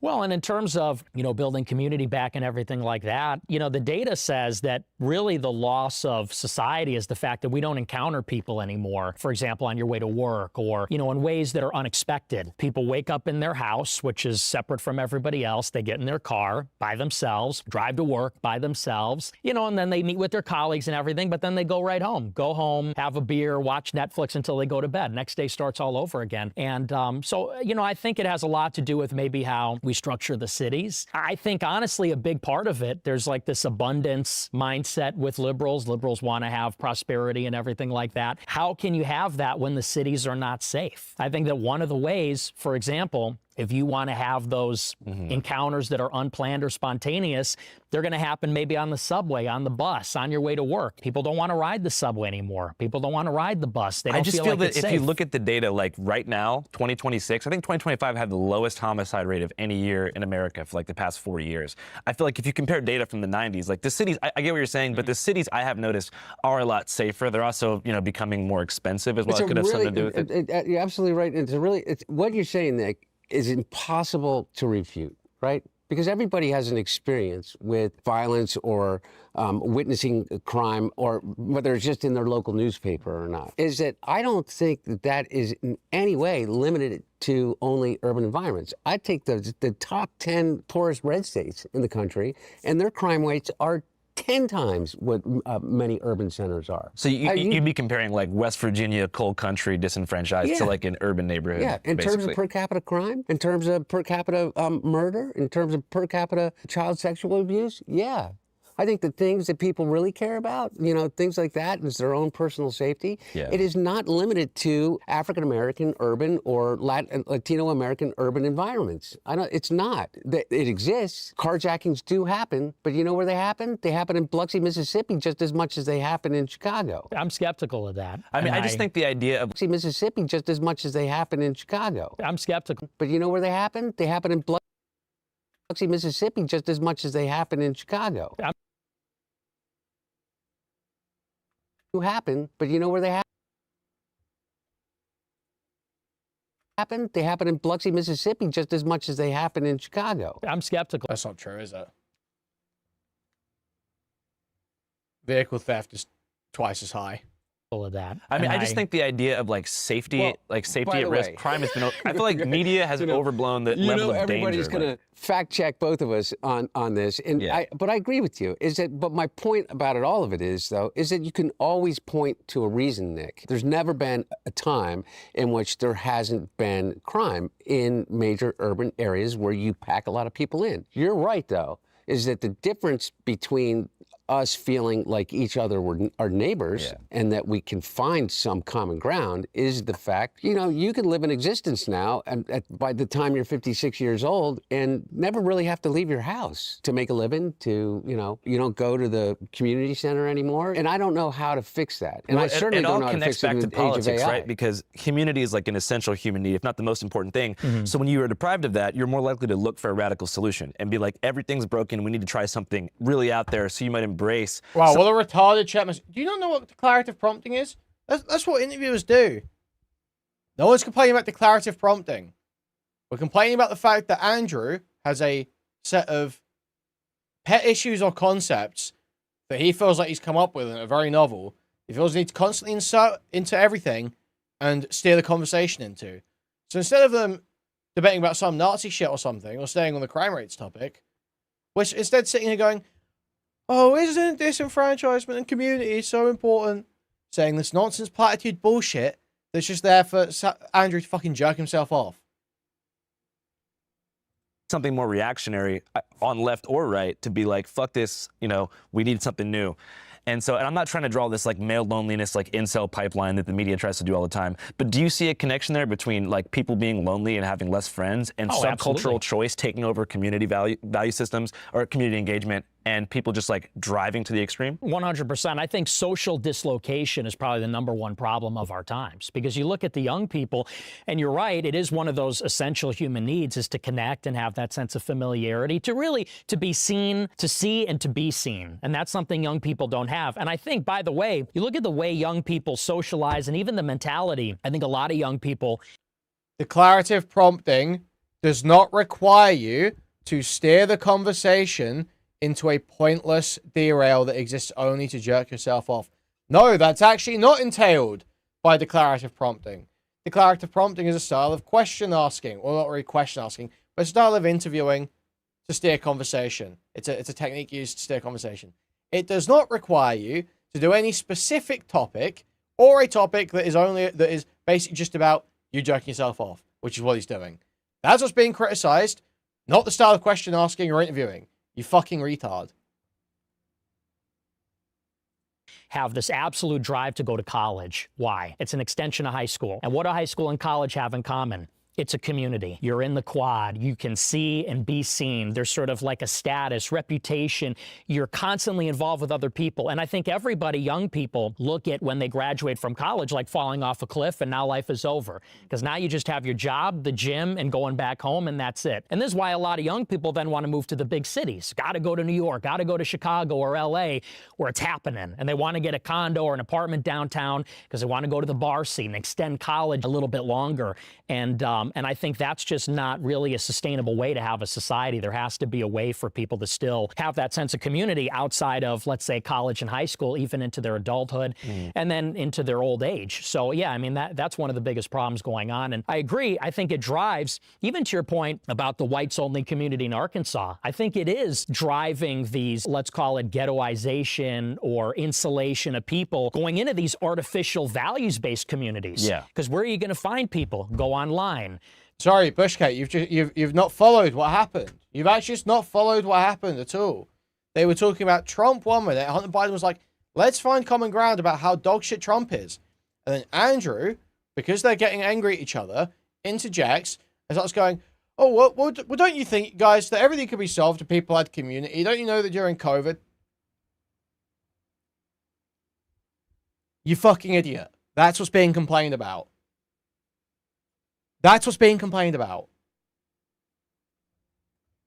Go online, start spouting about politics, or, you know, even not just for incels and right-wingers, but even on the left. Someone like Tyler Robinson, he's on Discord. He's on Discord with all of the Overwatch players and all the LGBTQ or whatever. And I think that, you know, there's a tendency there where everybody kind of amplifies some of the resentment or feelings there. So I agree, that's a huge driver. So for you, like back in high school when you were like first kind of starting to use the internet and all that, did you build most of your community in person outside Chicago, or was it mostly online? When I was in high school or college? High school. High school, I had real friends in Model UN. That was my favorite thing. So that was. But you were still creating like some kind of content at that time. Not in high school, no. Okay, so you went to BU. Yes. Were most of your friends like classmates there? Like when did you start to kind of build your online persona and community around your content? It wasn't until I left college. So to that point, I had friends in college. And then when I left college and started my show independently, then it was all people online, and everybody I knew was people from my community for the most part. But your cancellation from mainstream platforms was effectively the same thing as like a community collapse for your personal life, right?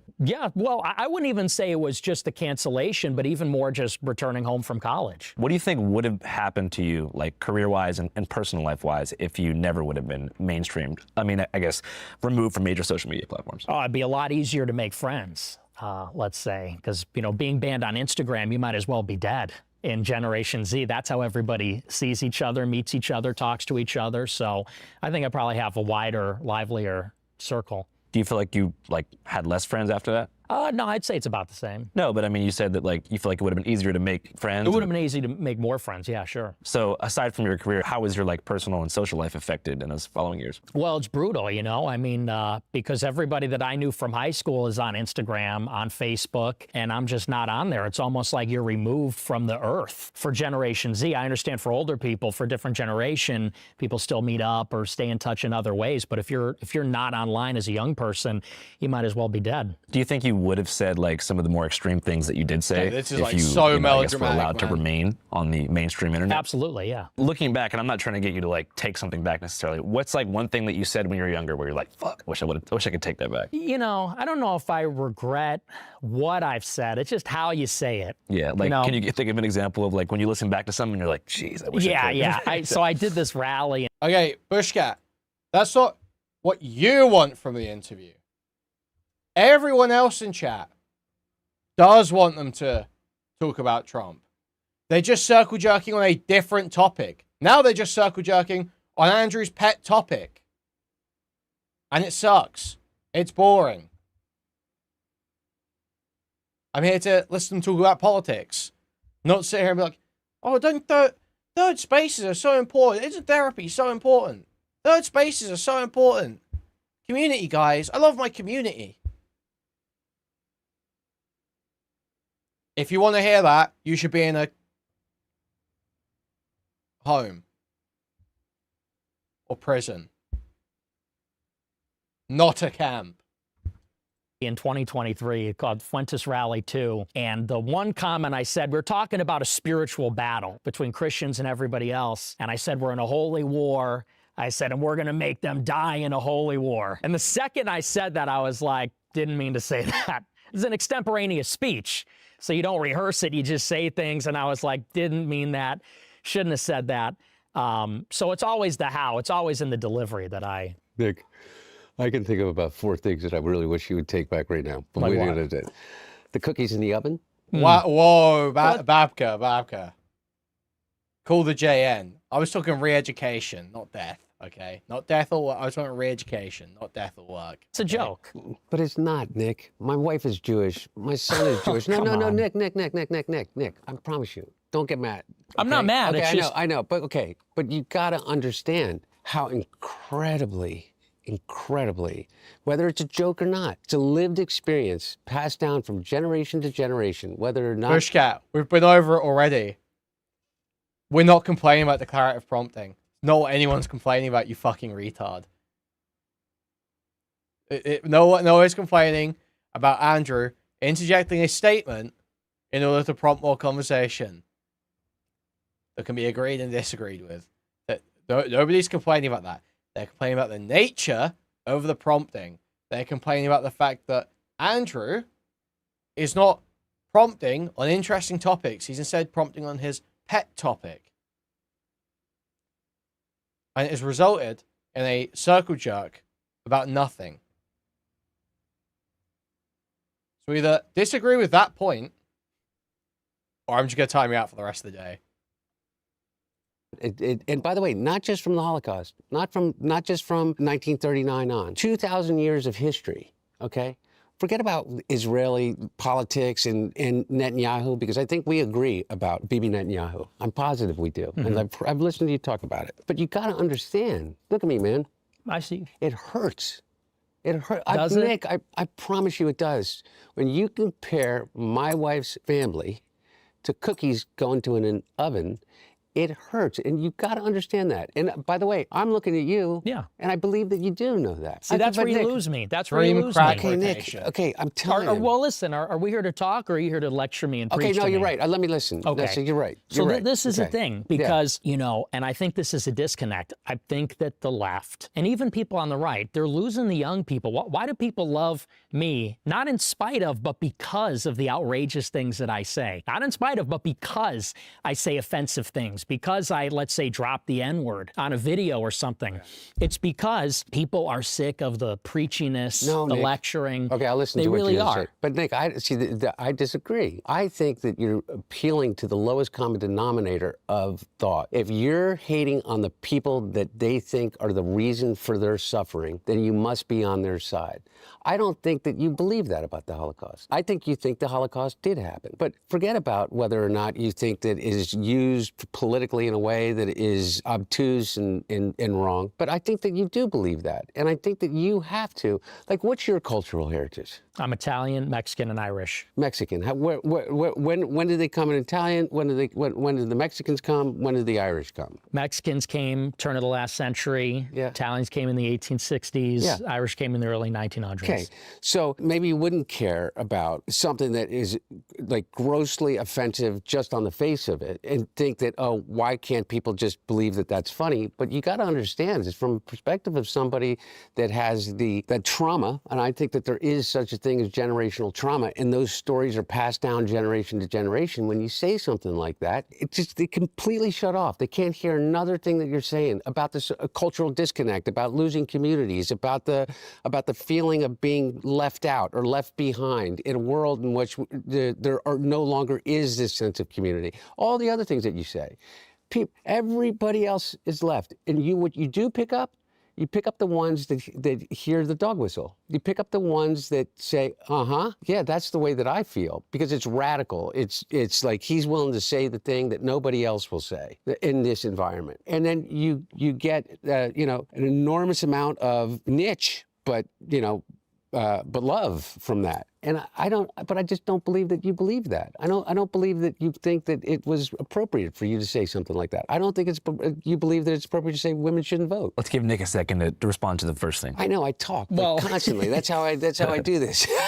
It's all good. It's all good. I apologize. I get it, and I understand that perspective, and it is offensive, and it is provocative, and that's sort of what makes it funny. I mean, what we would say in our generation is edgelording. We're being edgy. We're being provocative. And I think that it is that kind of overbearing sense for our entire... Nick, I'm the king of edgelord. Well, I'm the king in of a being certain way. Let's let Nick explain the psychology behind edgelording. It's that overbearingness that... Wow, really? When I say nobody cares what you think, that doesn't mean that there are literally 0 people on Earth. Literally 0 people on Earth that don't care what Andrew thinks. No, wait, I'm actually speaking to a specific sentiment, probably held by the audience watching it right now. No way, man. No fucking way. You are fucking disabled. You are legit fucking disabled. The fact that's what you've chosen to go to, now that I've clearly pointed out, this retarded declarative prompting point you keep pulling up, not even a real time, by the way, the declarative prompting point you keep bringing up is like total fucking nonsense. So, where do you go from there? Where do you go from there? It serves a specific purpose and prevented from circle jerking about Trump. Yeah, instead they circle jerked about Andrew's pet issue.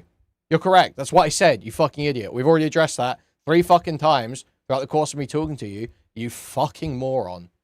So enjoy the daytime out. You absolute fucking melt.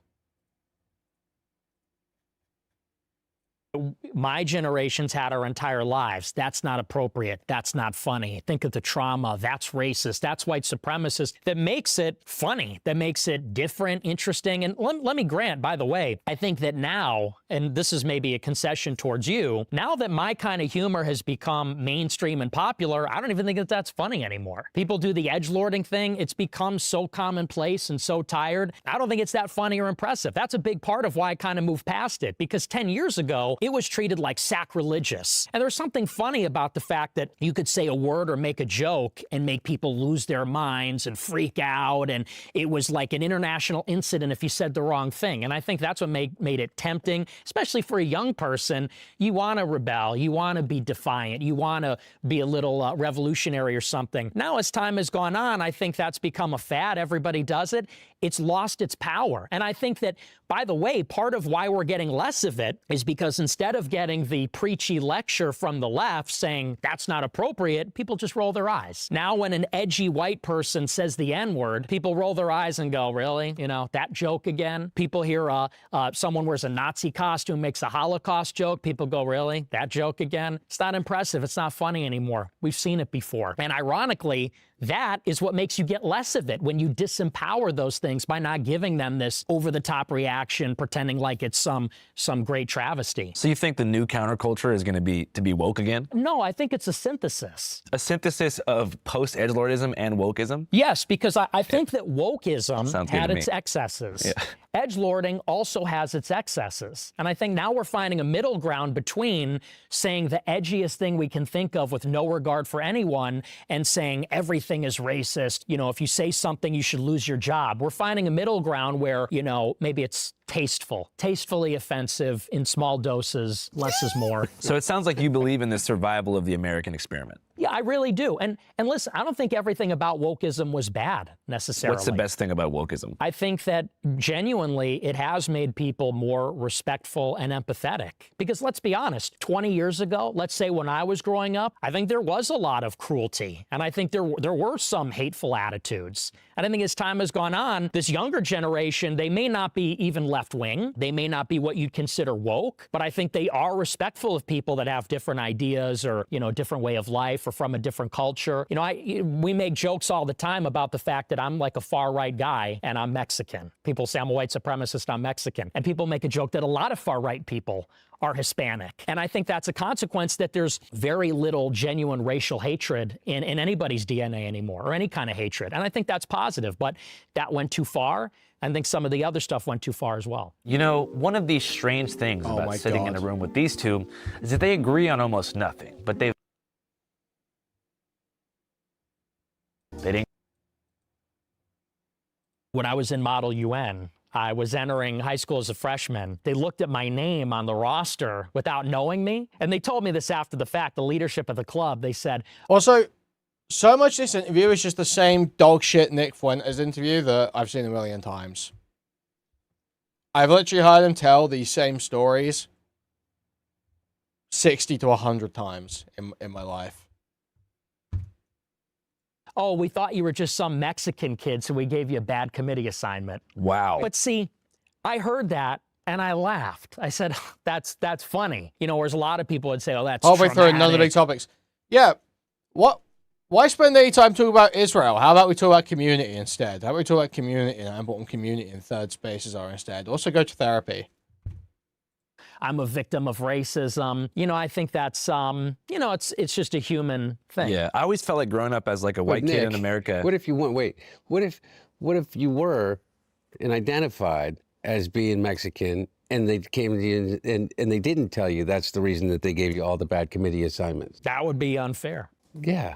It's interesting. I'm just saying. That's the whole point, isn't it? And so you may find it funny because you pass as a white Anglo-Christian. Do you think I pass? What? Do you think I pass as a white Anglo-Christian? Well, I not only think you pass, I think you identify as it. Yeah. No, kidding. Yeah. Let's go. Yeah. No, but really, for real. And my point is that I heard you do an interview, okay? And I literally on the write up here, it's like you were talking about how you were raised on like Mark Levin in high school. Right. And the thing that you liked the most about Mark Levin is how cruel he was to the callers. Mm-hmm. I don't get that. Like the joke about the cookies. It may be a joke and it may be edgelording and you may not really mean it, but you got to realize the cruelty to it. And without going like, oh, like, you know, wham, like, you know, people got to stop crying about the past. And that's the thing, is that I think that you have such an opportunity to talk to a generation of disaffected, angry, legitimately angry people in a way in which is positive without having to do that shit. And by the way, and I'm not holding you responsible for like, you know, the end of you know, my conception of Western civilization, which is different than yours, but I just don't get it. I don't get why you find the cruelty. And I think that, by the way, I think that that's why you like Trump. I mean, I'm making, you know, like a very unfair leap because his first instinct is cruelty. His first instinct is to find the fault in the other. About everything, by the way. It's not his fault that that we're in a war with Iran that he's ended 38 times and, you know, and started 39. It's not his fault that inflation's high. It's not his fault that the wall didn't get built. It's not his fault that ICE is killing people on the streets in these places. It's the cruelty of it. Maybe it's a generational thing. I got friends who are Jewish that are going to be really, really fucking pissed off that I'm sitting next to you. And what do I tell them?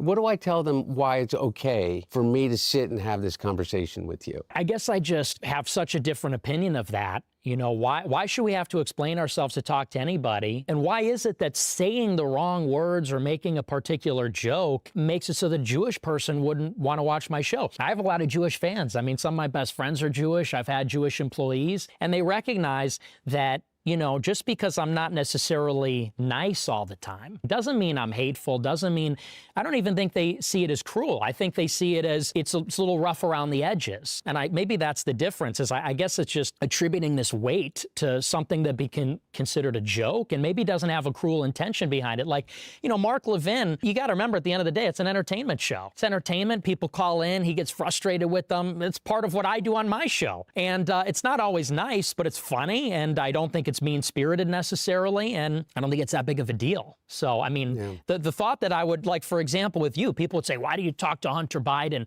His father and his DOJ froze your money and put you on a no-fly list. I'd say, so what? I mean, it's just talking. I don't think talking's a big deal, you know? Froze my money and put me on a no-fly list, too. There you go. See, so we got that in common. So a different question that I have that kind of weaves that. How does he still get away with the no-fly list thing? I'm not crazy, am I? It was for fighting with staff at an airport, right? everything together. How do you think like October 7th and the subsequent like pro-Palestine movement and the online worlds it created led to a growing audience on the right? October 7th in particular? Yeah. Well, I think it highlighted and brought to the forefront how captured the right wing is by Israel, which is very unique. I think the Democrats and the Republicans are pro-Israel, but the Republican Party has this inextricable institutional connection with the Israel lobby, with this Likud government in particular. And I think people just started to see the hypocrisies. The hypocrisy was brought to the forefront. I'm just pulling up this article on my phone.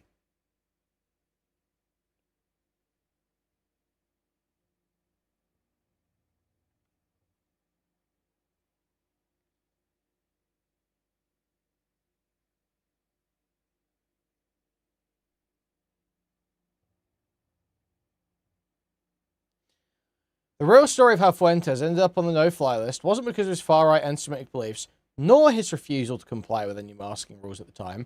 Instead, the podcaster who dined with Donald Trump and Kanye West at Mar-a-Lago just before Thanksgiving last year stepped on a rake when he sued the TSA.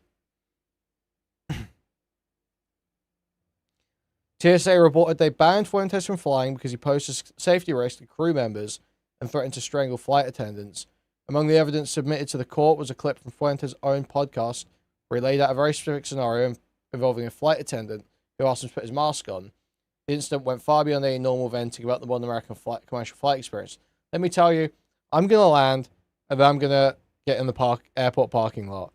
And I'm going to wait for you. And I'm going to put a mask over your face, your mouth, and nose.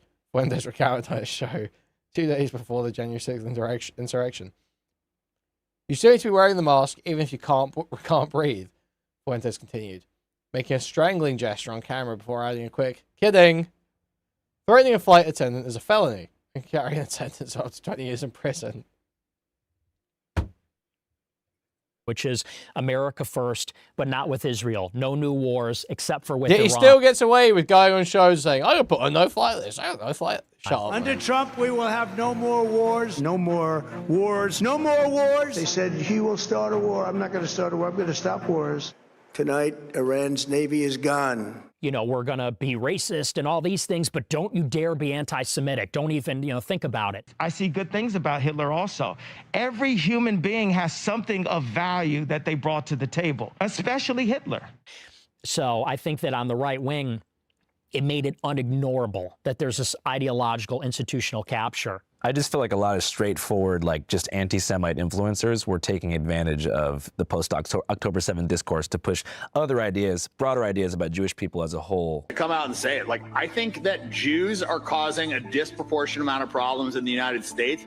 Well, I mean, I think it's hard to ignore some of those other conversations. I know that it's now become maybe in vogue to say that the Israel issue is very narrow. It's just Netanyahu. It's just the Likudniks. It's just the Israel lobby. But, what would you say about someone like Larry Ellison? I mean, somebody like that, I don't think fits neatly into this, let's say, problem of Netanyahu. As far as installing Barry Weiss and whatnot. Yes. Gotcha. Because this is somebody who's not Israeli. He's not even a religious Jew, but he's ethnically Jewish and has this deep affinity for the state of Israel. I feel a deep emotional connection to the state of Israel and the Israeli people. And is using and mobilizing his power and resources and connections to benefit Israel in the private sector. And so if you were to say, what's a law that we could pass to prevent that kind of influence, what would it look like? He's an American citizen. He can't buy a media company and hire Barry Weiss to run CBS News, and yet we recognize that's a big problem. I just feel the conflation of like anti-Zionism and like Holocaust denial played into the hands of the Israeli propaganda apparatus, because then they can say, hey, look, these people that oppose what we're doing in Palestine also don't think the Holocaust happened. It's a big jump in the public perception. It was almost to me as if that was your intent. To lose any legitimacy about any argument as it relates to Israel and the Likud government is to say those edge-lording things or whatever. Hunter's wrong. It's the total opposite. It's to give the Holocaust denial stuff the legitimacy of the other stuff. Say, oh, damn, this Israel shit's real bad, huh? It seems crazy, and like no one wants to even talk about it. It's because the Jews,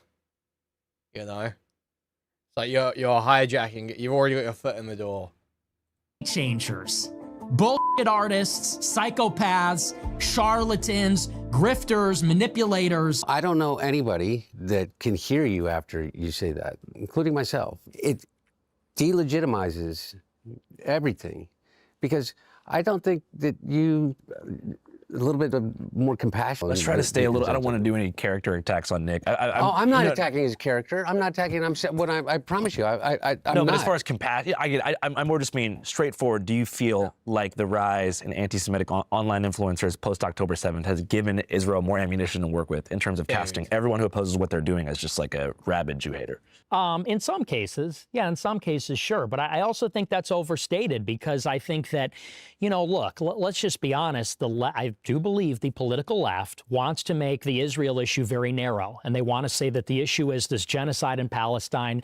And on some level, they think that the Israeli government is racist. You f***ing baying pig. You f***ing bloodthirsty, violent pig dog. And that's the problem. And I think that ignores that there is a broader conversation, and it does have to do with the Holocaust, and it does have to do with Jews as such, and Jewish nationalism and Jewish identity. So to try to shoehorn it in and say, well, if anybody goes further than this very narrow critique of Israel, well, they're actually helping Israel, I don't agree with that. I think we have to unpack the whole conversation. Well, do you care a lot about Palestinians? Not more than I care about anybody else. So I guess that would be why they would be like, okay, you're just taking advantage of this discourse. I don't think it's taking advantage. I think that we can sympathize with the Palestinians while also realizing that, look, I'm an American. And so it's a tragedy what's happening in Palestine, but there's tragedies happening all over the world. My problem is that Israel has this influence over our government. I'm a newcomer to politics, but not to backing the Jewish state. And we're paying for the genocide, and we're furnishing them with the weapons to commit the genocide. And by the way, America is going to be held liable for this genocide, morally, but also politically and diplomatically and otherwise. But I think that people on the left, they may be guilty of maybe caring more about Palestine than they do about America. Nick, but the left didn't cancel you. The right canceled you first. The right canceled you first, and Ben Shapiro and the Daily Wire, and those were the people that canceled. They may have utilized the tools of the left, or what you call the left, to be able to do that, but it was the right that canceled you. And by the way, what I would consider a radical right. The Daily Wire, to me, is a radical right. I don't think they're even reactionary. I don't think they're that conservative at all. Ben Shapiro, I mean, he's not.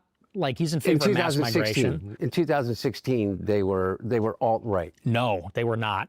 Ben Shapiro and the Daily Wire were to the right of Mitt Romney. Yes. You know what I mean? That's what I mean. And that's they what weren't I'm Mormon saying. conservatives. Yeah. My point was that's who you were canceled by. I was also canceled by the left. Some of them are like radical now, or at least they do lip service to radical ideas. And you could call Shapiro a radical Zionist, to be honest. But broadly, they're not super radical.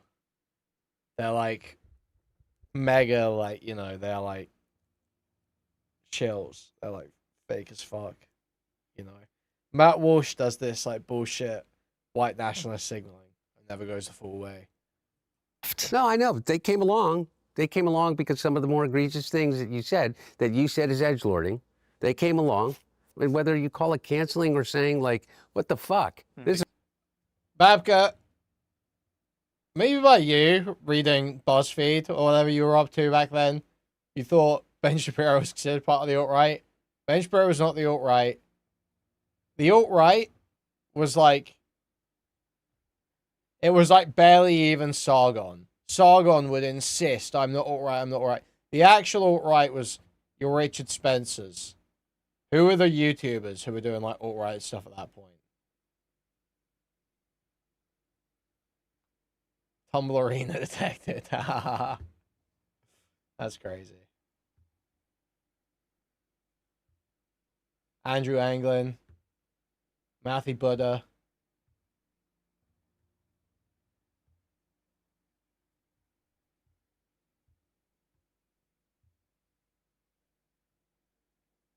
Millennial Woes. Yeah, but CRPs and Sargons are like barely alt-right in my mind. They protested and denied it, but ultimately they still were. JF, yep.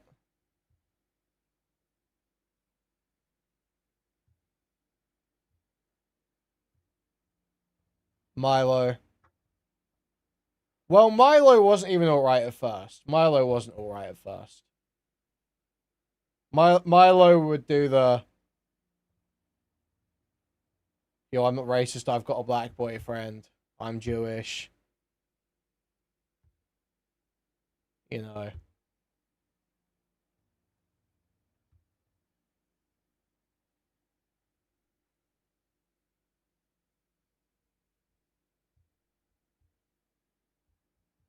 Milo drifted. Oh, most of them drifted.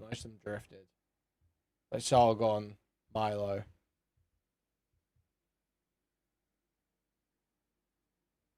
And they would just like test the boundaries, test the edges, and slowly drift over.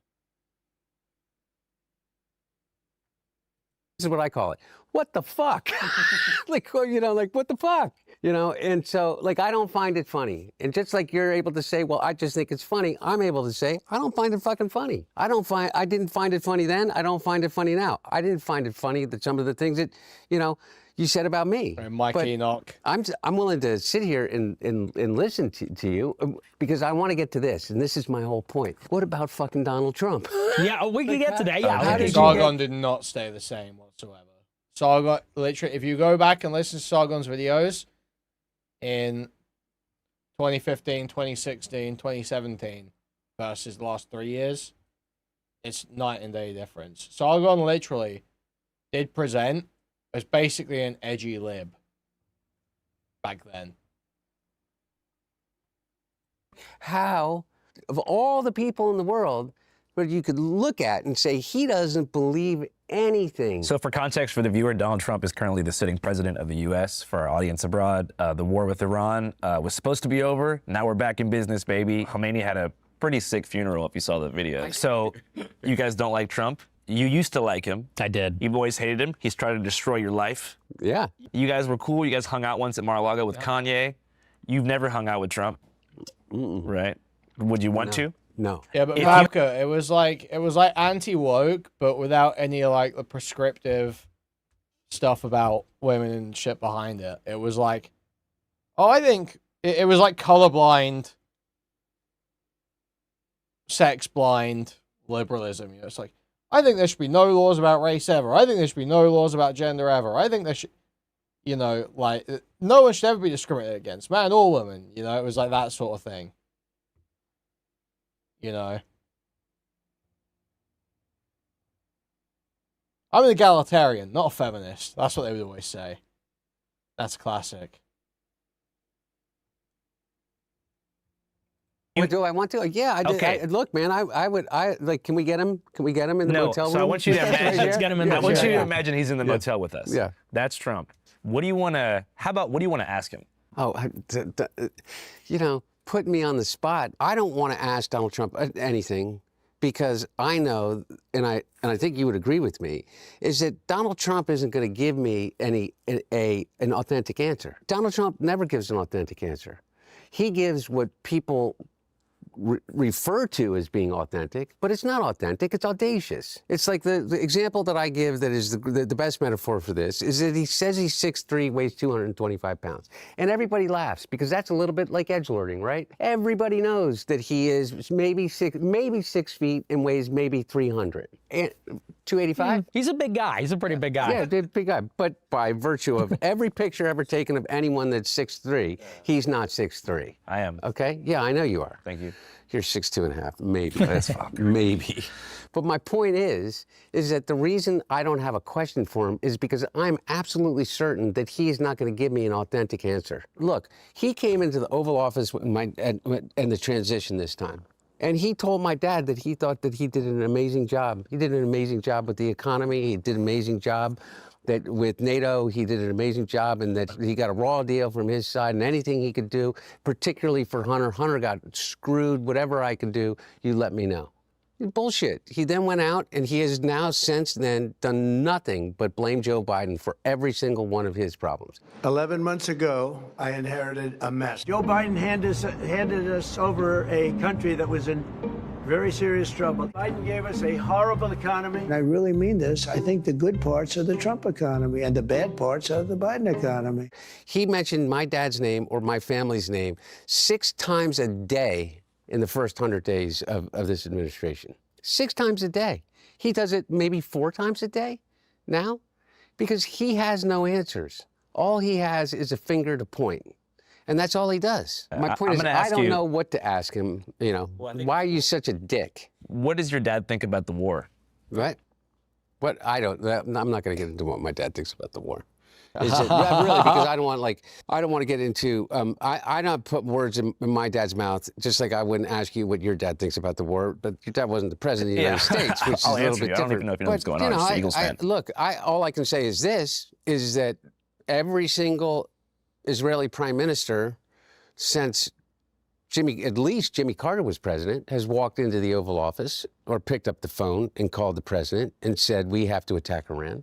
And every single one of them has said no. And they may not all have had the same exact reason, but one of the reasons they did is because they knew what the consequences would be as it relates to the lifeblood of the economy, is petroleum in the Straits of Hormuz. Every single one of them knew that. And every single one of them knew that there is no way, unless you send in ground forces, to end with certainty the nuclear program that the Iranians have supposedly been building. Every single one of them knew that the existing Ayatollah at that time, had put out a fatwa, an edict saying that they would never turn their nuclear technology into a bomb. The supreme leader of Iran issued fatwa. Having nuclear weapons is forbidden, is haram, which means never we can have nuclear weapons. It was a religious edict as strong as if the Pope had released an encyclical. But what did he do? He kills the Ayatollah. We get a son that now has a far more radical and far greater ties to the IRGC. And what do we have? The Straits of Hormuz are still closed. He said that they're brilliant people. I find that's Donald Trump on everything. He said he'd end the war in Ukraine on day one. That is a war that's dying to be settled. I will get it settled before I even become president. And I didn't hear anybody on the right and say, that's just bullshit. It's just bullshit. He said that he would build a wall. I don't believe in building a wall. But everybody said that's bullshit. And then when he got into office, the corruption, the level of the corruption, I mean, people believed, or led to believe, that there was this thing called the Biden crime family, right? I know that you know is that I didn't do a single piece of business when my dad was president. I made basically $200,000 a year selling paintings. I picked the thing that was the furthest possible thing away from politics that I possibly could. Don and Eric have done over $1.3 billion in contracts, just in contracts for underlying companies that they have an ownership stake in with the Department of Defense. Don Jr. got the largest loan ever given by the Department of Defense of a company that he bought into like 3 months before they got the loan, because Peter Navarro picked up the phone and called DOD to get it done. My point is, I don't have anything productive to say to him that I know of. And when I listen to you and I listen to what you do, my question is how did you not see that before? He was a disaster in 2020. A complete and utter disaster as it related to what he did with COVID, regardless of whether you think we were wearing a mask or not. Mm-hmm. The question for Nick is, how did you not realize 6 years ago that Trump would be this sort of letdown? Because he doesn't hold, there's no ideological core to Donald Trump. No, I agree with you. Well, you got to realize in 2016 where Republicans were at. We had John McCain, we had Mitt Romney, and the perception on the right is that they were insufficiently conservative and that they were losers. All they do is lose because they don't fight. There was this perception that the Democrats are ruthless, fighters. Obama crushed in 2008, crushed when we thought he really should have lost in 2012. That was a Republican perception that Romney let us down. And so when Trump came on the scene in 2016, it was new, it was refreshing. He seemed like somebody that was really going to take on not just the Democrats, but also the media on our behalf. And what's more, you got to think about the mood of the moment in 16 as well, and the message Trump was giving. Trump said in 16, it's just me and my son and my wife. We don't have any donors. We don't have any special interests. More than $100 million put in of my money, meaning I'm not taking all of this big money from all of these different... I mean, this is like how it was sold. As someone that was watching all that content at the time. It was like, everything's gay now. Everything's gonna get more gay. Everything's ran by women. And it's all gay. And Trump's like epic. Trump's gonna stop it all being gay. That was basically it. It's just that level of vibe shit. And then who remembers all that shit, man?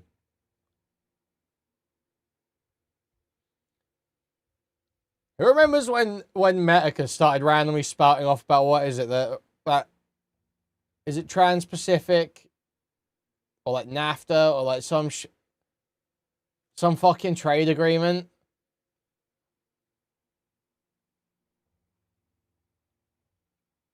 Yeah, the Trans-Pacific Partnership. No, it wasn't NATO. It was about the Trans-Pacific Partnership and NAFTA or some shit. And about how it's ruining everything.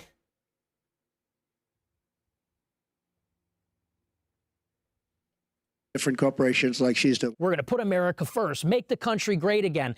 This is a very appealing message, and I talk all the time on my show about it, and realizing now that it was obviously a scam and now obviously unfulfilled completely, and you're right, Trump is non-ideological. The message was brilliant because it said, one, the system is broken.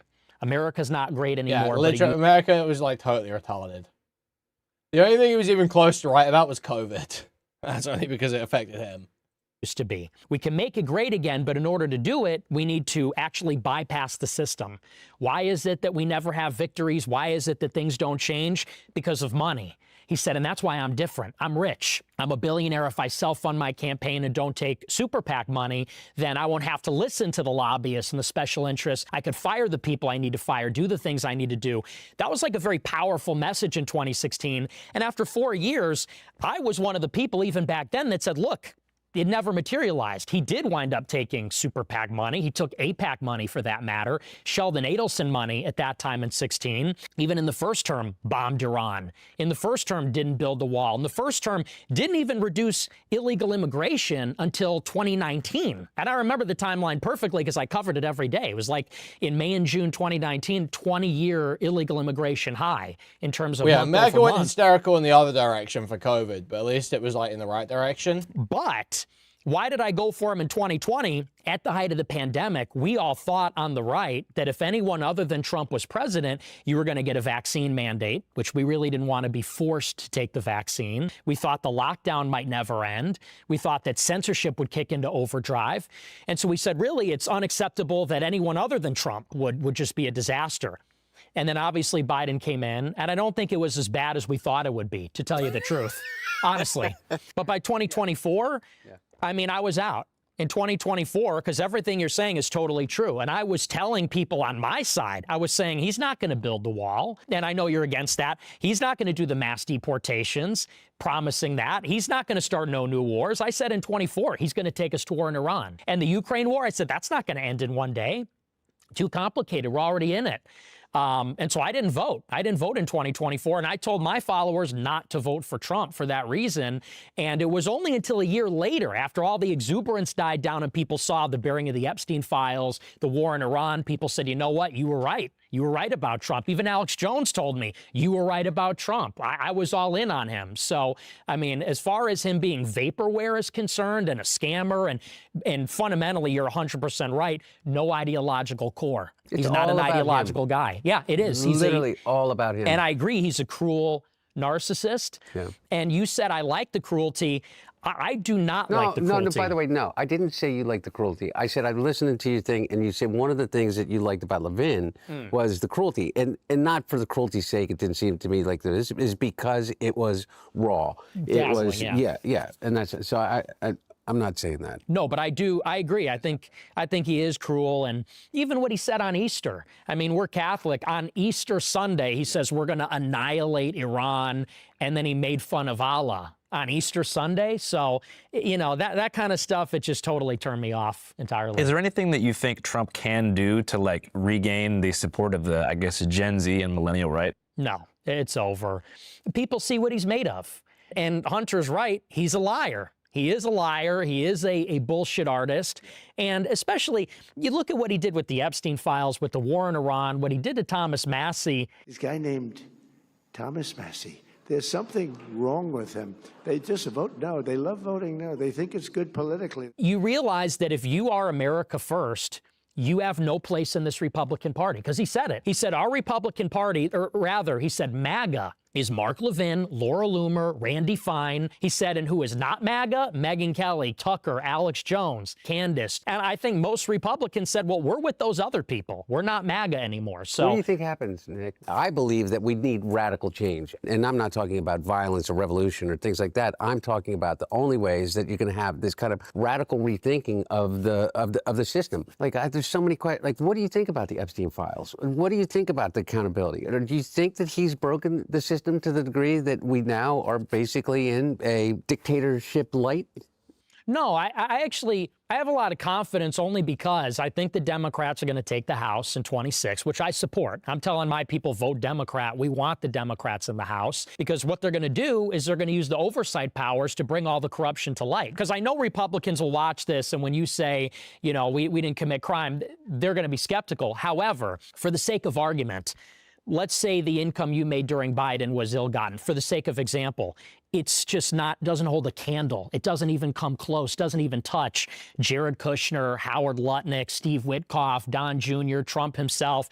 It's just a different sport. It's a different game entirely. And I want all that corruption to be revealed. And I think the Democrats are going to do it. I hope they get impeached. I don't think they'll be removed from office, but I think it'll basically drag this administration to a halt.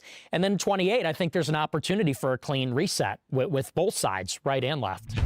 Hey guys, quick thing before we get back to Hunter and Nick. So these two guys individually have been hammered on all sides by the American media for years. And if you want to understand why the coverage looks the way it does historically, you've got to ask an important.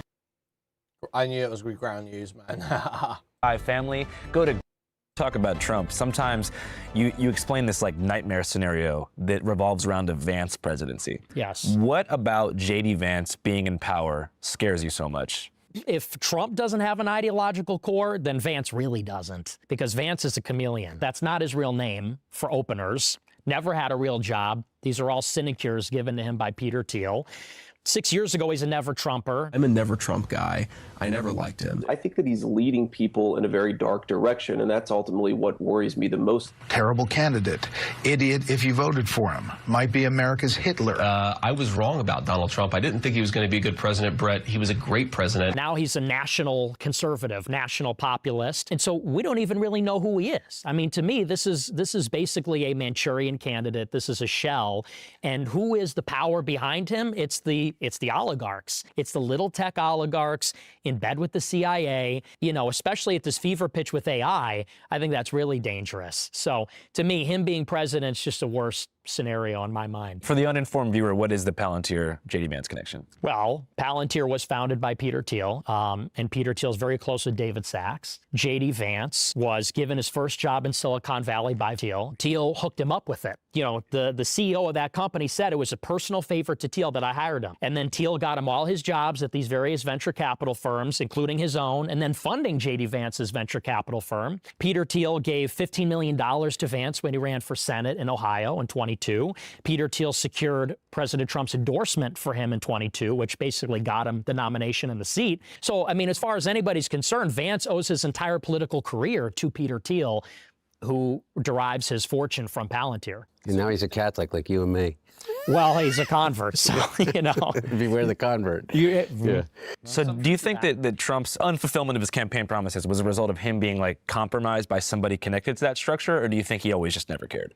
I don't know that he never cared. I just think that, you know, I'm an idealist. So I think about the ideas and the concepts.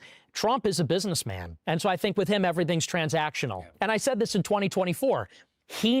Trump knew the voters would swallow anything. The voters would not walk away from the table because they were enamored with him. I could stand in the middle of Fifth Avenue and shoot somebody and I wouldn't lose any voters, okay? It's like incredible. So he knew he could break every promise with them in order to fulfill promises for the donor class, which is little tech, the Israel lobby, and Wall Street. the bankers, Tim Mellon, you know, the big asset managers. So I think with him, everything's business, everything's a transaction. And that's why you can't trust him. You have to do business. And in 24, I said we should all collectively say we're not going to vote unless he makes certain commitments. And not enough people did that. But I mean, that's fundamentally his flaw. Your critique of this like elite power structure sounds like vaguely anti-capitalist.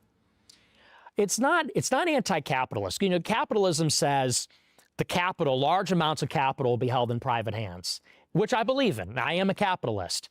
But I think what is happening is that it's the way that money is used in government. There needs to be a distinct and separate national power that subordinates the money power to it. The problem is the billionaires buy all the elections, buy all the media, control public perception. That's reasonable. And so really we're all subsidiary then to the Oh, market. this Nazi So sound I reasonable, support guys. capitalism, but it just has to be underneath the nation, underneath the state. It seems like you have a pretty optimistic perspective on the year 2028. Well, he's going to get a third term. So Trump 28, Trump is going to be president in 28. Kind of keep coming back to this like clean election year. Do you think that's going to be like a renaissance year for outsider candidates and outside media channels like this one? It can be. I think it certainly can be, because I think there's frustration on the right and on the left. You know, you see even in the primaries on the Democrat side, it's all DSA progressive types that are winning. You ironically have the same frustration on the left with their establishment as we have on the right. And so I think, you know, in 2028, it's going to be a year where there'll be a competitive Republican primary and Democratic primary, and hopefully the people make their voice heard and we get some new options, you know, maybe that reflect the will of the people more. Yeah. And so, what do you think about somebody like Mamdani? Personally, I don't like him. I don't like some of the things that he said, like, for example, on 4th of July, when he takes the opportunity to sit there with, let's be honest, not a single white person in the room, and says, you know, the founding fathers would look down on us, the working people with their dirt-streaked hands against the billionaires. I think it's a little too divisive. I like his energy. I like that he's young. It's ironic. Yeah, okay, fair enough. That's rich, buddy. But no, look, but it seems pointed at me. I know, but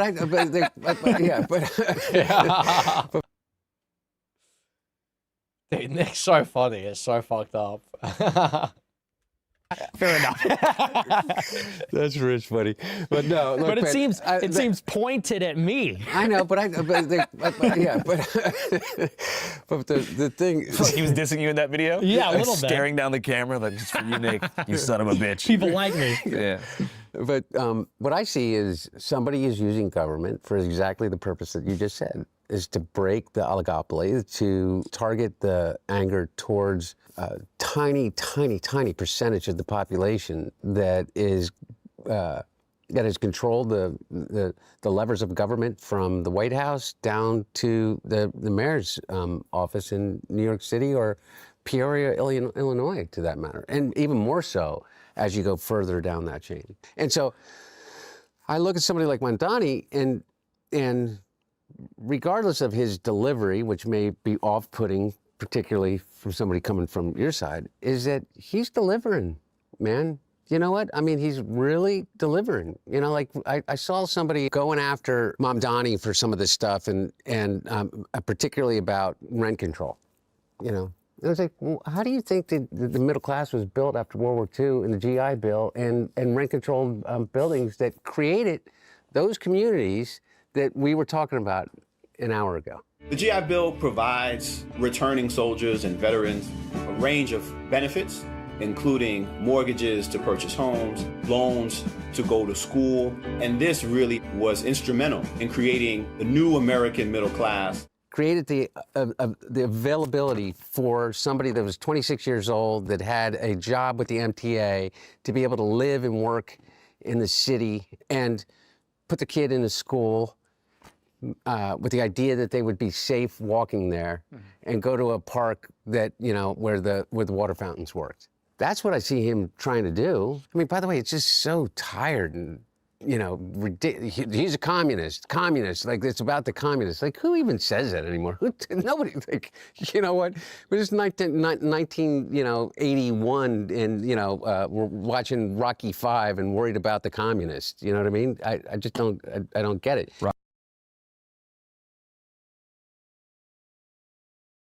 Rocky IV. Wow, nice copyright shit, my retard. whole Philly Nice one, legitimacy dipshit. was just blown right there. Yeah.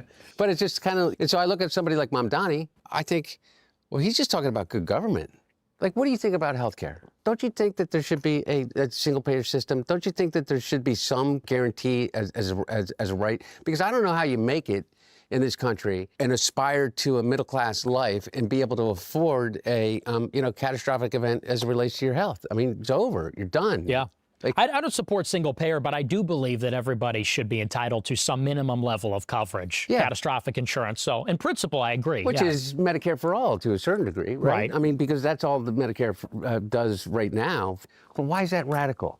See, I don't think that's necessarily radical, but to them, it's because we've been convinced that it's a radical them, idea. Those others. Yeah, no, them. I mean the insurance companies. Sure. And their lobbyists who control 55% of Congress, regardless. Who runs of those who's in insurance power. companies? Right. Yeah. Well, and I don't think that's necessarily the most radical. I think, though, he is with the DSA, the Democratic Socialists of America. He backs all these DSA candidates. And let's be honest, a lot of them are radical. Like, I saw one of these candidates that just won in New York a couple weeks ago, the Chevalier candidate. There's a picture. She hates my dad. Yeah, I know. She said about my dad. She had awful things about him. Yeah, and she says, oh, I didn't have a napkin to wipe my hands, so I used the American flag. Yeah. Yeah, by the way, I think it's crazy. But like the same way that, I thought a lot of the stuff that some people that got elected in 2016, 2020, even during the Tea Party, kind of movement was, egregious. Again, egregious. If it's a legitimate rape, the female body has ways to try to shut that whole thing down. So what do we do? What do we do, Nick? I think a better question is... for real, what do we do? Can you at least come a little bit to this way? If you can come a little this way. I can. Here's where I can come, is this.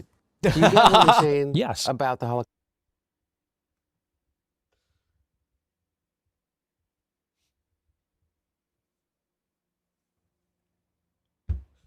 I can't, man.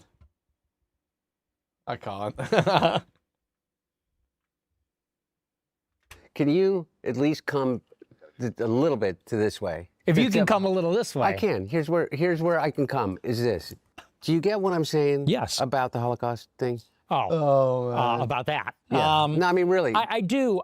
And listen, it's just, I know what it is with political buzz. I always just saying this shit. Andy Burnham starts his fucking premiership with, I have come as a Trump. I'm gonna come as a Kamala. Do not come. Do not come. It's just funny. It's just funny every time. Now that I'm older, I do think that's not the best approach. So I agree with you on that. And I see it as I get older, because let's be honest, saying those things when I'm a younger guy, when I'm, 18, 20, it's like, you got to think that's just the age. Jews are running society. Women need to shut the fuck up. Blacks need to be imprisoned for the most part. And a lot of young people think that's funny and everything like that. I think that it also goes with the medium as well. Live streaming, social media, that's just what it rewards. So yeah, I think that people should try to move past some of that. I'll try. But if you try. Yeah. Okay. Absolutely. For real. And as it relates to when you talk about Israel, the Netanyahu, Likud government, what's happening now, what's happened for the past 20 years in terms of whether the funding to Israel, whether you think it is. It's really important that you make a distinction between that and Jews. I'm sure we'll get right on that, Hunter. I'm sure we'll get right. Hunter, he's going to get right on that. Because here's the thing, okay? Zoran Mamdani has a higher favorability rating in the United States among Jews than Bibi Netanyahu does. I think 65% of American Jews disagree with the approach that the Israeli government has right now. They don't disagree with you, but they completely turn off when they hear the conflation of Jews, Zionism, Israel, and think automatically anti-Semitism, whether it's fair or not, okay? But you have to understand it. And you have to understand it from a cultural perspective in which the recent history is only one data point in 2,000 years of history as it relates to what it means to be a Jew, of which there is what, 1%, 0.5% of the entire world's population? Because I don't know what it adds to your argument, or what it adds to your argument about Miriam Adelson being able to give $300 million to Donald Trump and commit to giving another $300 million to get her way, and we end up in a war with Iran. Yeah, well, and I think that's a valid point. I do think, though, that the issue's broader than just Netanyahu. Oh, maybe, by the way, obviously, Netanyahu has a base within Israel, within the Jewish community here in the United States, with Jared Kushner. You know what I mean? Jared Kushner, who is unelected, not a member of our government, is having as more control over the direction of the everyday lives of American people right now than anybody that I know of. And meanwhile, all he's doing is building a $6 billion private equity fund with the people he is negotiating for. And I always say, look who's paying him, and wondering whose interest that he is advancing. He's getting paid by the Saudis, he's getting paid by the Emiratis, he's getting paid by the Qataris, he's getting paid, go down the list. And for some reason, he is in control, along with Steve Witkoff, who is also not elected by anybody, of deciding whether or not the Straits of Hormuz are going to open up, and whether or not our gas prices are going to go down. It may not matter to the three of us necessarily, you know, an extra dollar, 60 cents or 85 cents. But you know what? To 85% of the people that live in America, it means it's the difference between whether or not they're going to be able to pay rent, you know, whether or not you're going to be able to actually put the gas in your car in Montana to drive to your job on the, you know, on the ranch. Well, and here's what I'll say to you, and this is something kind of why I want to do this interview, is emphasize the message that as far as Jews are concerned in general, I think that it's the same standard that applies to everybody, which is as long as you're patriotic, as long as you believe Americans should be put first by their government, I have no problem at all. And I think that everybody in the country should be treated with dignity and respect and have their civil rights. It's just this acute problem of these people, like you mentioned, like Larry Ellison and Miriam Adelson and Jared Kushner, they're putting some other country before the interest of our own. And that, in principle, is what I have a problem with. There is going to be some people who watch this and feel like, all right, no take-backsies. And they might feel like you're just kind of trying to moderate, and that now that you've achieved your goal and got a lot of support, you're kind of moderating because your main aim has already been achieved, which is to sort of have a generational run and pop off. So now you're trying to kind of make your way more into the mainstream discourse, but that you'll just go back again into the same sort of reactionary rhetoric once you're back in the #1 spot. No, well, I don't even think I'm moderating. And I even told our mutual friend, it's not even a moderation, it's not even an apology, it's clarifying. Because, you know, all along I've been saying this message, it's just that the way that I'm saying it changes and evolves. And I also think how people respond to it changes as well. Because let's be honest, 10 years ago, there was a very different kind of conversation about Israel. You could not mention it in a negative or critical way without being utterly annihilated in politics. We all know that ever since October 7th, that's not the case anymore. So I think that there's sort of something reciprocal happening, which is that people are receiving me differently. And as someone that's growing older and more mature, I'm even representing myself differently. So I wouldn't even call it moderating, just clarifying. People are more receptive, and I'm maybe better able to articulate it. And you think that's because you've kind of gotten older and been able to have like a longer career in media to reflect on your different changes in your perhaps brain chemistry and lifestyle? That's a huge thing. I mean, I know it's 27. I have a very different mentality than I did when I was 20. What's the main difference, you think? Just more even-keeled. And I think you know too, it's like when you're 20, you're just like a maniac. And then you hit 25 and you're like, all right, you know. I was a maniac when I was 49. My brain chemistry has definitely changed in the last 7 years too. You know, and I do believe that people can grow and they can change. And I'm not asking you to, and I'm not asking you to say things, but there are certain things that I just hope that you can hear without feeling attacked. That some of the things that you said, whether it's edgelording otherwise, are really hurtful. And then people completely turn off to the idea of being able to listen to you about anything, and then you get dug in more and you're like, go fuck yourself. Like, you know, you can't take a joke kind of thing. And that's not what it is. It's not just wokeism. It's not. It's people being really, really hurt by it. And Wow. And I accept your apology for all of the mean things you said about me. Yes. Yeah, you know, I'm on my apology tour. Is that the one thing you did say? You said I was a degenerate crackhead. Me? And I have the problem with that, not you. Me? Yeah, yeah. And I also said you were cool, though. yeah, no, by the way, you Fuck said a off, degenerate Andrew. crackhead, and you know what? I'm not even mad about that, because I was a degenerate crackhead. I spent more time on my hands and knees smoking anything that even remotely resembled crack cocaine. It's true. And now you're sober. Yeah. I find it interesting. You also said that you've never drank before. Right. Yeah, I've never had a drink, never done drugs. That's because you grew up, you know, with me. You're like, don't be that guy. I grew up with you too, and I was doing. Yeah. Yeah. You're not as smart as he is. My brother never drank. My dad too. And I was gonna ask you, Nick, what kind of prompted your choice to just like be sober for life and never drink? Well, you know, a big part of it is I had a lot of addiction in my family. You know, my grandfather was an alcoholic, committed suicide. Uncle died from an overdose from crack cocaine. My mom, two of her uncles, heroin addicts for their entire lives.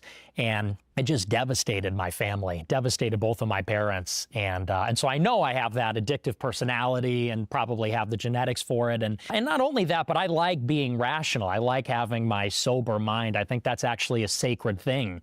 To have unimpaired reason. So the thought of losing control and even being tempted to get into, you know, worse things, I just thought it's just not worth the risk. So it's just never for me.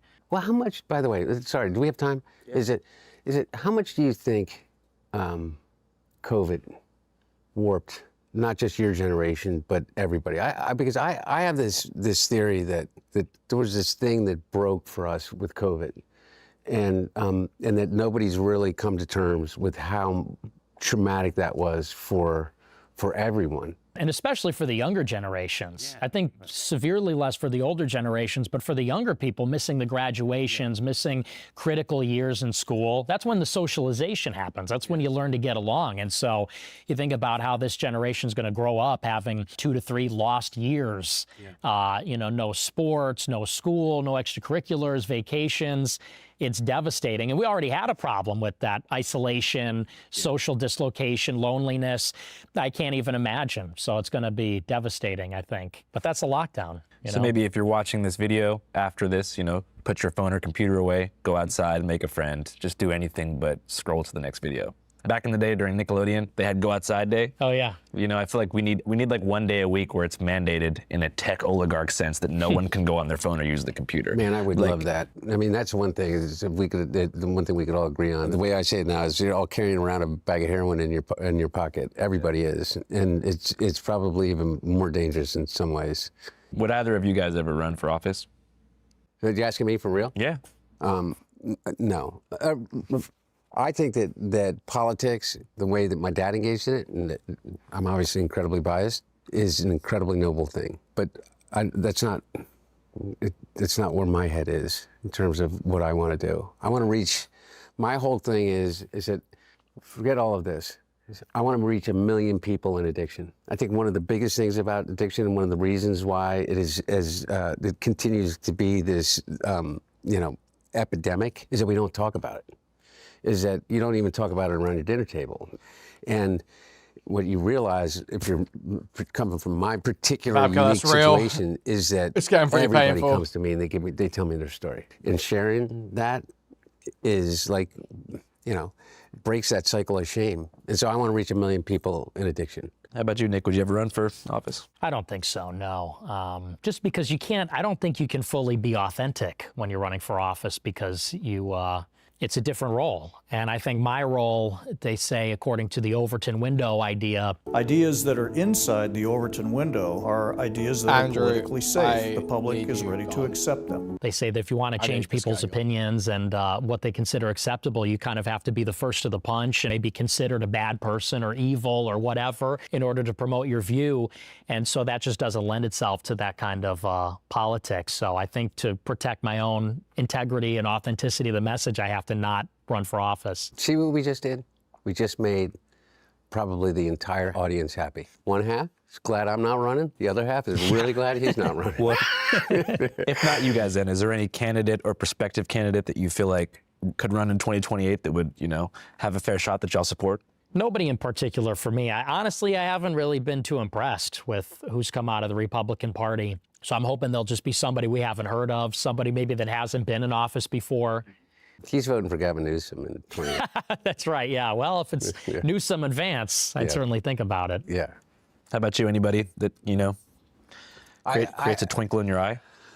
No, I think that there are a lot of people. I mean, I know that you think that you're going to laugh at me, but I personally like Gavin Newsom a lot. I think that he's authentic in those beliefs, whether you agree with them or not. Thomas Massey's principled stand as it relates to the Epstein files was incredibly courageous. Do not let the Senate muck this bill up. I am sorry if one of your billionaire donors is going to get embarrassed because he went to Rape Island. And that's why he's not going to be a congressman anymore. But that's why, he could potentially make a really strong national candidate. And you guys think America will exist in a post-Epstein capture freeway? Will America exist? Yeah, will America survive the current power structure's stranglehold on the media, the political system, and all public affairs? I don't know. I think AI is going to really be transformative. It's interesting. Nobody seems to be talking about that. Transformative in what sense? Like for bad? Concentration of power. That's the single biggest. And you know what? I'm actually on the liberal side on this with Anthropic over the, let's say, because there's this battle between these effective altruists, effective accelerationists, and I really am nervous about what's going to happen, especially in the next 4 years, because they're racing towards this artificial general intelligence, artificial superintelligence, and that, without a doubt, is going to be the single biggest influence on the country, and so I'm really worried about that. And what about that concerns you? Is it surveillance? It's the concentration of power in the hands of whoever controls it. Whichever firm is the one to develop ASI, that could confer dictatorial-like powers upon the CEO of that company. So whether that's Sam Altman or it's Dario, if the artificial intelligence is aligned with its creator, that person will become the most powerful person in the history of mankind on It's on almost that an day. inherent truth, in my opinion, what he just said, is that the greatest leap in human evolution is going to happen within our lifetimes. AGI, let alone superintelligence, is everything that we think about the way in which we exist in the world completely changes. And I don't think that that's in any way hyperbole. And if you listen to the people that are developing these technologies right now, they are the most alarmist. I think AI will probably, most likely, sort of lead to the end of the world. If you want to know what life's like when you're not the apex intelligence, ask a chicken. And now, by the way, I think that there's an enormous possibility for incredibly beneficial things to society, like being able to cure cancer. I just think of this one thing. Everything that AI is built on is ours, belongs to you. Yeah, I'm just not technologically literate enough to know how true any of this stuff is. Obviously, it's retarded to cite the CEOs because, they're going to say, wow, these things are insanely powerful. It's just like, okay.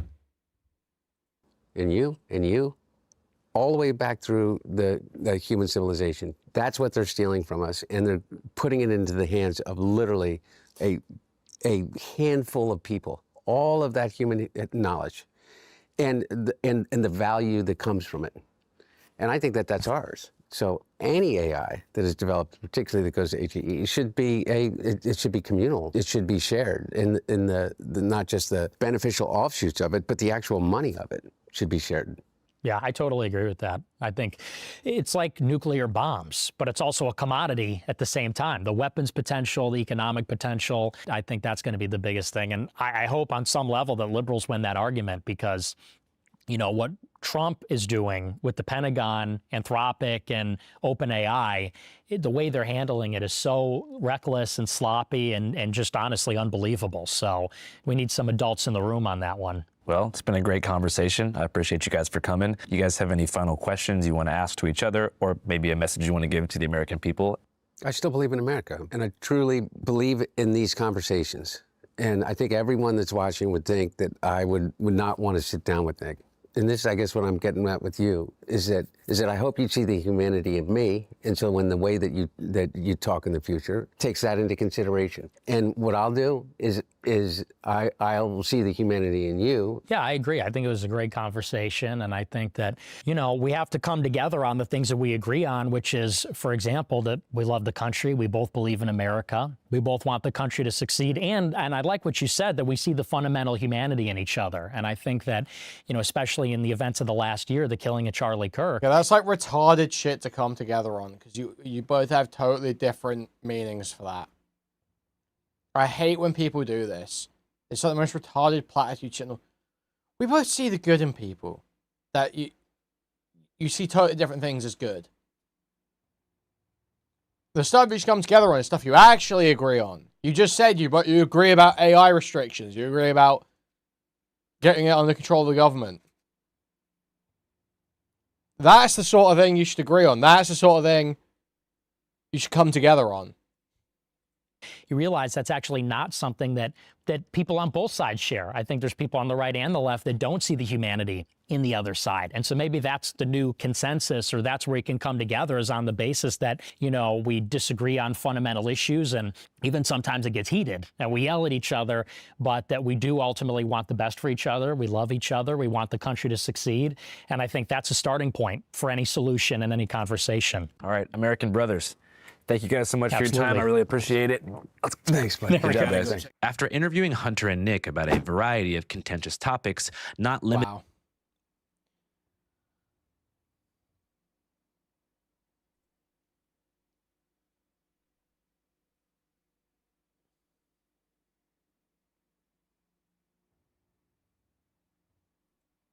All right, well, we're going to move over to Kick now, I think. Exciting stuff to come, guys. It's Friday.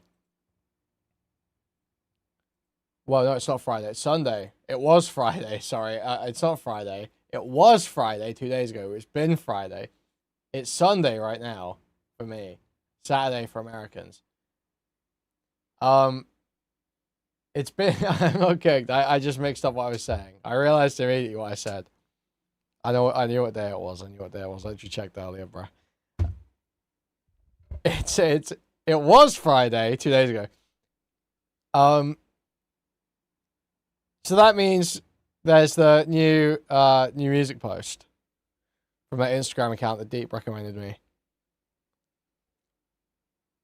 There's probably a bunch of other stuff. So lots of epic stuff to come on Kick, guys.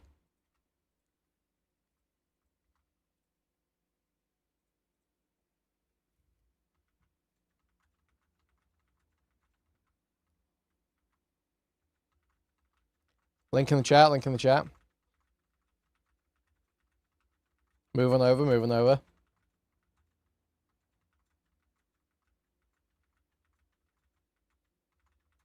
Moving over, moving over. And you need some Twitch.